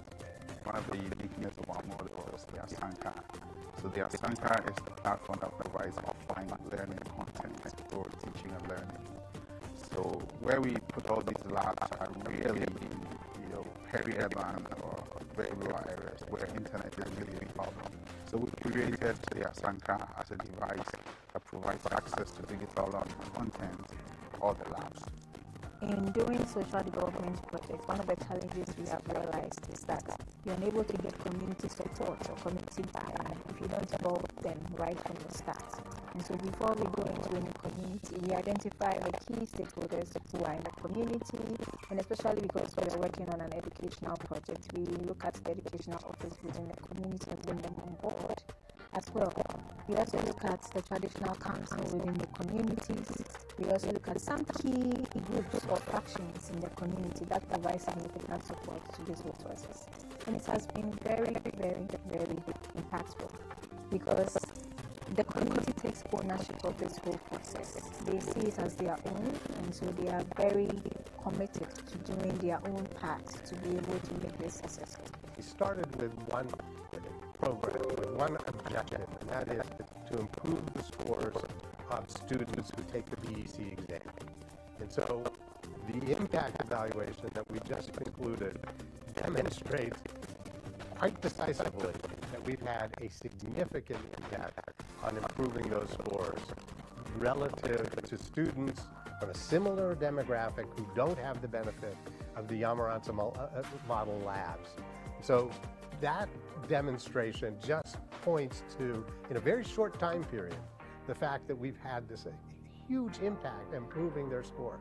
Airtad, which is the annual Impact Roundtable Robotics competition, has proven to us that the kids from all these 12 sites that have currently fully established labs are solving real-life problems. So this technology is showing us that the future of Africa is bright and that the problems of Africa can be solved by African learners. I'm hoping that the government of Ghana will put money into this so that all regions will have not just one, but maybe 2 or 3 or 4, that every school can have sign on and use it to excite the students in their learning and their progress. Over the 9 years that the Yamansa model has been working in Africa, we've seen a cumulative impact in communities over 400,000 people. And therefore, we're in the space where we're ramping up this into different African countries, because that impact is only in West Africa. This is a call to anybody who's interested in impacting education in Africa and changing the fortunes of those who need this most to come on board. The yamransamodel.org is the best place and the best partnership to join. We insist that there's a parity between genders in each of the labs, and that's been demonstrated with this impact evaluation.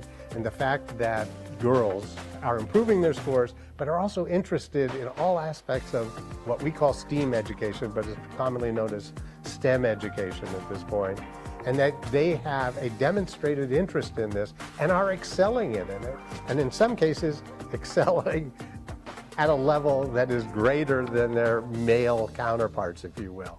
We can pursue universal internet access, and that would be great, but until that day comes, what are we going to do for these students? And to my knowledge, in my experience, we are the only option right now. So please help us do this. Help us with your support to expand our program so that we can not leave these children behind, but include them in what is essential for the world. It hurt me a great deal. As much as I'm celebrating the success, it saddens me that only a small portion of the students are benefiting from this and they're doing well. And they're all our children, and I wish I could build one for every child, not to have one. So it's been a tremendous success, but I think it's also a message for us that we have more work to do. So the next thing is, this isn't to make us famous, but why can't every junior high school student have access to what's now a very, and even, it started out well designed, it's even better designed. Why not? And this is way beyond what we can do. So I'm hoping that the potential other sponsors or government officials here will say, wow, this is incredible. I want this in my country.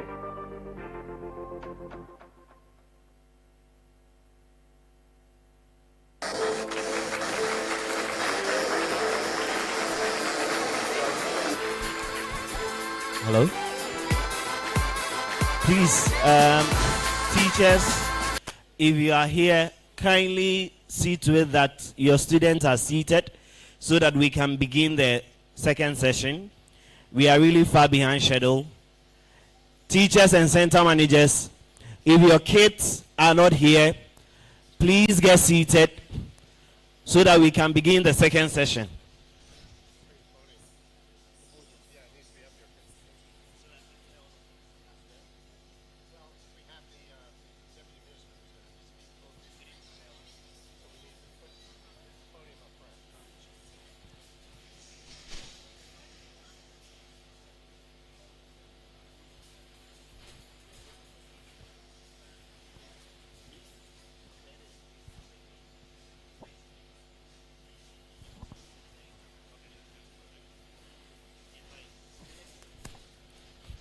Please, if you are outside, kindly come in. All those outside. Hello? Hello? Please come inside.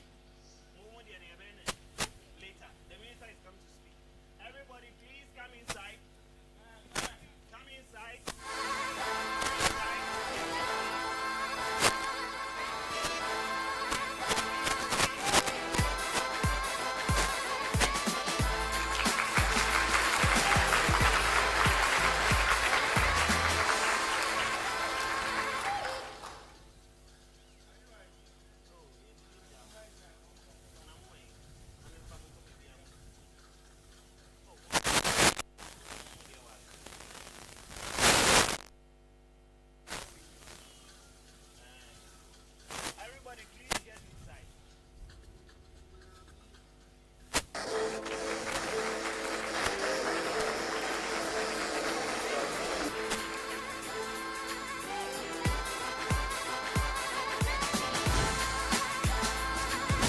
In this project, we've implemented a vital remediation approach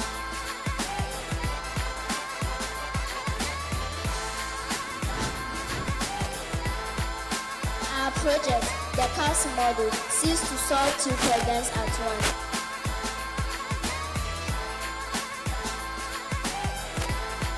The project directly supports sustainable development goal 2. Teachers, kindly help us to get the students inside so that we can begin the second session.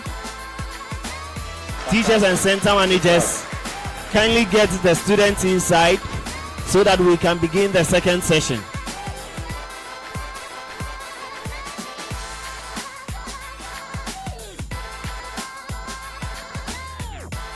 A solar-powered autonomous robot designed to ensure SDG 30 climate action.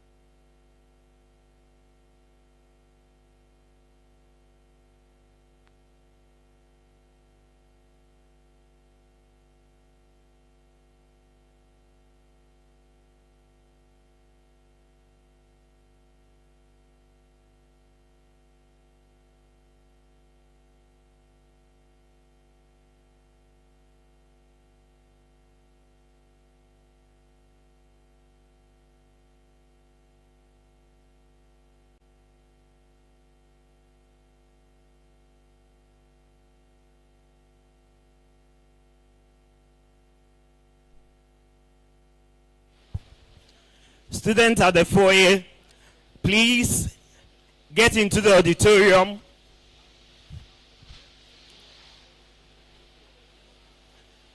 Students at the foyer and downstairs, please get into the auditorium. Students at the foyer, please get into the auditorium. Please get into the auditorium so that we can begin the second session.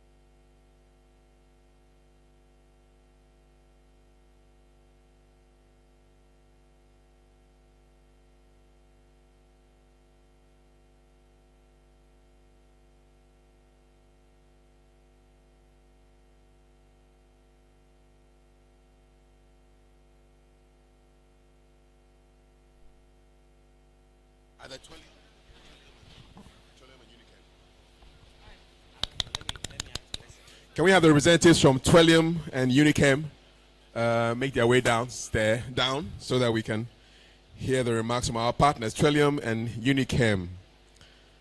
Dr. Hefsi Tego as well. We'd like to have you with us. Has everybody raise your hand if you did not eat? You did not. Okay. Well, except those who are fasting. All right. Okay. Now raise your hands if you ate some good food. What did you eat? What did you have? You said you ate. What did you eat? Yam. Where are all the yam people? Let me see your hands. I'm a yam person. Yam, yam, yam, yam, yam. But rice will win, I'm telling you. All the rice people. Oh, Ghana and rice. Wow. Yeah, I was looking for Gary actually. Would you have liked to eat Gary? Students who don't want to eat Gary because they eat Gary every time in school, right? Yeah, but well, it depends on how they prepare it. Okay? Yeah. Gary Photo. Who likes Gary Photo here? Gary Photo, yeah. The Gary Photo, yeah, it's the best. It's the best meal in the world. What is Gary Jollof? Gary and rice? Why? Why destroy the Gary if you're going to have Gary with rice, man? The combo is great. It's like concrete. Okay. All right. I didn't know. All right. So we'll start shortly, but thank you so much. Back on time. We don't have much to do. We're also expecting the Deputy Minister for Education. Who knows his name? Students. Do you know the name of the Deputy Minister for Education? Do you know the Minister of Education's name? What's his name? Honorable Haruna Idrisu, correct? Yeah. And his deputy is also a member of parliament. Who knows his name? It's not Aipe, you know. Starts with an A though. Yes, something Apak. The something is Clement. Honorable Dr. Clement Apak, yes. Yes, we're expecting him here pretty soon to be part of our event. We'll be having as well another mentorship and career pathway. So those of you who are interested in AI and all that stuff to do with work, please don't sleep. I know Yam can make you sleepy. If I see anybody dozing, I know you are my friend because Yam makes you sleep. Yeah. So watch out for that. We also have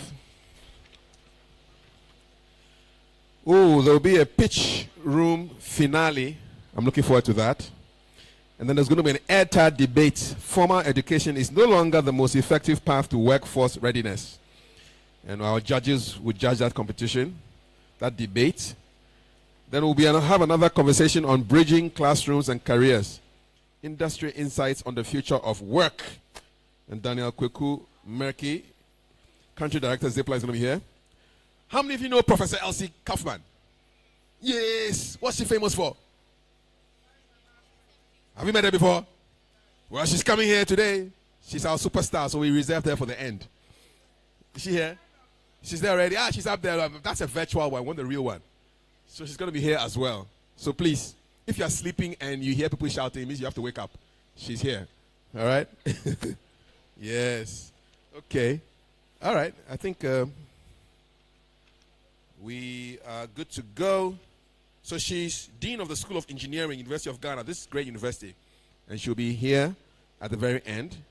And then we go all over again tomorrow.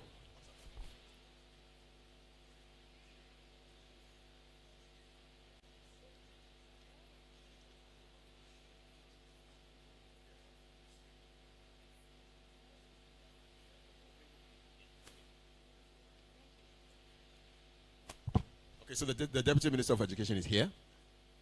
Yeah. So. Good.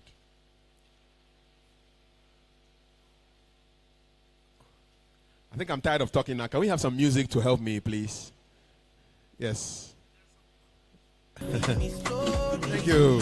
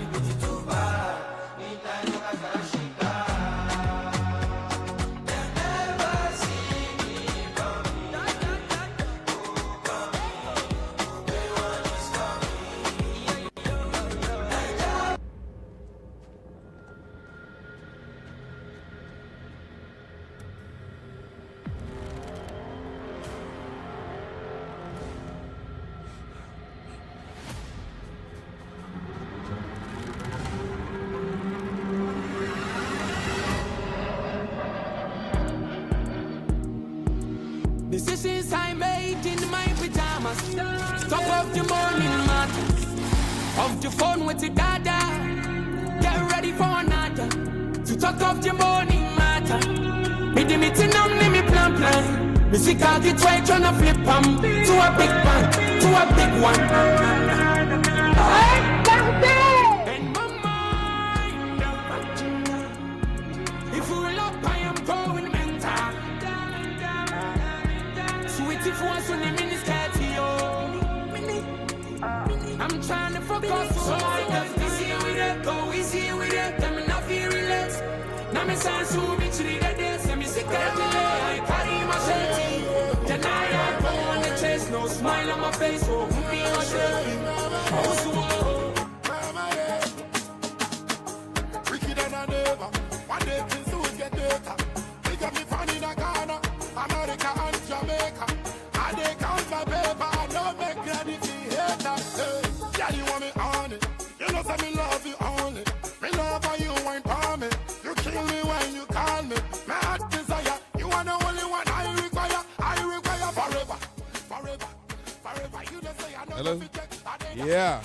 Okay. Mahama Paper, thank you. Thank you very much. We have a partner remarks, set of partner remarks just before the minister makes his way here. I'd like to bring onto the stage the project lead at Unichem, one of our partners. Let's welcome King J. Hammond with a big round of applause. And he's coming with a special guest who will land here soon. Yes, the special guest. You will like the special guest. All right, King J. Hi, everybody. How are you all doing? So I came with a partner. I think we can just give him a minute. He's finding his steps. His name is Louis. So please, when he enters, try and give me a hand of applause for me. Is that okay? He's a bit shy. Louis! Hey, please, it's not a doggo. It's a lion. It's a lion. Please, everybody, for Louis, please. Thank you very much. Thank you.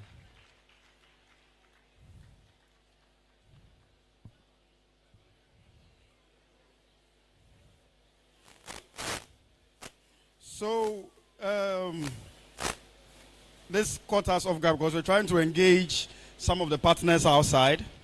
But notwithstanding, please, we are Unichem Ghana. We're a pharmaceutical company, and this is our first time partnering with Airtad. And so far, it's been a great experience. It's been eye-opening, and then we foresee a future whereby this will grow into a global brand, and we would like to be the first pharmaceutical company that actually partnered Airtad. So we are really honored to be here today. And we have a few things to give away for the winners tomorrow, God willing. Also, we have some fun games outside. And also, we are doing a free deworming exercise. So please do pass by our stand outside to come for your free dewormer. Come and dance with Louis. Louis is actually a professional dancer. So we'll do a dance-off. Those are able to beat Louis. We have some amazing prizes for everybody. Is that okay? So on behalf of the directors of Unichem and everybody, I just want to say thank you, and we are honored to be here. And we hope that this relationship grows from here. Thank you very much. Oh, okay. Oh, Louis wants to show you some dance move. Louis, show them. Louis, show them. Please, music. Any music from the top, please. Any Afrobeat music.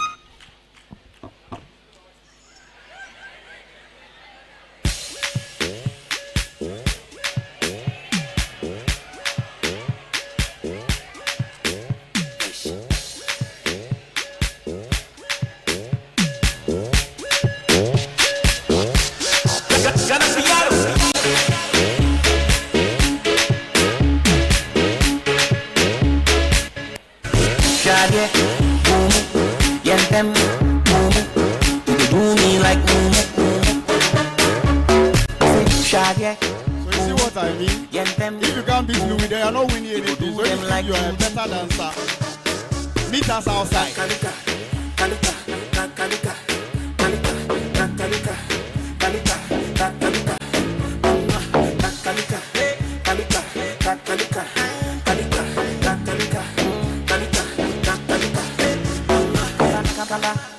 Gaba, hey gaba, see them around, go hide for the tight corner, we know the shake mana, wanna, we know the fear wanna, they know the see say we know be in for that, wanna, them all are informant, kalika, if I the dance and the just manica, no key we be caterpillar, you go see one day we go 10 to killer, kalika, if I the dance and the just manica, no key we be caterpillar, you go see one day we go 10 to killer.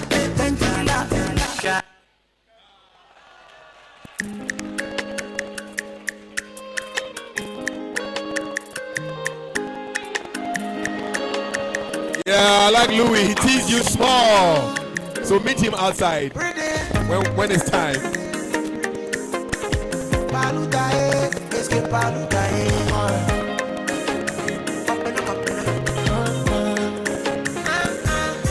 My sexy man, give it to Papa. And then my God, feelings are there. I'll be your good boy, I'll be your gangster. If they approach you, say I'm the owner. Tell them to be there. Want me, want me, want me. Why want me? Want me, want me.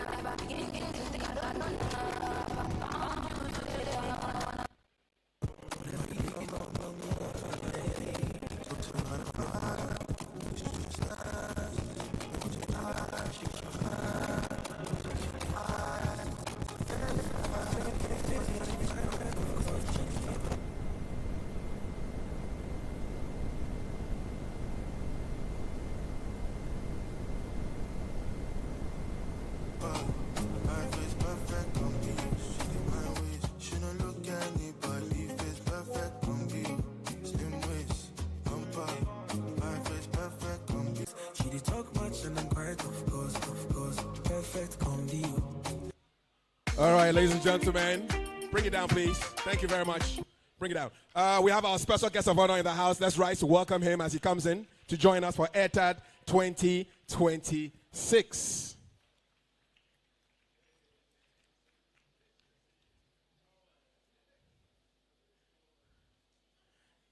And at this point, I'm going to invite Mr. Jonathan Wiesner, Deputy Executive Director helping Africa Foundation, to come up on the stage to introduce our special guest of honor.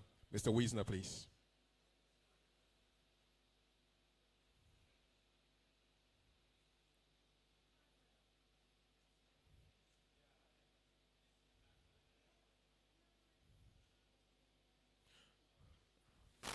Right, you may take your seats. Thank you so much.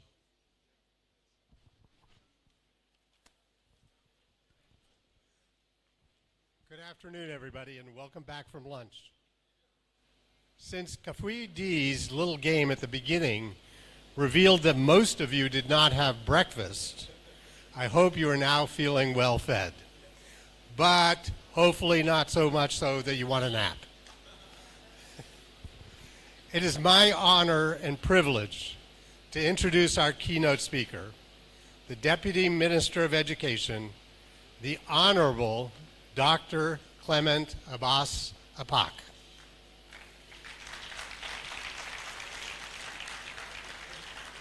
Dr. Apak has a distinguished educational background that rivals that of Dr. Deborah Rose.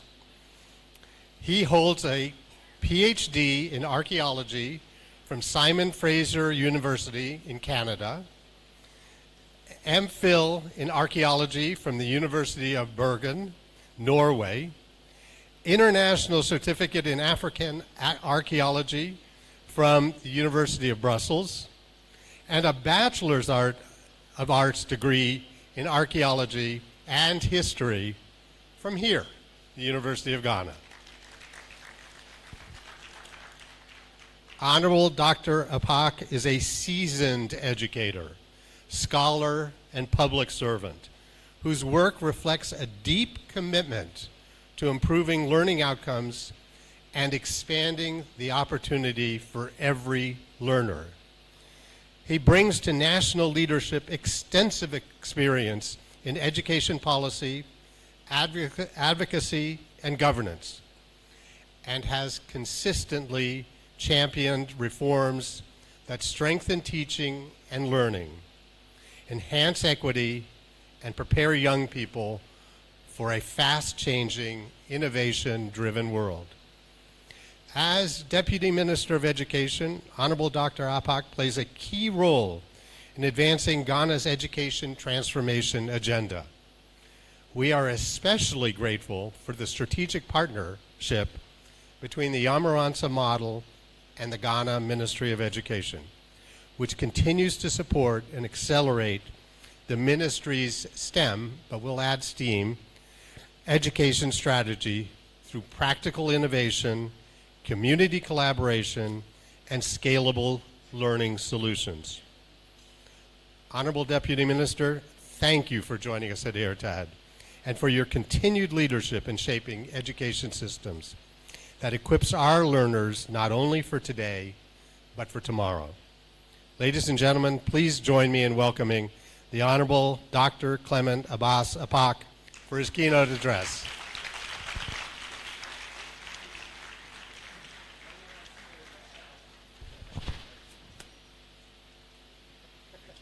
Thank you. Nice to see you. Small world, eh? It is a small world. You feeling well?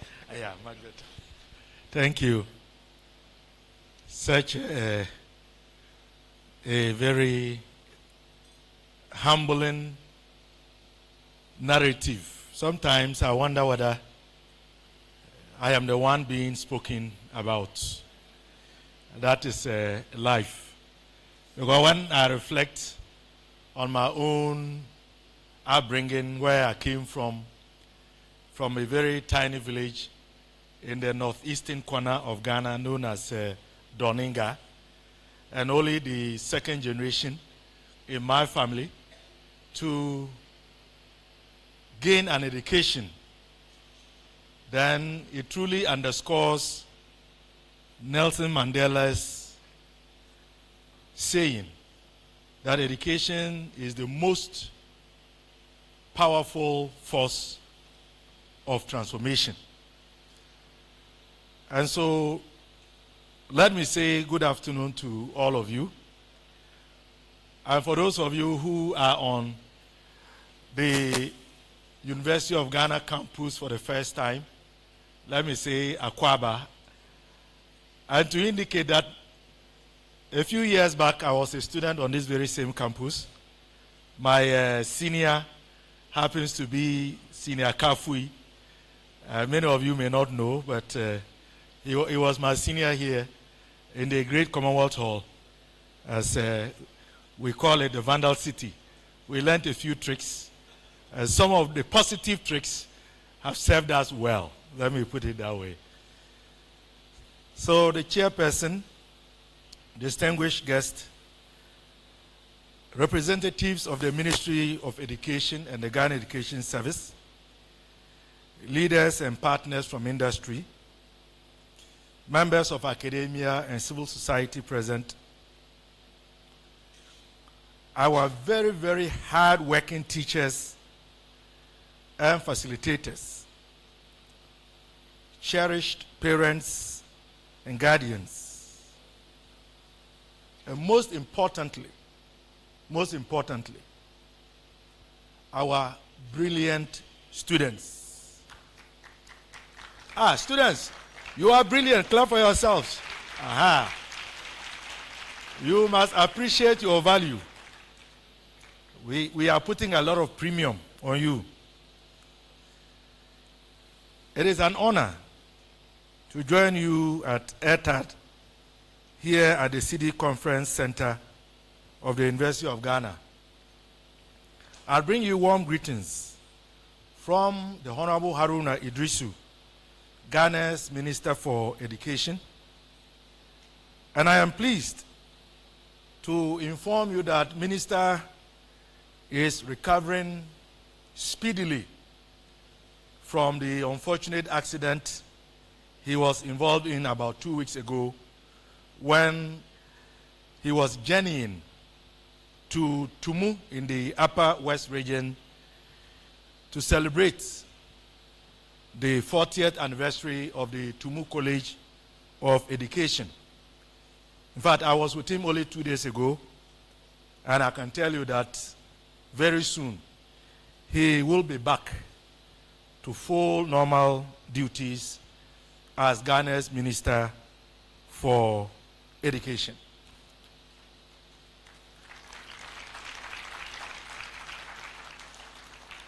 But in the meantime, he has delegated me to speak on his behalf as the keynote speaker on this very important occasion and event. The minister has asked me to convey to you that the ministry and the government of Ghana remain very committed to ensuring that every Ghanaian learner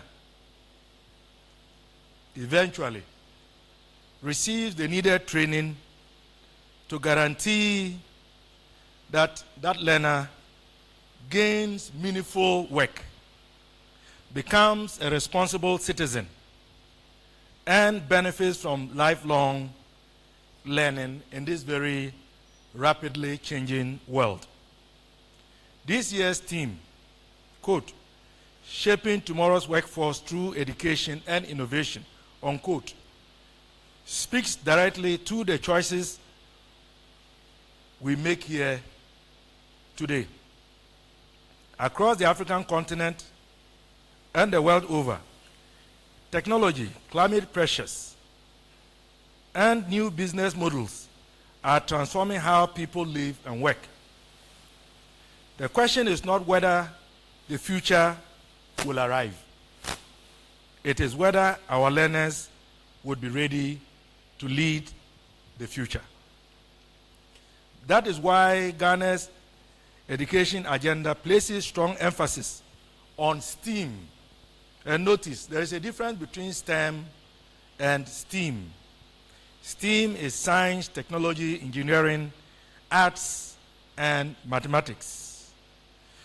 We are working to ensure that STEAM is not treated as an isolated subject, but as a practical approach to learning, one that builds curiosity, problem solving, creativity, teamwork, communication, digital literacy, and the confidence to test and refine ideas.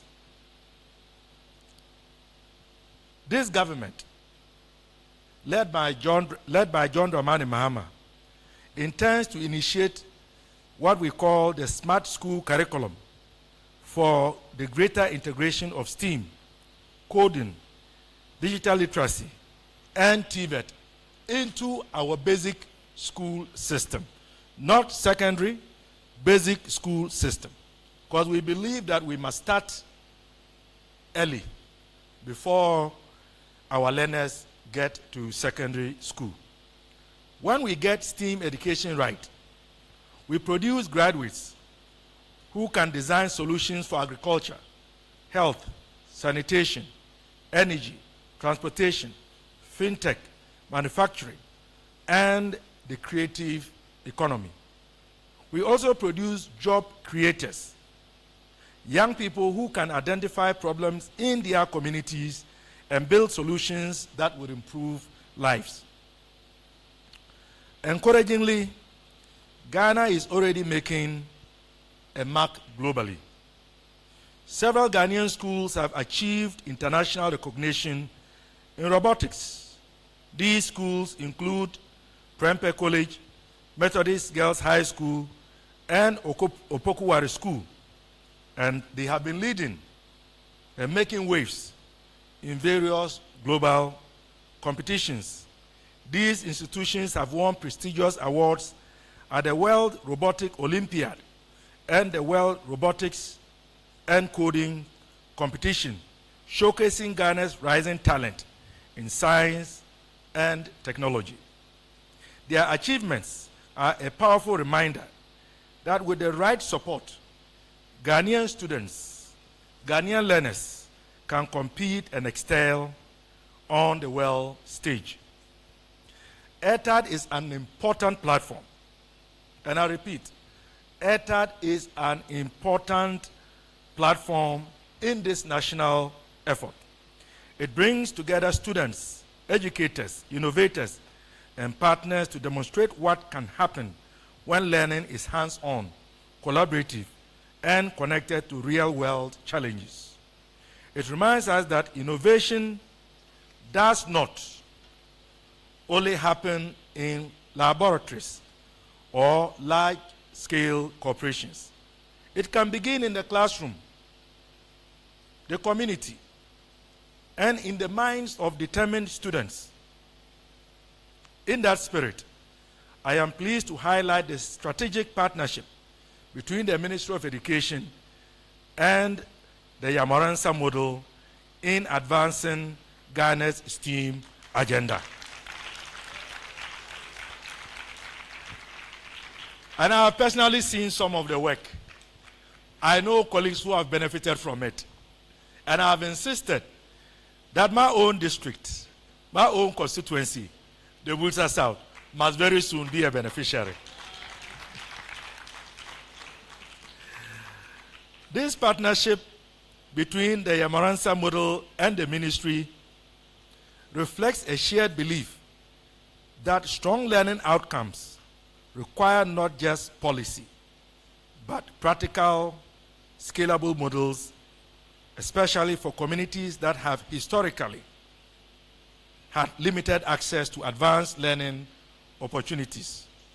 Through this collaboration, we are strengthening STEAM education by promoting project-based learning, encouraging the use of appropriate technologies, and connecting schools with mentors, industry, and community problem solvers. Most importantly, it empowers learners to see themselves as innovators capable of addressing real-world challenges. Let me commend all partners who are investing their time, expertise, and resources in our schools. Indeed, that is the future of this nation. The ministry values partnerships that are aligned with national priorities, grounded in evidence, and designed for long-term impact. To our dear students participating in Airtad, I say, well done. Congratulations. Your presence here reflects discipline, curiosity, and indeed courage. The courage to try, the courage to learn, and the courage to improve. Whether you are presenting a prototype, a research idea, a creative design, or a community solution, you are demonstrating the very skills tomorrow's workforce is demanding. I wish you the very best. Compete with excellence, integrity, and respect. Learn from feedback. Celebrate teamwork. And remember that innovation is not an event. It is a process. It is a journey. Every attempt brings you closer to a better solution. To the teachers and facilitators, thank you for guiding these young innovators. To the parents and guardians, thank you for your continued support. Investing in your wards is an investment in your own retirement package. And to our partners and organizers, thank you for creating this inspiring acceleration that we are all witnessing here today. As we reflect on the theme, let us remember that the workforce we desire will be built by the education system we strengthen. One classroom, one teacher, one learner, and one project at a time. The Ministry of Education would continue to champion reform and partnership that would make learning more relevant, inclusive, and future-ready. On behalf of the Minister for Education, Harun Idrisu, I want to thank the organizers for this invitation. And let me congratulate all participating students and to wish all of us a successful Airtad. May the experience inspire you to learn boldly, innovate responsibly, and to serve Ghana with your God-given talent. Once again, thank you for your attention.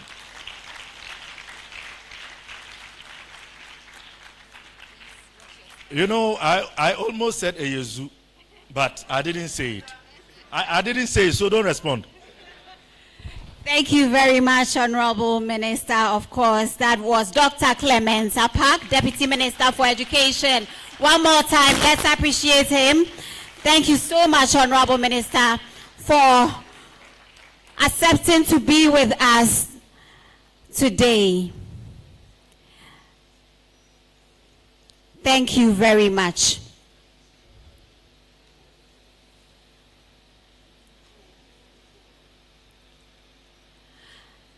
Well, as we proceed, I am happy to learn that this is the Deputy Minister's home. You know, so he's very familiar with this territory. Thank you so much, Honorable Minister, one more time. I have had the privilege of encountering him personally in his office when Kafui hosted a night with the diplomats for us in December.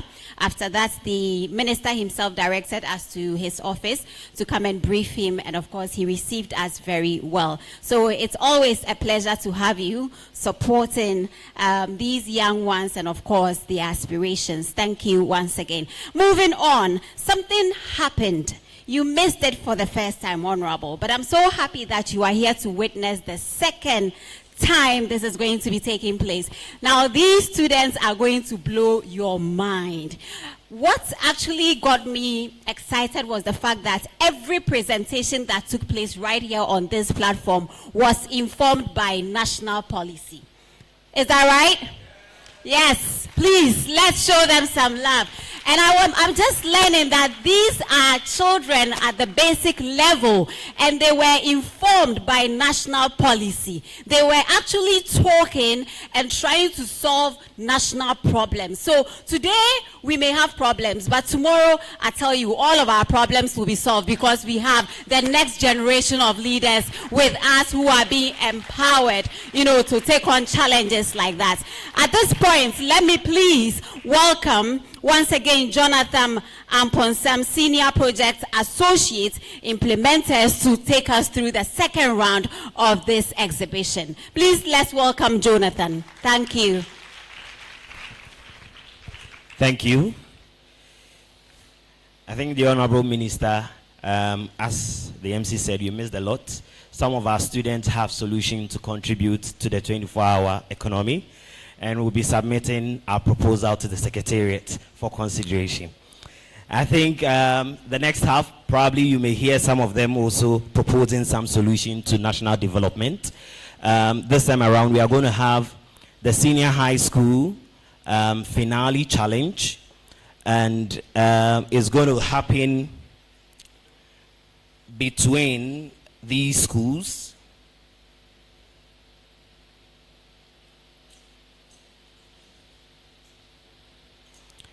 We have Obuasi Sectec, St. Peter's Senior High, Nyamransa Model Lab Gambia, Nyamransa Model Lab 3.1, and Infansipim School. Now, what are they doing? They are going to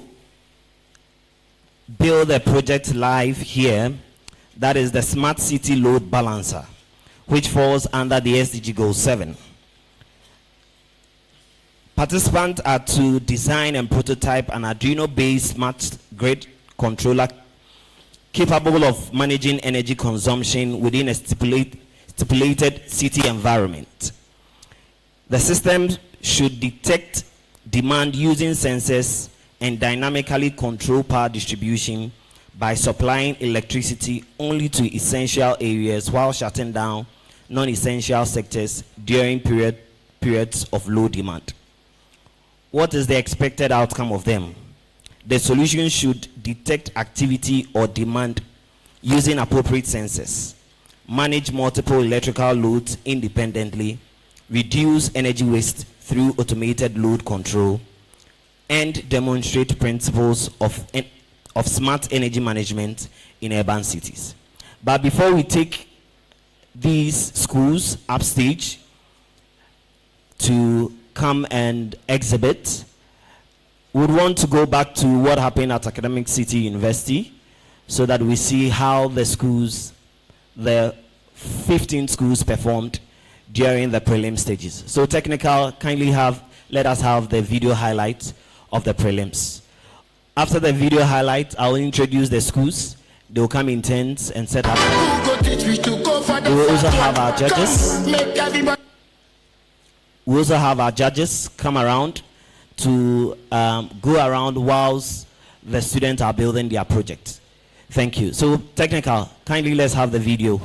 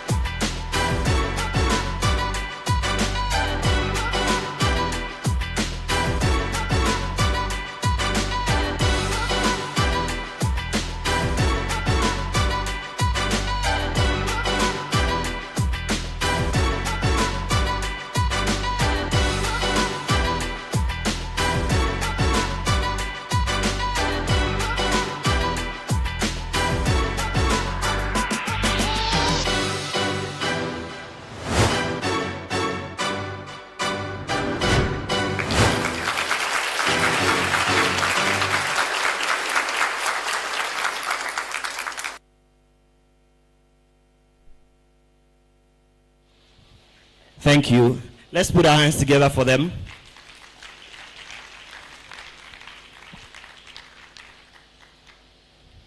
When we say Airtad 2026, what do we say? Let's do that. Airtad 2026. I can feel your excitement. Airtad 2026. I can feel only this place. What about here? Presec. Airtad 2026. Oh. Presec. Airtad 2026. Let's all do it together. Airtad 2026. All right. So we are going to have the finale session of the exhibition for the SHS category. We will therefore invite Obuasi Senior High Technical School,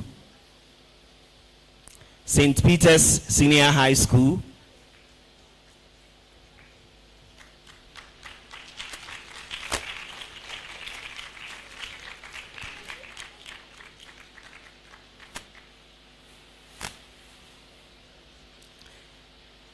this way.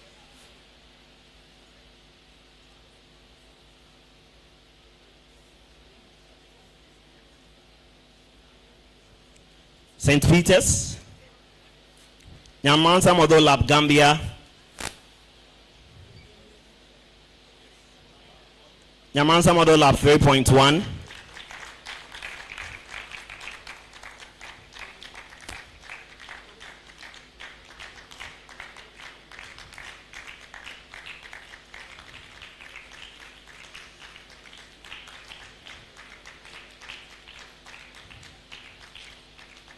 and Mfansipim School.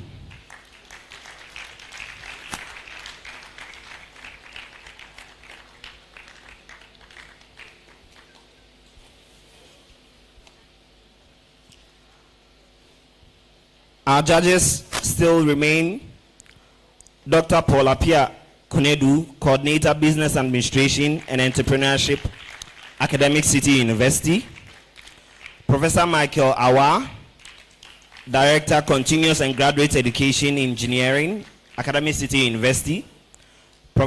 Dr. Paul Obin, Head of Electrical, Electronics and Computer Engineering, Academic City University. Bernard Victor IET, Partner Development Manager, Liquid Intelligent Technologies. So they are going to have 20 minutes to build their project. After 20 minutes, they are going to go in turns, 5 minutes to present their project. The judges are going to ask them questions and they are going to score them. Tomorrow during the award ceremony, we are going to announce winners of the most innovative project. Can I please have the timer?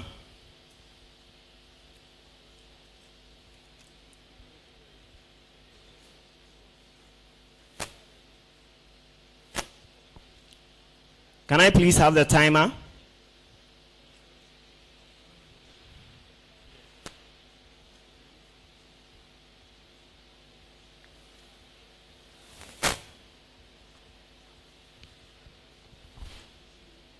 All right. Please let's reset to 20 minutes. The rules are that we will allow 20% of the project being completed. So we invite our judges to come around to inspect the project. Before we start. So we have Obuasi Sectech on this table. Obuasi Sectech, St. Peter's, YM Lab Gambia, YM Lab 3.1, and Mfansipim School.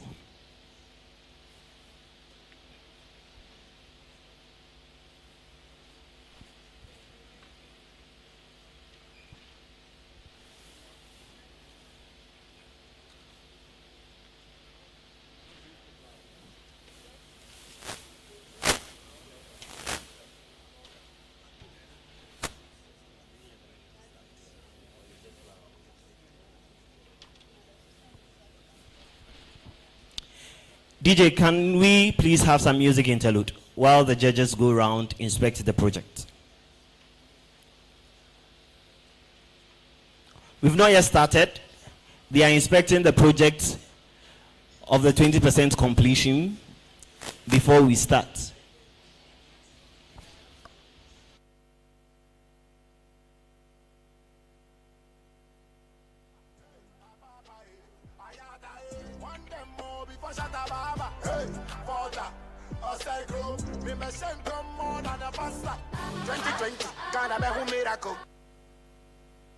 People sing along, for that me show all of them in me town. But me never know what them a fight me.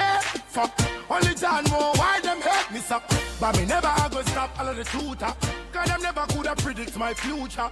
Bandana from Ghana, and me tell them go. Ask so bad if they call me king. My fans them call me king. Only Jah knows, only Jah knows. Yes, me fan them, call me king. Only them call me king. I know one day them I go see. So this a reality. Let me tell you, we are full up in ya, we are full up in ya. Long time I tell you, when me pull up in ya, when me pull up in ya. Show me love the jigger, so me pull it on a nigga. Africa me from, so you can call me Mandiba. Bitch, we are fuck, can call me side nigga. Money we are make GSD, jigger. Me must say one day.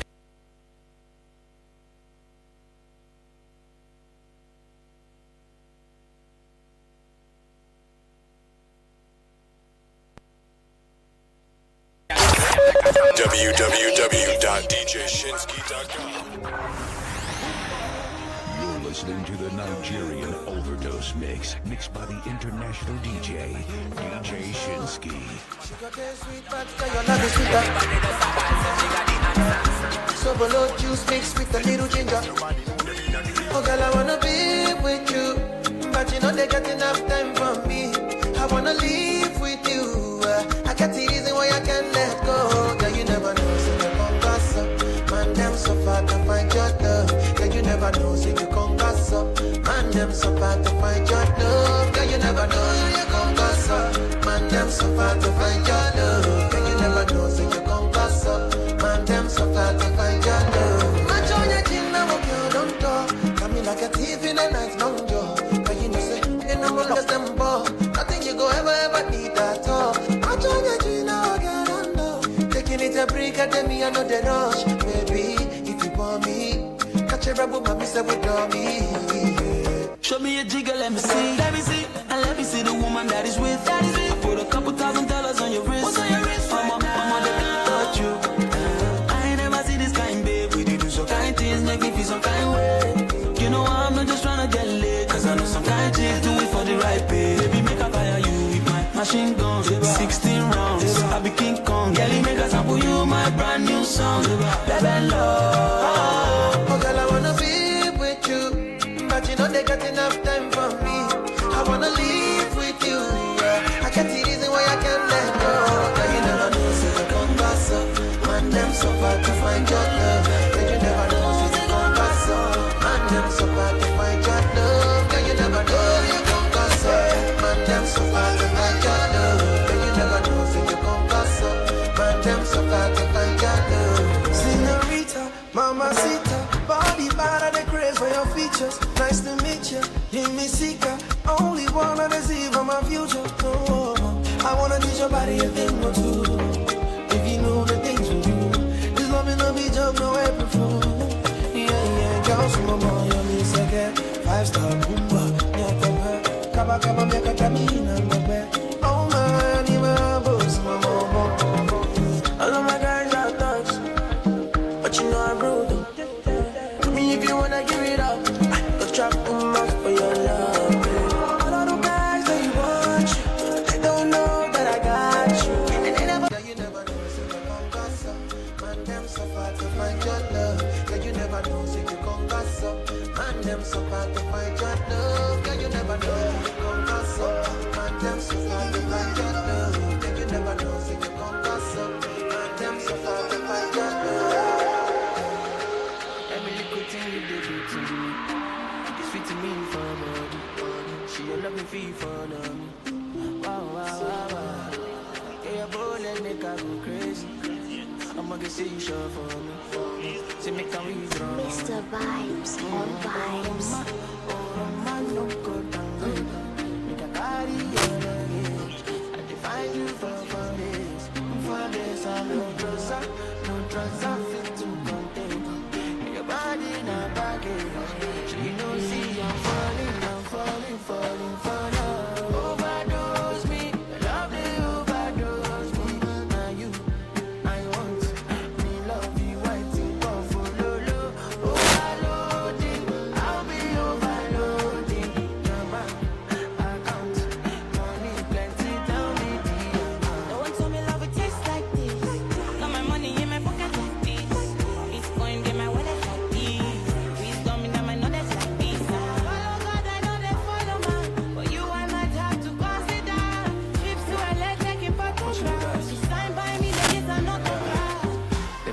another day for you, baby. Quit my Casanova ways for you, baby. The only time that you say that you hate me is when I take All right. a slice of Please let's have the time restart. Teams, are you ready? Obwasi, are you ready? St. Peter's, are you ready? Gambia, are you ready? 3.1, are you ready? And Fansipim, are you ready? Please let's have the time. 20 minutes. All right. Your time starts now.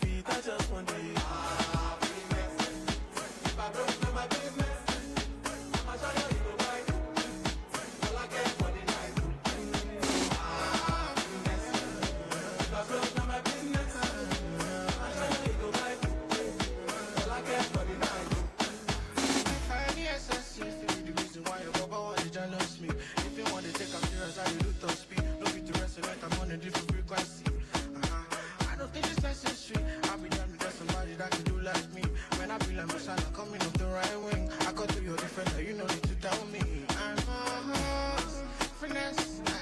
You know say me I must not. I go carry go. If me I get money past you, if you're not careful, finesse. You know say me I must not. I go carry go. If me I get money past you, if you're not careful.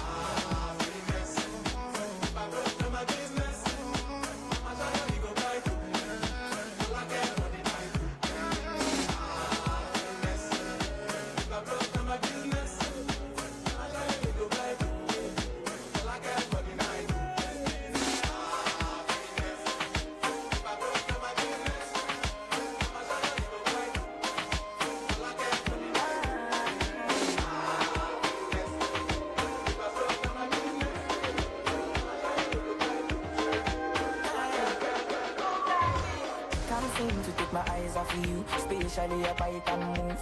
The way you roll that thing, you wanna roll that thing, baby. Let me take a look. Oh Lord, me want all the girls in the whole world. I know what I'm doing is so wrong, but since no man can focus, we definitely don't give a fuck. She said she know me got a girlfriend, and so what? What if I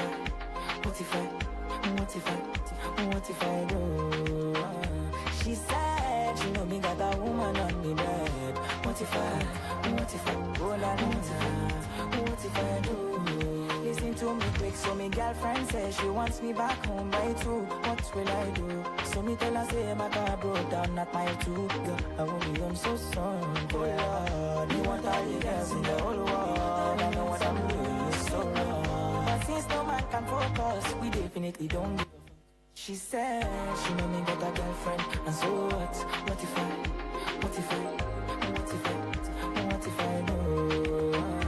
She said she know me got a woman on me bed. What if I do? Girl, I am wayward, be like not the only way forward. Your back looking like 2 planets, you're not from the same world. Girl, I am famous, swear down I'm a playboy too. And if you bust up my brain too much, I swear if it's break up, boy, can't seem to take my eyes off of you, spatially I bite and move. The way you roll that thing, you wanna roll that thing, baby. Let me take a look. Oh Lord, me want all the girls in the whole world. I know what I'm doing is so wrong, but since no man can focus, we definitely don't give a fuck. She said she know me got a girlfriend, and so what? What if I do?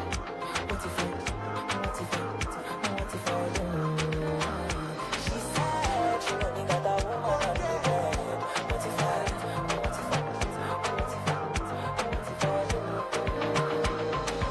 She say she want the banana. He dey make a go bananas. Shawty wanna go Bahamas. One day he dey make a lose balance. Put down for me, come farmer. If you be up, I be the farmer. Tried it, I get it on Ghana. Let the money be to you, be cool, man. If the vibe negative, my dear, don't bother. I be the pipe, I be the plumber. Don't worry, I be your controller. Come with your girlfriend, need your match, your my weight, oh my dollars. Come chop up money, come palace. Tried it, like you did on Ghana. Let the money be to you, be cool, banana. She want the banana. He dey make a go bananas. Shawty wanna go Bahamas. One day he dey make a lose balance. Put down for me, come farmer. If you be up, I be the farmer. Tried it, like you dey on Ghana. Let the money be to you, be cool, banana. You wanna kill her, she dey give me wine. I go drop her, me she enter my eyes. In a bedroom, I'm be the supplier. I wanna stop on them, don't retire. You wanna kill her, she dey give me wine. I go drop her, me she enter my eyes. In a bedroom, I'm be the supplier. I wanna stop on them, don't retire. Follow DJ Shinsky on Facebook, Instagram, and Twitter at DJ Shinsky, and download this mix at djshinsky.com.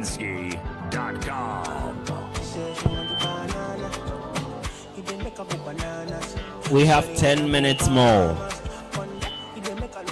10 minutes more.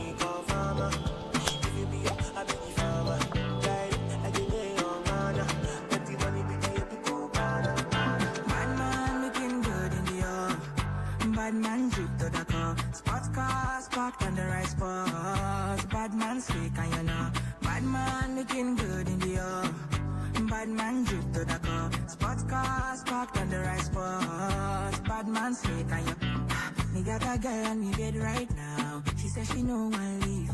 She tell me, Ruga, me I want to spend the rest of me life with you. Me say no shit. Oh Lord, fly you to Maldives for a day, then we fly back quick. Then we take a quick jet, fly straight to Paris. With the creme de la creme. Say she never seen a guy like me. Yeah, she confess. Say nobody hit it right like me. She confess. Bend down, get on your knees, girl, never digress. Ooh, she really want to flex with me. She wanna break bread with me. Bad man looking good in the bad man drip to the car. Sports cars parked on the right spot. Bad man slick and you know. Bad man looking good in the bad man drip to the car. Sports cars parked on the right spot. Bad man slick and you. Clarity won't be me. Scrubbing the down for my won't be me. Ice on me looking fresh and clean. Definitely put me eye patch at me. Take my vanilla cold stone in my villa. Me one drop your reasons sativa on good. Say she never seen a guy like me. Yeah, she confess.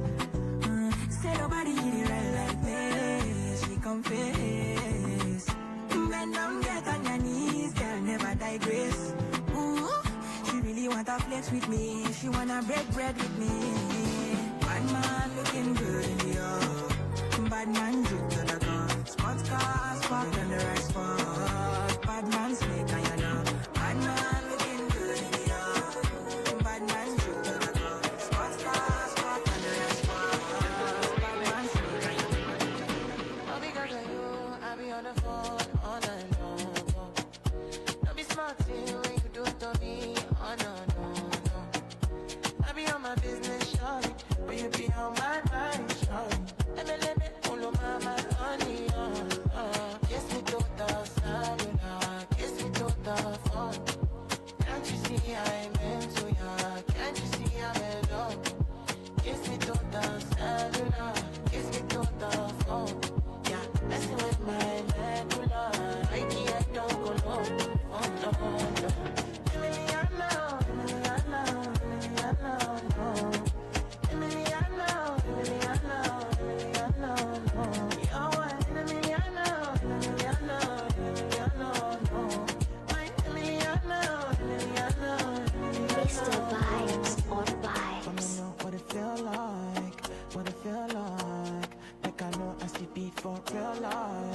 For real life. In a night condo, loving up your body in fast and slow mo. If I hit you, it's like combo. Can you never Miami go? Dancing, kiss me to the cellular, kiss me to the phone. Can't you see I'm into ya? Can't you see I'm in love? Kiss me to the cellular, kiss me to the phone. Yeah, messing with my medulla, I can't go low.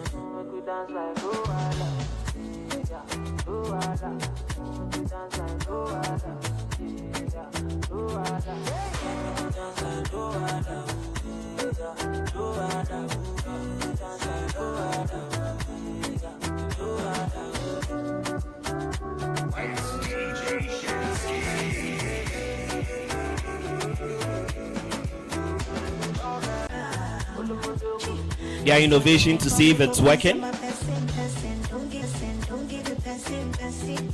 As we wrap up within this 5 minutes,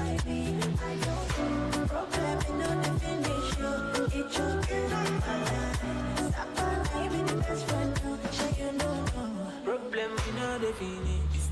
Make it try to enjoy. kata kata uru no the finish. Make you try to enjoy. Problem is not the finish. Make you try to enjoy. We dance like Luala, Luala. We dance like Luala, Luala. We dance like Luala, only you the best thing for me, I know nobody can come home. Nobody, nobody. You feel like I don't win it, I know if you pull it down, no. Girl, I'm whiskey away, on holiday to Mozambique. Follow me go to Mozambique. Baby girl, are you on your way? We have 3 minutes more. 3 minutes more.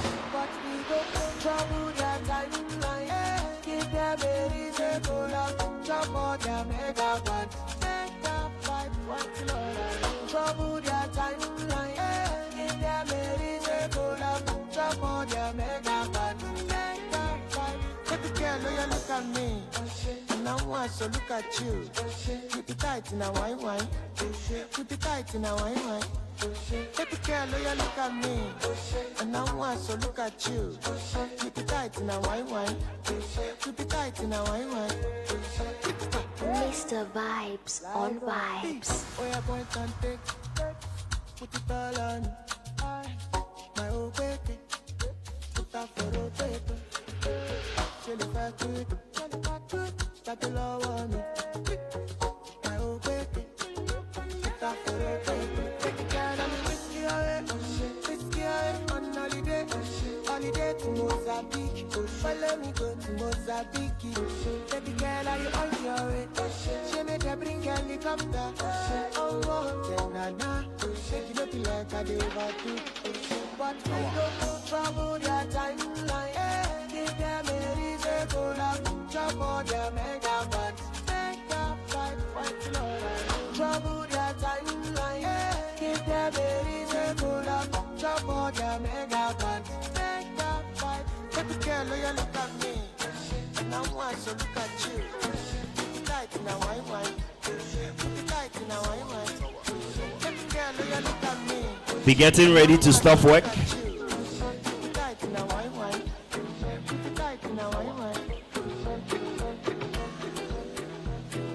Be getting ready to stop work. Give me love, it no good on me. You see your body carry something I never understand. I must confess, your body very offensive. It is scatter my defense, yo.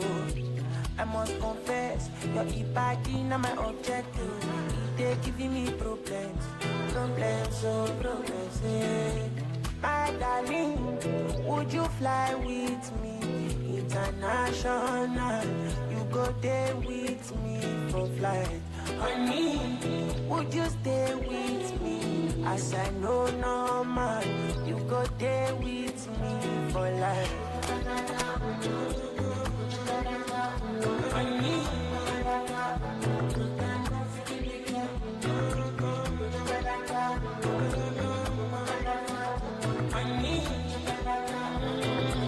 40 seconds more. 37, 36, 35, 34, 32, 30, 29, 28, 27, 26, 25, 24.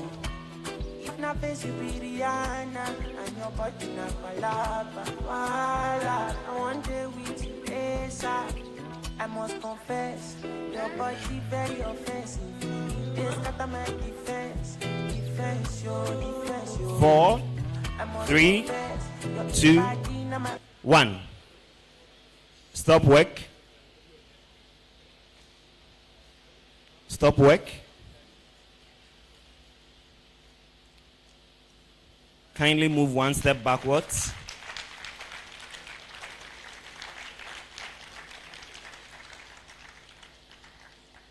Now we are going to hand it over to our judges. They are going to ask them questions, and probably they are going to demonstrate.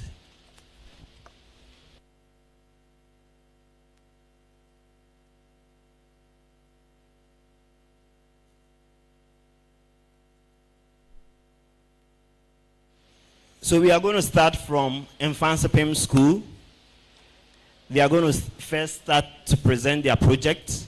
Then the judges are going to ask them questions. So Mfansipim 3.1, Gambia, St. Peter's, then Obuasi. Each school has 5 minutes. So can we have, okay, right.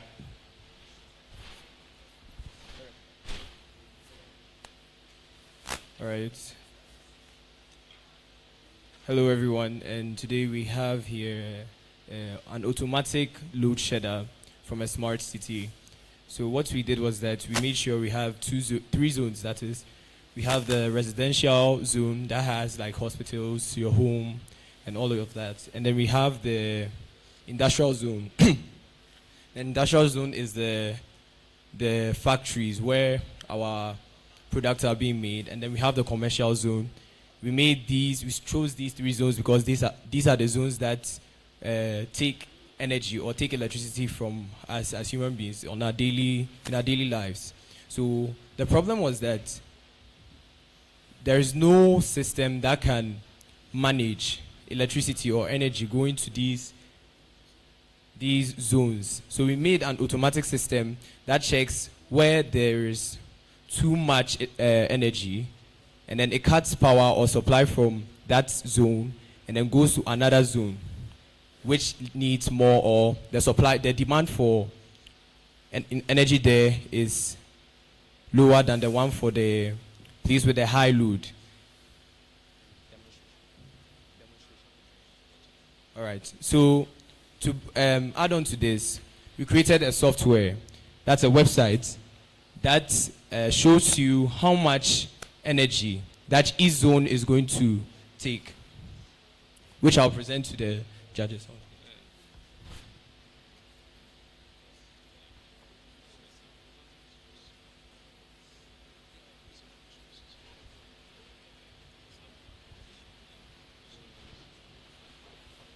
And so while he's presenting it to the judges, we are going to explain a few of the components that we use.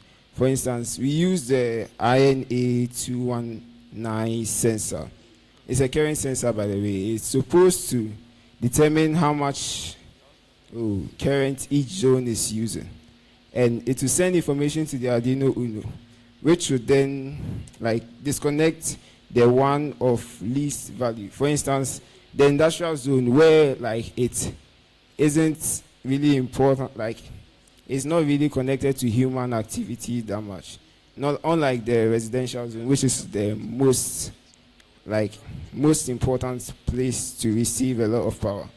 So the INA219 current sensor here would send information to the Arduino Uno, which would then disconnect the place of least importance. And this will help manage the energy that we use, so that the places where most of the activities are going on will continue to work. For instance, the hospital, where it's important for them to have power. It's important for them to have it's important for them to have power so that they'll be able to save human lives. These are the places where most of the current is needed. And so the sensor will send signals to the Arduino Uno, which will disconnect places like the factory and send most of the power to the hospital so that it will be using the current. Yeah. So please, to add more information. So there's a current sensor which senses the amount of current going through the whole city. So if it exceeds a certain threshold, which could cause damage to transformers and other stuff, it cuts power from the less relevant areas before it gets to more relevant areas. So for example, we start cutting power from homes, then we go to industrial areas, then before hospitals. This saves the activities going on in the hospitals to ensure that everything is still effective. and no patient dies. If it's very critical, everything is taking place at the right time. So in addition to that, to save power on our roads, we have an ultrasonic sensor to detect if there's motion. So if there's motion on the road, that's when the lights, the street lamps turn on to save power. And if there's no motion, they all go off. And yeah, so please, that's all we have for now.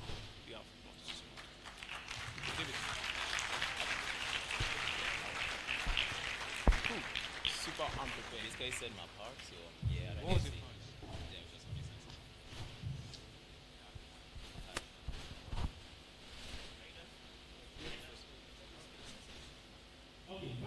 Thank you for your presentation.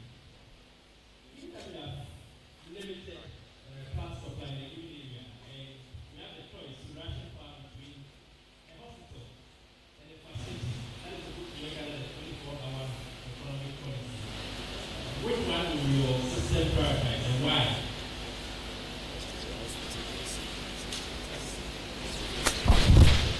So please, our system will prioritize the hospital, and this is because lives are saved in the hospitals. So if there's power outage in the hospital, imagine if like during a surgery, then power goes out. It affects whoever is being worked, like whoever the surgery is being done on. Yes, please. Thank you.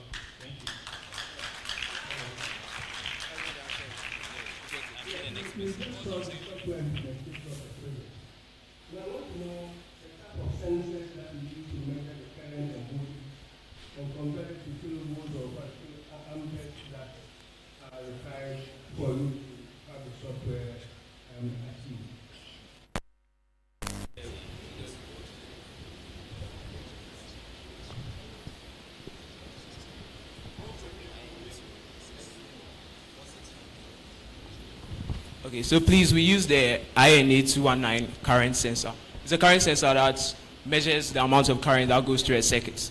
So we give a threshold of 465 kilowatts. So when the current exceeds 465 kilowatts, it starts cutting off power from the less relevant places before it gets to the more relevant places. Okay, thank you. And the voltage? Please, the same INA 219 sensor senses for voltage too. And how did you measure the voltage? Please come again. The voltage, how was it measured?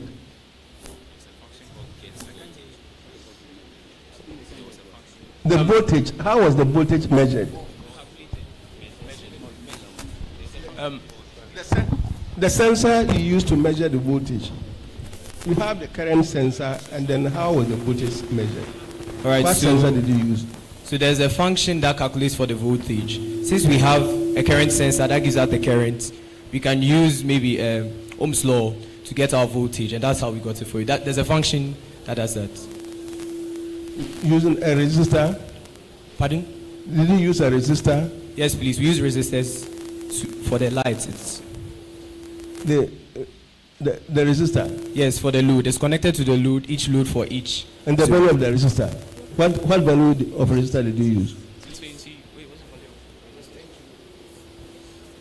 10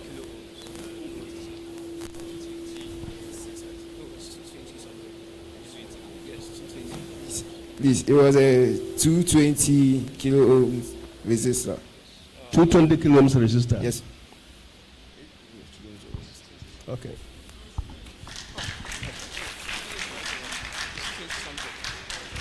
All right, good. You mentioned Ohm's law. Can you quickly state Ohm's law, please? All right. So please, Ohm's law states that the current flowing through Ohm's law states that the potential difference across a conductor is directly proportional to the current flowing across that same conductor at constant temperature. Thank you. Thank you, Infansipim. We'll move on to YM Lab 3.1. Kindly let's have the time, please. 5 minutes.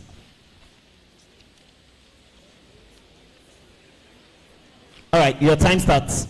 Okay, So in a world where power must be wise, we build a grid that thinks and decides, not just wires that lies the night, but a system that manages the energies right.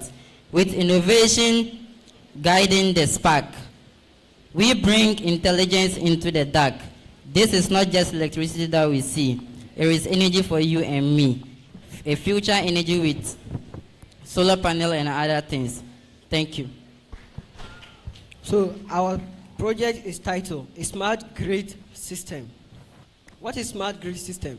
It's an advanced electrical system that uses technological sensors, digital systems, and many more to operate electricity, to monitor and manage electricity in our area efficiently.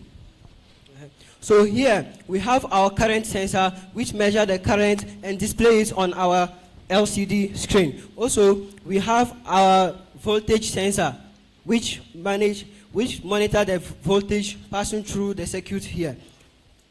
So here, according to our LCD screen, the power here cannot power the non-essentials, and our program is being programmed that when the power is not enough to power all the system, the non-essential area should go off, and then the power should go to essential areas.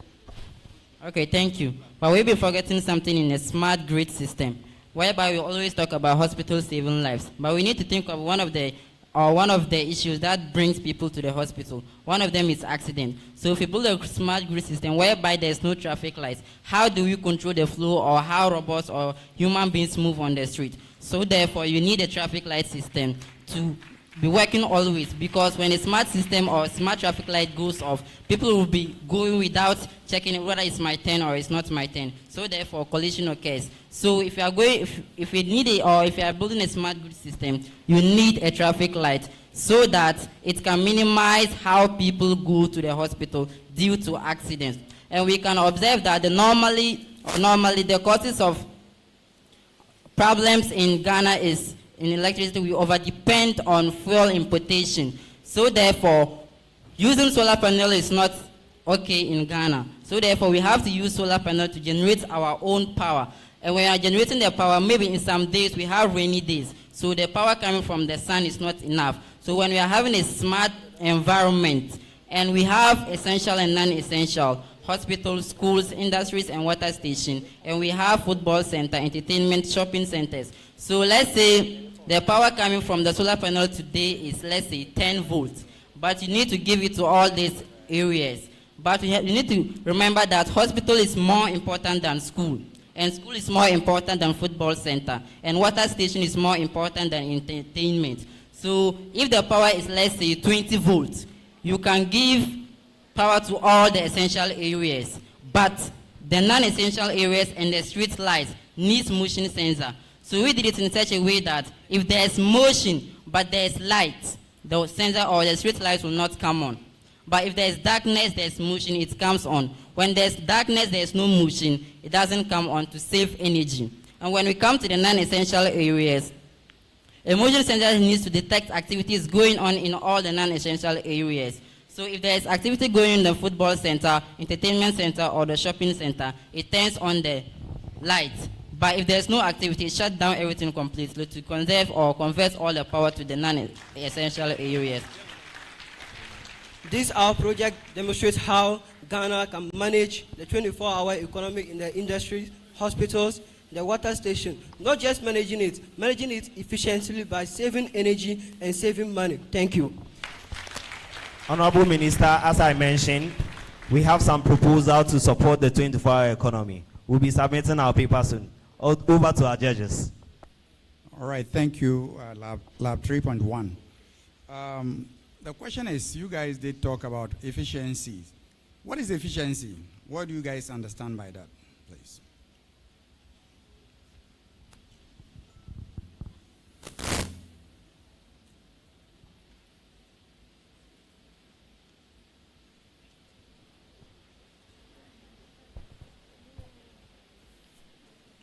So basically, in our real life, efficiency is about managing something more responsibly.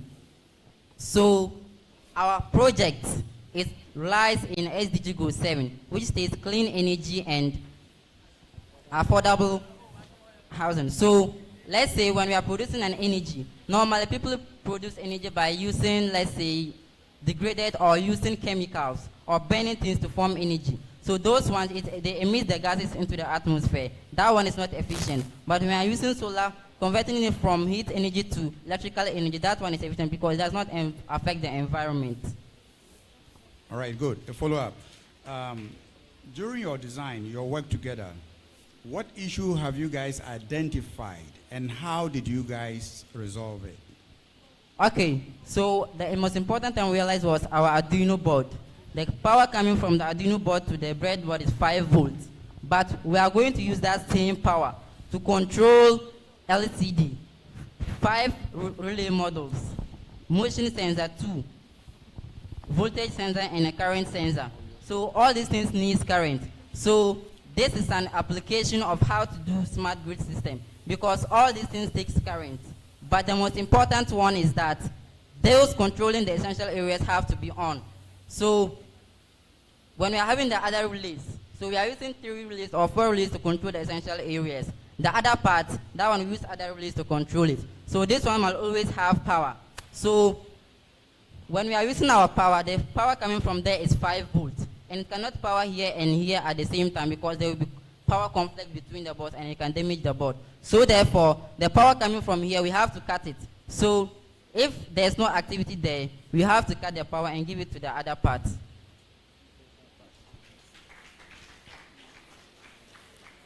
Okay, great. What distinguishes your system from anybody else's? Because they all look quite similar. What's the differentiator? Please, the question again. What differentiates your system from the other systems we're looking at today? What's unique about it?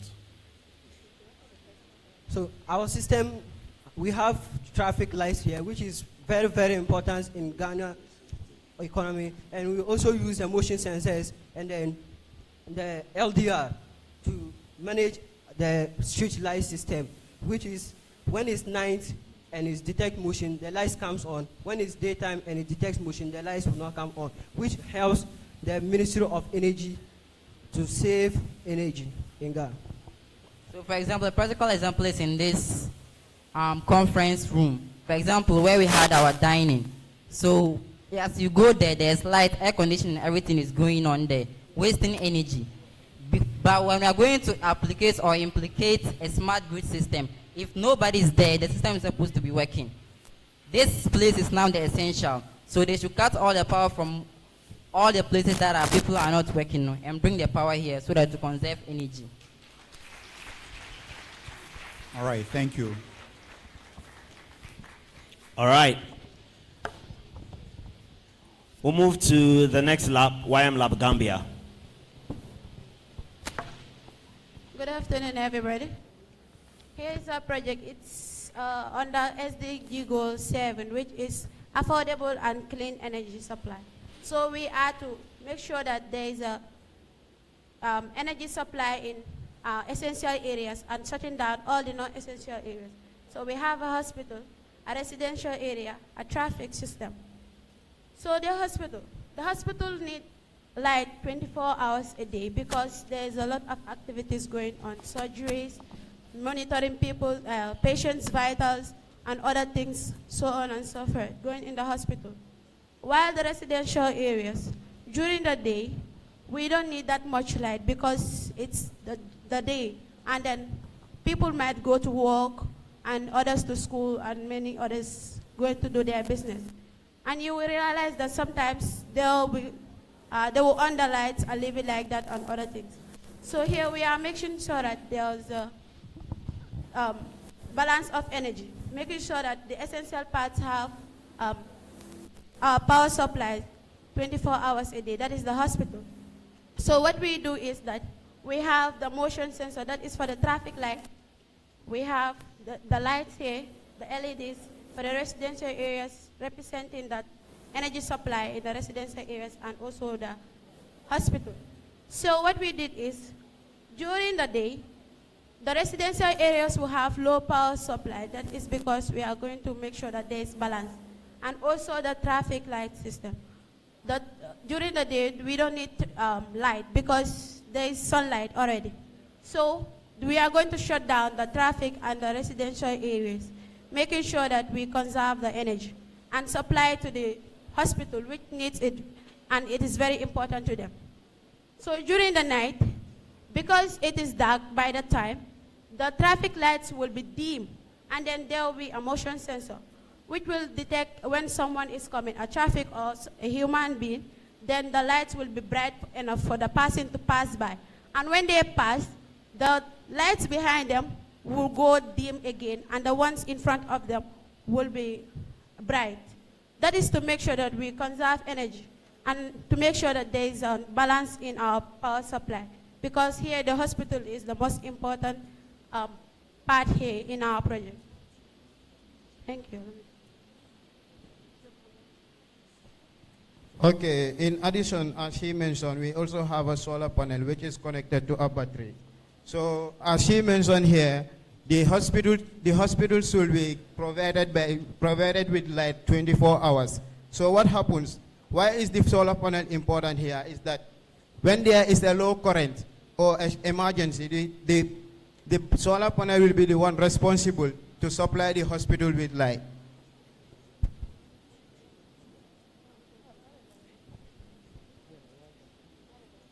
So as he was saying,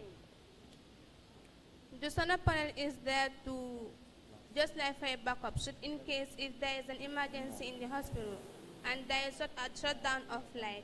So the solar panel will recharge a battery here. There is a rechargeable battery that will supply energy to the hospital, because it's not every day you have sunlight in our country, especially in Gambia. Thank you.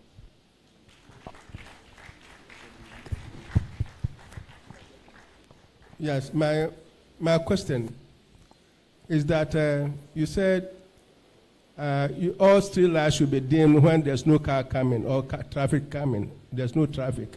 Yes. What about fighting armed robbers? How can the police fight armed robbers? Robbers that are on the street. Listen, please. If the street lights are all dim, you can't see anybody. How can the street, and there are a lot of armed robbers around the place, how can the police fight these people? That's why the motion sensor is there. Because if someone is there, the light will be bright. And if no one is there in that area, then the lights will become dim. That is to make sure that we are saving the energy.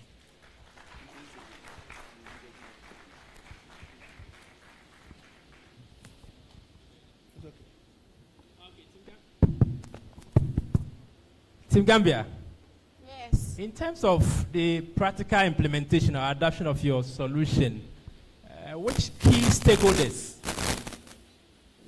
stakeholders would you engage to pitch the idea to get it practically implemented? In the Gambia, it will be the NAWEC, that is National Water and Electrical Service. Are they the only stakeholder? No, they are a company that supply us with water and electricity.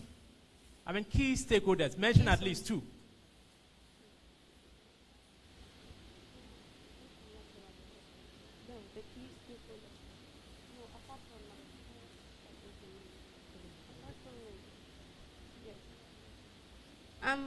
Apart from NAWEC, we can also pitch it to the private individuals so that if they need it, they can also come to get it from us.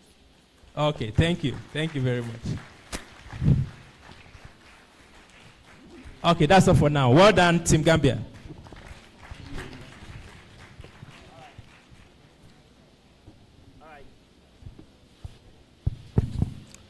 Let's move to St. Peter's SHS. Good day, panel of judges. Good day, ladies and gentlemen. Before I start, I want to ask a question. Which one do we need? Is it more energy or smarter and well-balanced energy? In one part of a city, a home that didn't contain anyone was brightly colored, shining with light. On another street, there was no light. And yet, in another hospital, the doctors were struggling to keep their machines running. Ladies and gentlemen, imagine yourself being in that hospital bed. Your life is at stake. every breath actually matters. Every second that passes is really at stake. What will you do? You are in that hospital bed, and then all of a sudden, pop, power goes off. What is the next step?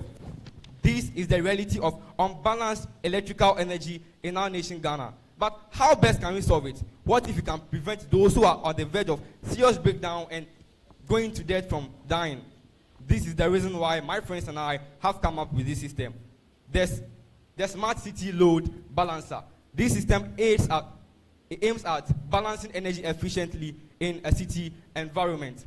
At the heart of the system is the Arduino Nano, which serves as the main brain of the system. The system covers the Sustainable Development Goal 7, which aims at ensuring affordable, reliable, and modern energy for all. Now let's see how it works.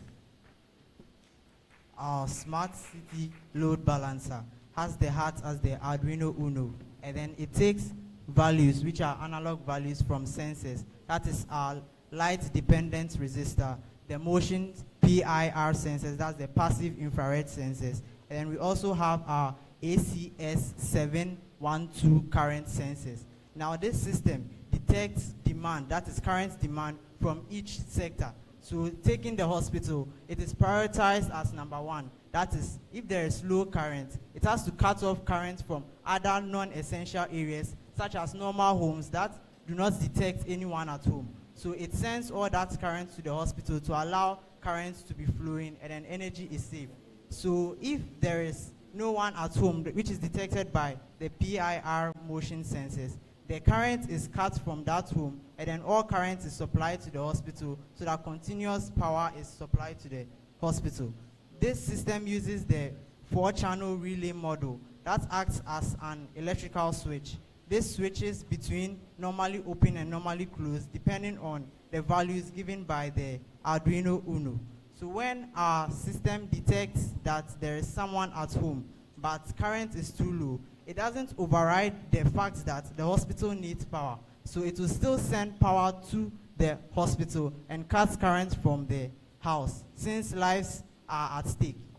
Now our system also has the light-dependent resistor, which checks for ambient light, that is whether it is day or night, it varies resistance based on ambient light. So when there is high amount of light, the resistance is high. Therefore, it indicates that it is daytime. These values are sent to our Arduino Uno, which makes a decision to cut off power going to the street lights, to turn them off to save energy. Now when there is low light, resistance is low, hence the power is switched on by the relay, which is giving the sensory information by our Arduino Uno to turn the street lights on. So when you plug our system, that is, you turn it on.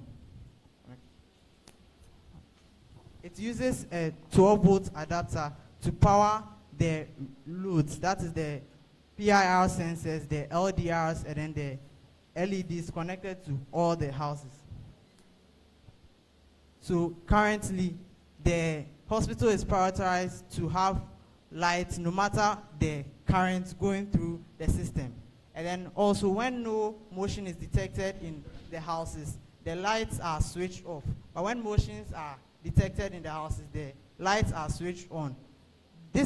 Right now it is switching on because the current is enough to supply both the hospital and the houses. But if it wasn't enough, power will still not go to the houses, but go to the hospitals. So, in collaboration with the Sustainable Development Goal 7, we are not just creating something. No, we are engineering reality. We are creating a future framework. Thank you.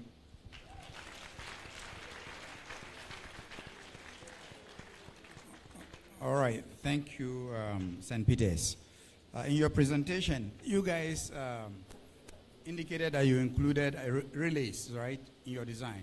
Yes, please. So what are relays? How do they work? Relays are electronical switches that work with the phenomenon of electromagnetism. That is, when current flows through it, there's an electromagnet which pulls a metal, that is to touch the circuit to either close it or open it. So So once the signal is sent, an electromagnet is created when current flows through it, and then it either moves the metal to close or open the circuit. Right, okay, thank you. A follow-up. So as you guys work together, what are some of the challenges that you guys discovered, and how did you resolve it?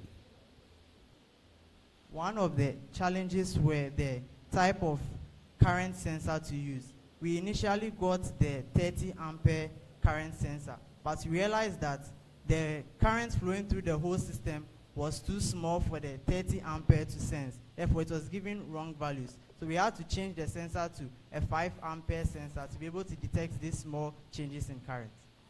All right, thank you. Realistically, would you be able to implement this in your community? If so, where would you start, and who would you seek support from? We would start from our school, and then we will seek support from the ECG and also NGO partnerships that will be able to sponsor us to be able to implement this system.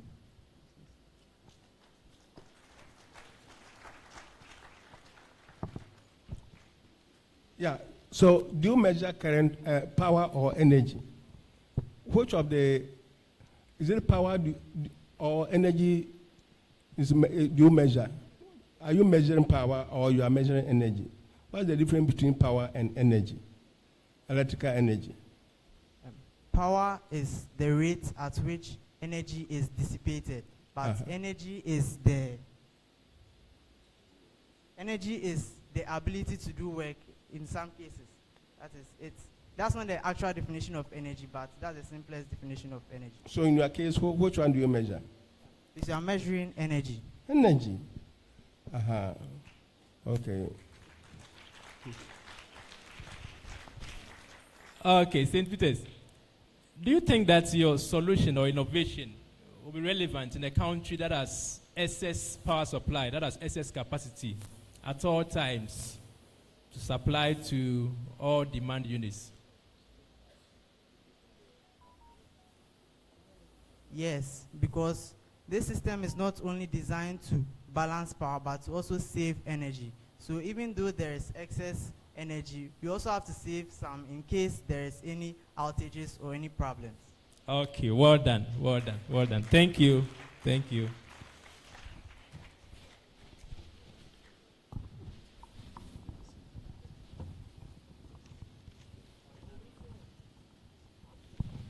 Finally, we have Obuasi Sektek present to us. Good afternoon, distinguished judges and all protocols duly observed. My name is Mary, and I'm here with my teammates, presenting on our project titled the Osikeni Smart Energy Management System, a smart energy management system that utilizes sensors and removes connections. In Ghana, day in and day out, citizens encounter several problems associated with the SDG 7, which is clean and affordable energy. And this includes high cost of electricity, high energy consumption, frequent power outages, doomsday, and fire outbreakages. And the objectives of our projects is to design and build a smart energy management system that automatically control lighting based on human presence and environmental conditions, and automatically control fans and air conditions based on room temperature, display real-time data on an LCD screen and then the owner's mobile phone, and also be controlled both remotely and automatically. Honorable Minister, in June 2025, the Anglo Gold Ashanti constructed a robotics center for our school, and then we implemented our system into the robotics center. We have been able to save approximately 20,000 Ghana cedis since the center was handed over to us. And then, distinguished judges, we have also implemented this in our school, in our dormitories, assembly halls, classrooms, and in our sick bay. And the system has yielded remarkable results, reducing our energy consumption by an amount of 2,000 Ghana cedis. Isn't this wonderful? Our system has also reduced all kind of unsafe and inefficient systems in our cities and in our schools. It's not only in our schools, but our churches, in a marketplace, and everywhere at all. The cost of building is 2,000 Ghana cedis, and the cost of installation is 500 Ghana cedis. People who use this once and people who want to implement this will reduce their energy consumption approximately by 2,000 Ghana cedis monthly and 24,000 Ghana cedis yearly. So this is how our system works.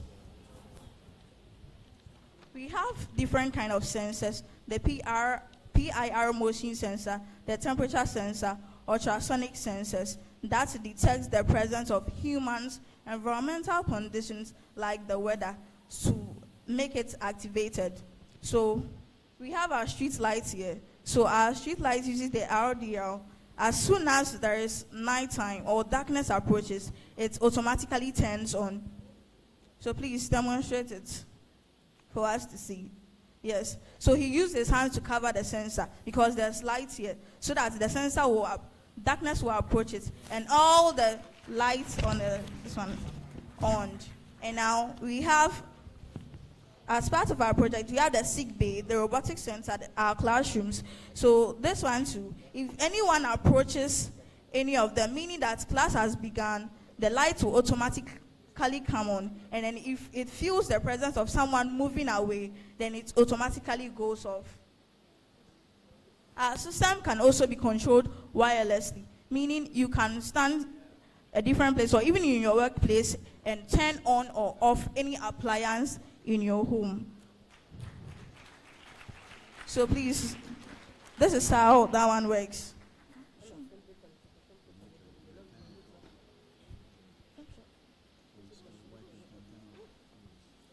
So please, this is how he's about to show it to you. So as soon as you turn on any of them, it just turns on.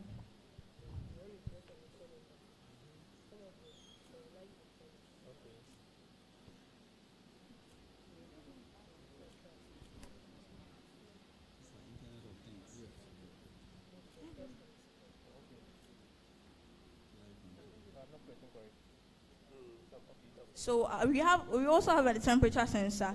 That is when the room is hot, the system will automatically turn on the fan. Yes. And if the room is warm, if the room is very cold, the system will automatically adjust it. Some people wanted the cold weather, so that one we programmed it to adjust it, not to off it. So it will adjust it for you. As he's demonstrating it here. So it has automatically turned on the fans. So one wonderful thing about our system is that we utilize renewable energy in turning on and off our lights. Every light you see here is powered by our solar panels.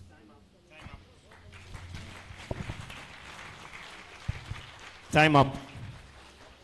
All right, team Obuasi Sectech, excellent job. You guys have done a good job. A quick question for you guys. You did mention that you guys implemented some robotics, all right? I know it's not closely related, but what are the key components of robot? Please, you said, pardon. What are the key components of a robot? So it must be autonomous. Okay. Yes, it must be autonomous. That's the one. It learns as it continues to work. It continues to learn, and then it integrates different kind of sensors in its functioning as well. Okay. All right. Thank you. And also to quickly, you have solar cells, right? How do you generate your power? What is the source? Your source of power. How do you generate your power? So we used our solar panel to charge the batteries here. So the batteries are actually rechargeable. So we use that one to charge it. Since there is no sunlight here, we charge it and then use to power our lights. So your solar panel, how does it convert your energy into power? So it uses either an inverter or a rectifier to change the current from an alternating current to a direct current. So this is actually a direct current.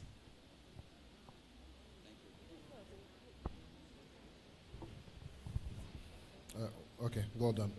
Let's go back to the commercials. You mentioned it costs 2,000 to put it together, or 500 cities. You mentioned two different numbers. Let's hear that again. So the cost of building this thing, the system is 2,000 Ghana cedis. And if you want to install it in a place like this hall, then it will take 500 Ghana cedis. So in total, 2,500 Ghana cedis. Okay, that's fine. So that means you can do it for other companies as well. That's fair. Nice. Well done, Obasek Take. Assuming I'm the headmistress of a private junior high school, in 30 seconds, convince me why I should subscribe to your solution. First of all, the school, if it's a private school, specifically a private school, as you mentioned, it is the school who will pay the bills that is coming. So our system will first of all reduce the bills. And then leaving your dormitories with electrical appliances on is one of the dangerous things to do, because at any point in time, there can be a fire outbreak to destroy your properties, and if there's even a student there, you know, to kill them. So our system will automatically turn everything off if they are going to the classroom to study, and then for preps as well. Okay, well done. My last question. Mention two regulatory agencies in the power sector you will engage to be able to get this solution implemented. The inverter and the rectifier. An inverter and a rectifier. I mean, two agencies, including one regulatory agency in the power sector, you will engage to get this solution adapted. Sorry, please, we didn't hear the question well. And actually, the agencies who involve them in this is the Minister of Education. Since we are implementing this in our schools, we need the Minister of Education, the whole ministry, to involve in it so we can implement them in our schools, and also the Electricity Company of Ghana. Okay, I said the power sector, so maybe ECG and the PURC. That's what I wanted to hear, but it's fine. You have done well. Well done. Thank you.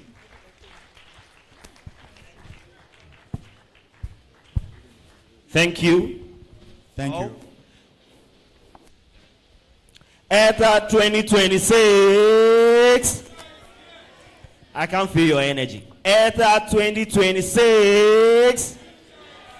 Who becomes the most innovative lab? Who becomes the most innovative lab? Who becomes the most innovative lab? All right, tomorrow we are going to find out who becomes the most innovative lab.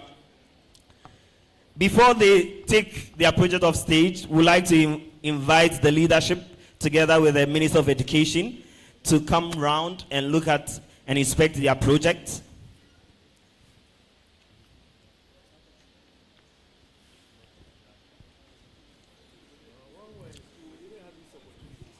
Whilst the leadership and the minister is coming, I'd like to remind us all that tomorrow we are going to have the finale for the quiz session.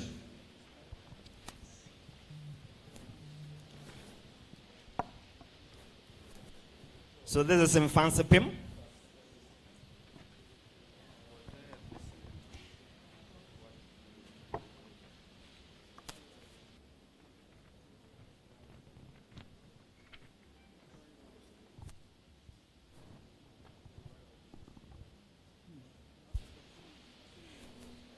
Tomorrow early in the morning, we are going to have the finale session of the quiz, and we therefore entreat the finalists, especially the SHS. We are going to take the SHS first. All the finalists for the SHS schools, please be here on time. Between 7:30 a.m. to 8 a.m., all the finalists should be here. Between 7:30 a.m. to 8 o'clock a.m., all the finalists are to be here.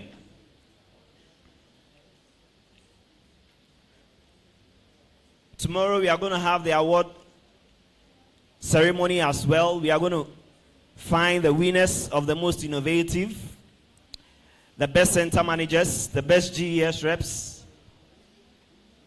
and the most sustainable lab. as well.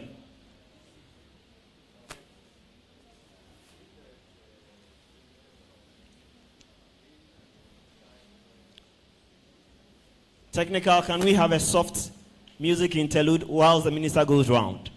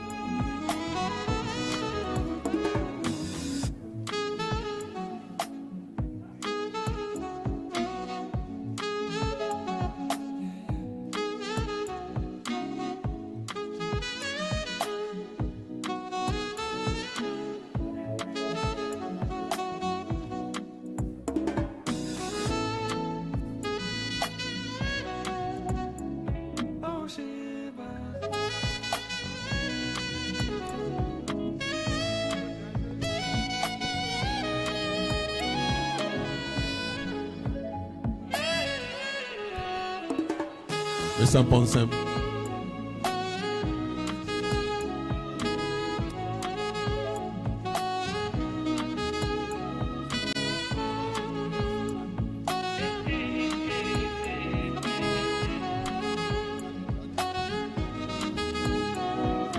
You're such a rush, my baby, slow down, come find your love. I'm hoping you see me, come serve it up. Loving when you stir it up, that body belong on TV. Oh, this feeling I can hide, you're feeling up my mind, and I just don't know why.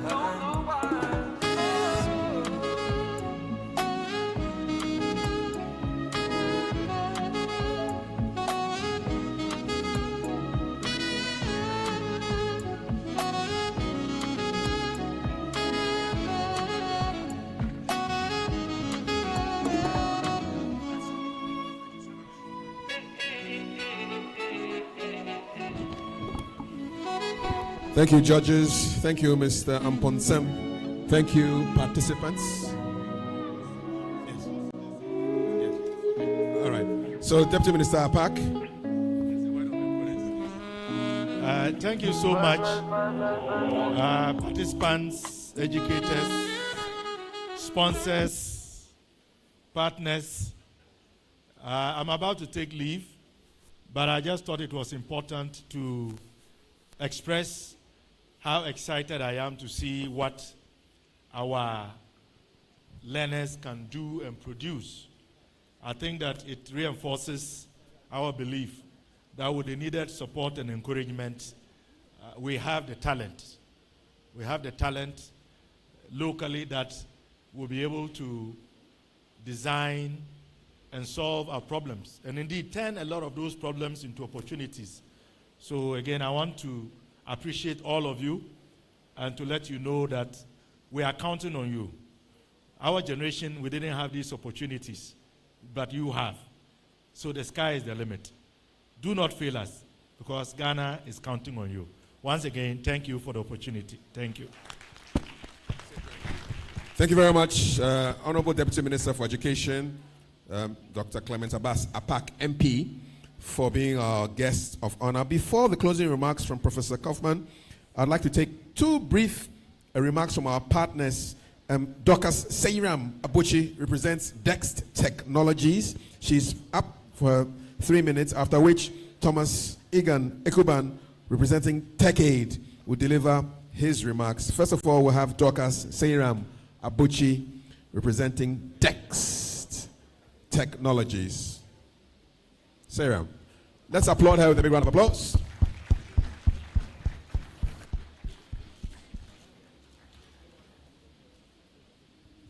Are they still supposed to be here? Can they go? Can they go? Can they go? Can they sit down? You are dismissed. Yes. You can leave your stuff here, or you want to take it away. Okay, take it away. Take it away. Dorcas, over to you. Airtad 2026. Airtad 2026. Oh, Airtad 2026. On behalf of Dex Technology, it's an honor to be here at the 5th anniversary of Airtad. A round of applause to yourselves for making it this far. At Dex, we don't just make kits, we bridge the gap between rote learning and practical science education. So we created the science set to put an entire laboratory inside your school bags or on the table of every student in Ghana who do not have access to practical tools to enhance their STEM education. We have reached over 120,000 students, not to teach them how to chew and pour experiments, but to teach them how to solve problems that don't even exist yet. And that is what Airtad is enhancing in Ghana. Let's give them a big round of applause for the input and the efforts they have put into this program. If you would agree with me, I would say that we are in a generation where you do not need permission to be creative and be innovative. Am I right? Exactly. So the science set, when you receive it, is in your hands as a weapon for deep creativity, and believe me when I say that it's going to help you to be more creative and harness it to the fullest. So don't just be a part of Airtad to compete as a robotics competition to win or win a trophy. But it should be that you compete to prove that your mind is the most powerful resource that you have, and you are here to go all out for it. Thank you so much, Airtad, for bringing us on board. Thank you so much to you for also making it possible. Do enjoy the rest of the evening. Thank you very much, Dorcas from Dex Technologies. Now from Tech Aid, let's welcome Thomas Egan Ekuban.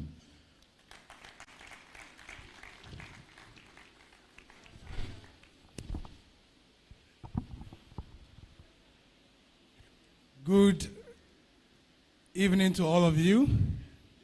I said good evening to all of you. So we are TechAid and we are the producers of the Asanka. Now, to our people Sohain, how much data do you buy in a day to learn? Yes, 20 city, 30 city, what? 50 cities. 60 cities. Wow. So with Asanka, it's a learning platform that works totally offline. And you have access to rich educational materials. You have access to interactive quizzes and games.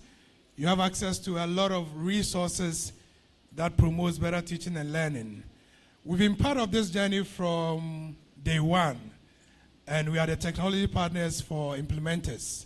So all the makerspace equipment you see, the trainings that are going on, the exhibitions you've seen so far, TechAid is the brain behind it as a technology partner. We want to recommend Asanka to every parent here, every school owner here, where data does not become a problem for you. All you need to do to have access to the platform, learn, practice your exam, and pass. So when I say Asanka, you say smart learning anywhere. Asanka. Can we do the last one? Asanka. So next year, I want to see all of you being on our platform and learning. Thank you.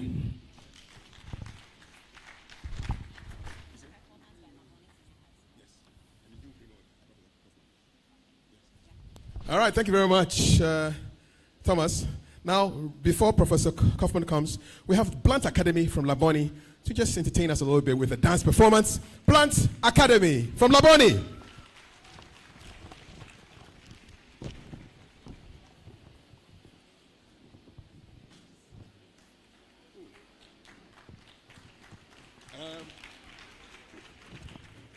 Boss, come, make a shift up.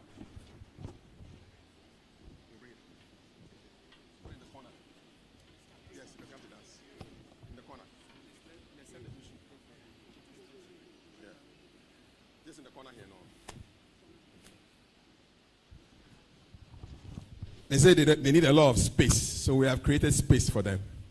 All right. We're good. Ladies and gentlemen, please welcome.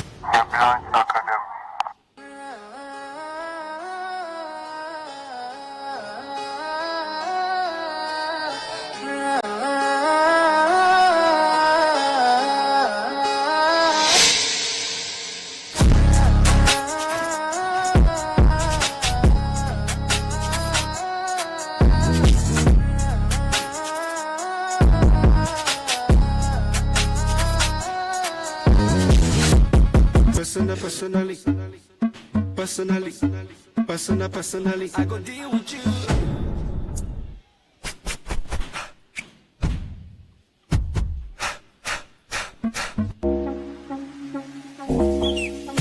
Asa money, asa money. Turn us this on. Asa money, asa money.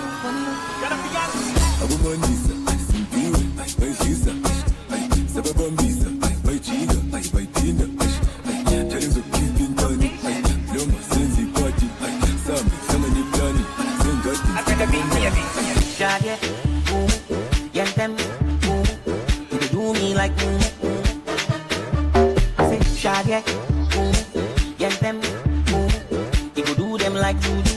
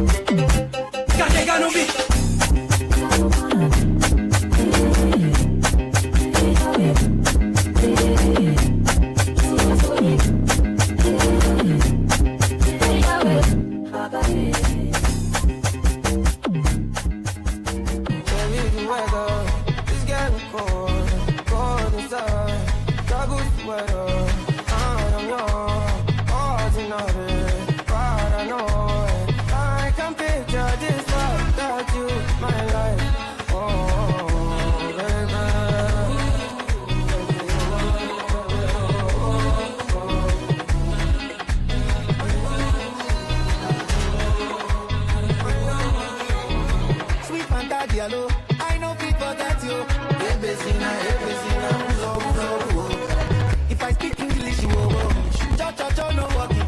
I know I punish you, I want to punish you. If you see my baby, you go shut up.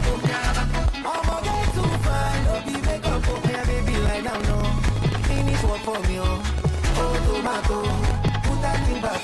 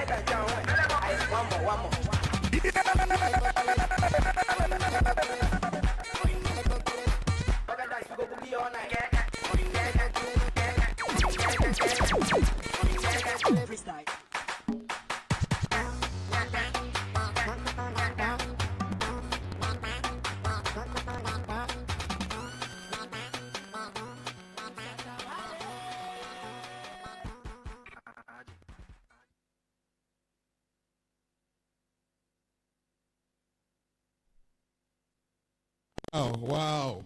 Plant Academy in Laboni. Put your hands together for them again.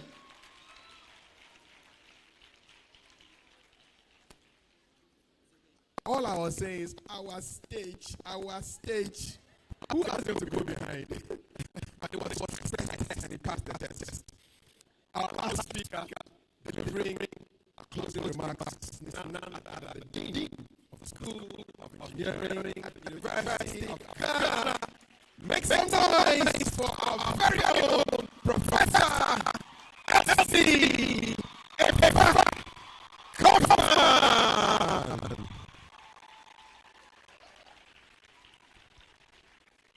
The problem of the day was already solved.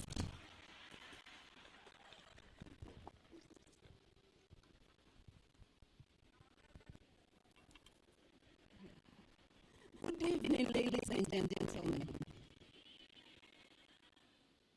What an amazing day it's been, hasn't it? Airtad 2026. Airtad 2026. As I was watching the dance, I was thinking about the biology, the physics, the chemistry, the mathematics, and the engineering. I think we want to from the School of Engineering Sciences, where you have been part of Airtad for the past 5 years. Congratulations. I am yet to meet anyone who has experienced Airtad and has not been impressed. As I was mentioning, you see, even the dance was full of opportunity to learn. So I mentioned the biology. Can you imagine how many muscles the human body has? The muscles that hang on the bone structure.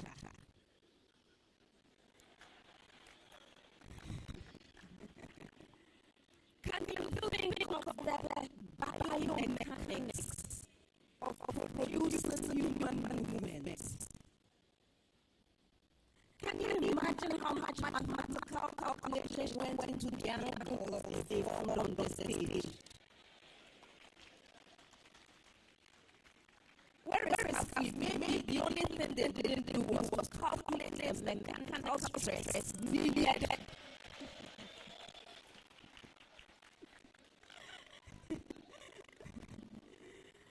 Okay, we had a really good day. From the beginning with various partners speaking and lending their voice to the work that has been done here at Airtad. I know my dear friend Patrick Ewua was here to speak. There was even involvement from Nana Dakon ALX, right? There was a panel discussion. We had our own Dr. Deborah Rose speaking at the beginning. We had comments from UNESCO, NACA, and the Embassy of Japan. All of these things shows that in order to do something as remarkable as what we are seeing here, we need partnerships. Partnerships. We also saw the basic school pitch. We saw an AI session from Dr. Hepsi Tego, and we saw the guest of honor, Dr. Clement Apak, Deputy Minister for Education. The partnerships are important and necessary. Now, from our students, we also saw the senior high school finals. What we have learned over and over again is this, that when we give our young persons the opportunity to showcase what they have, when we challenge them and we work together to provide them with the resources that they need, they can do amazing things.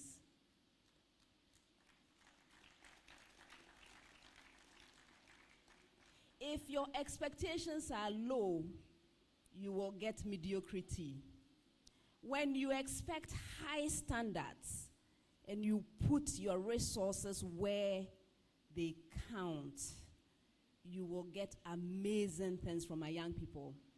Who here does not believe that we have talent, that we have potential, that we have the capacity to understand our own problems and to provide possible solutions?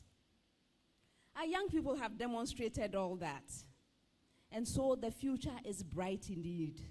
But what we need to do is to provide opportunities like what we are doing here with Airtad, with what the Yamransa labs are doing, with what the people that finance these things do, and the encouragement the teachers and coaches are providing, and we will do amazing things.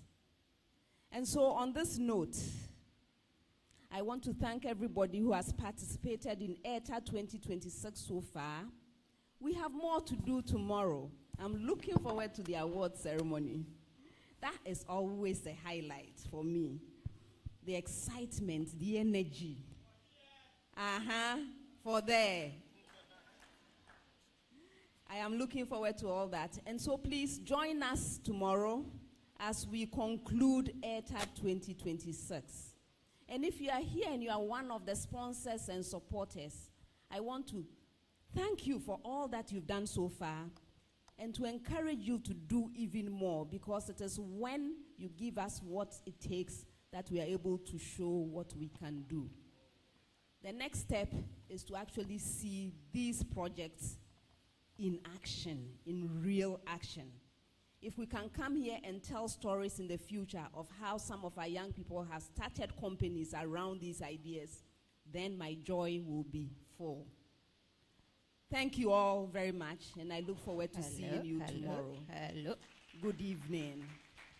Good evening. Thank you so much, Prof. Thank you very much. Thank you. Thank you so much. Yes, indeed. So we've come to the end of our program. It's been a long day. Who do we say thank you to in terms of our partners and sponsors? Well, quite a number of partners, organizations, institutions as well. Let me start from UNESCO. So we have sponsors and partners: Ghana Education Service, we have UNESCO, Academic City University, Anglo Gold Ashanti, Obuasi Mine, Twelium Industries, Unichem, Dex Technologies, Ghana Editech Alliance, Tech Aid, and Fair Afrique. Okay, and I think our media sponsors, media partners, GH1 TV and Joy News. We've come to the end of day one. If this was a football game, this would just be half time. Yes. Which means we are coming again tomorrow to finish everything. Right. On behalf of the organizers, I'd like to say thank you so much. Everybody put your hands together. And then give me a 5 because we have 5 years. Let's just see a 5, a 5, a 5, a 5, a 5, a 5. We'll take some photos now. Students, please don't go. Let's take some photos before you go home. Okay? We're out of time. So can we have our guests please come up on the stage for a big photo? On behalf of the organizers, I'd like to say thank you. My name is Kafri Day. My name is Harriet Nati. We'll see you tomorrow. There's no AKA. AKA Airtad. So we have with some photos, Dr. Rose, all of us. Prof, please come up. Please come up on the stage. We're going to take a nice big photo. Please, let's have all of you here for the picture moment. Teachers, can the students come and take photos with us? Let's document this moment. Please come upstairs. Mary's, come and take photos, okay? Students, Accra girls, Mary's, Ebri girls, Laboni, I've seen all of you. We want you in the photos. You are the reason we are here. Please, teachers, release your students, come and take photos before they go, okay? The students can be here. On the lower level, yes. Fill this place for me first. Please, students, come. Is this Ebri girls? Ebri girls, come and see. Beautiful uniforms, you want to leave? Come and take photos with us before we go. We beg you. You will see your photos. And managers, everybody just come up. It's a big photo. It's a big photo. No discrimination. Some on the stage, some down here. This place is empty. Come and stand here. Okay? Students, please come. Big photo. All the labs. It's a big photo. Nobody's going to be jumping on the stage anyway, so. Yeah, some can come on the stage as well. There's space on the stage. All right? Everybody come. Big photo. Big family photo. Achimota School. I see you. All students, come. Some on the stage. Some on the stage, some below. Some on the stage. There's space on the stage. Come. There's space next to me. Come. Yes, come. The stage is safe, don't worry. Nobody's jumping. Come. All of you come. There's space here. Come here.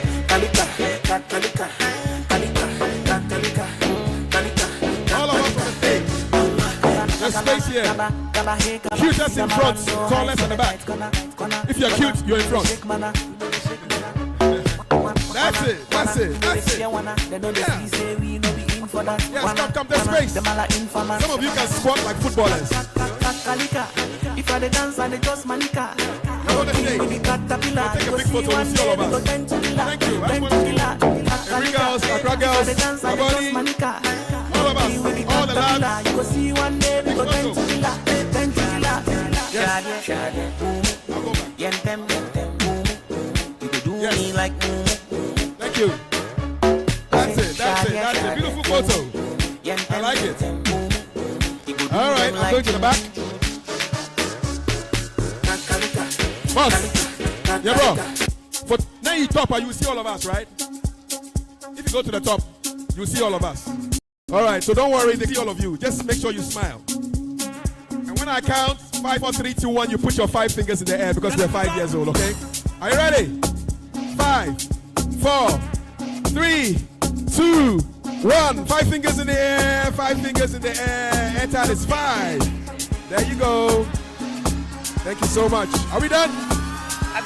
We're done? Thank you very much. Safe journey home. See you tomorrow, God willing. God bless.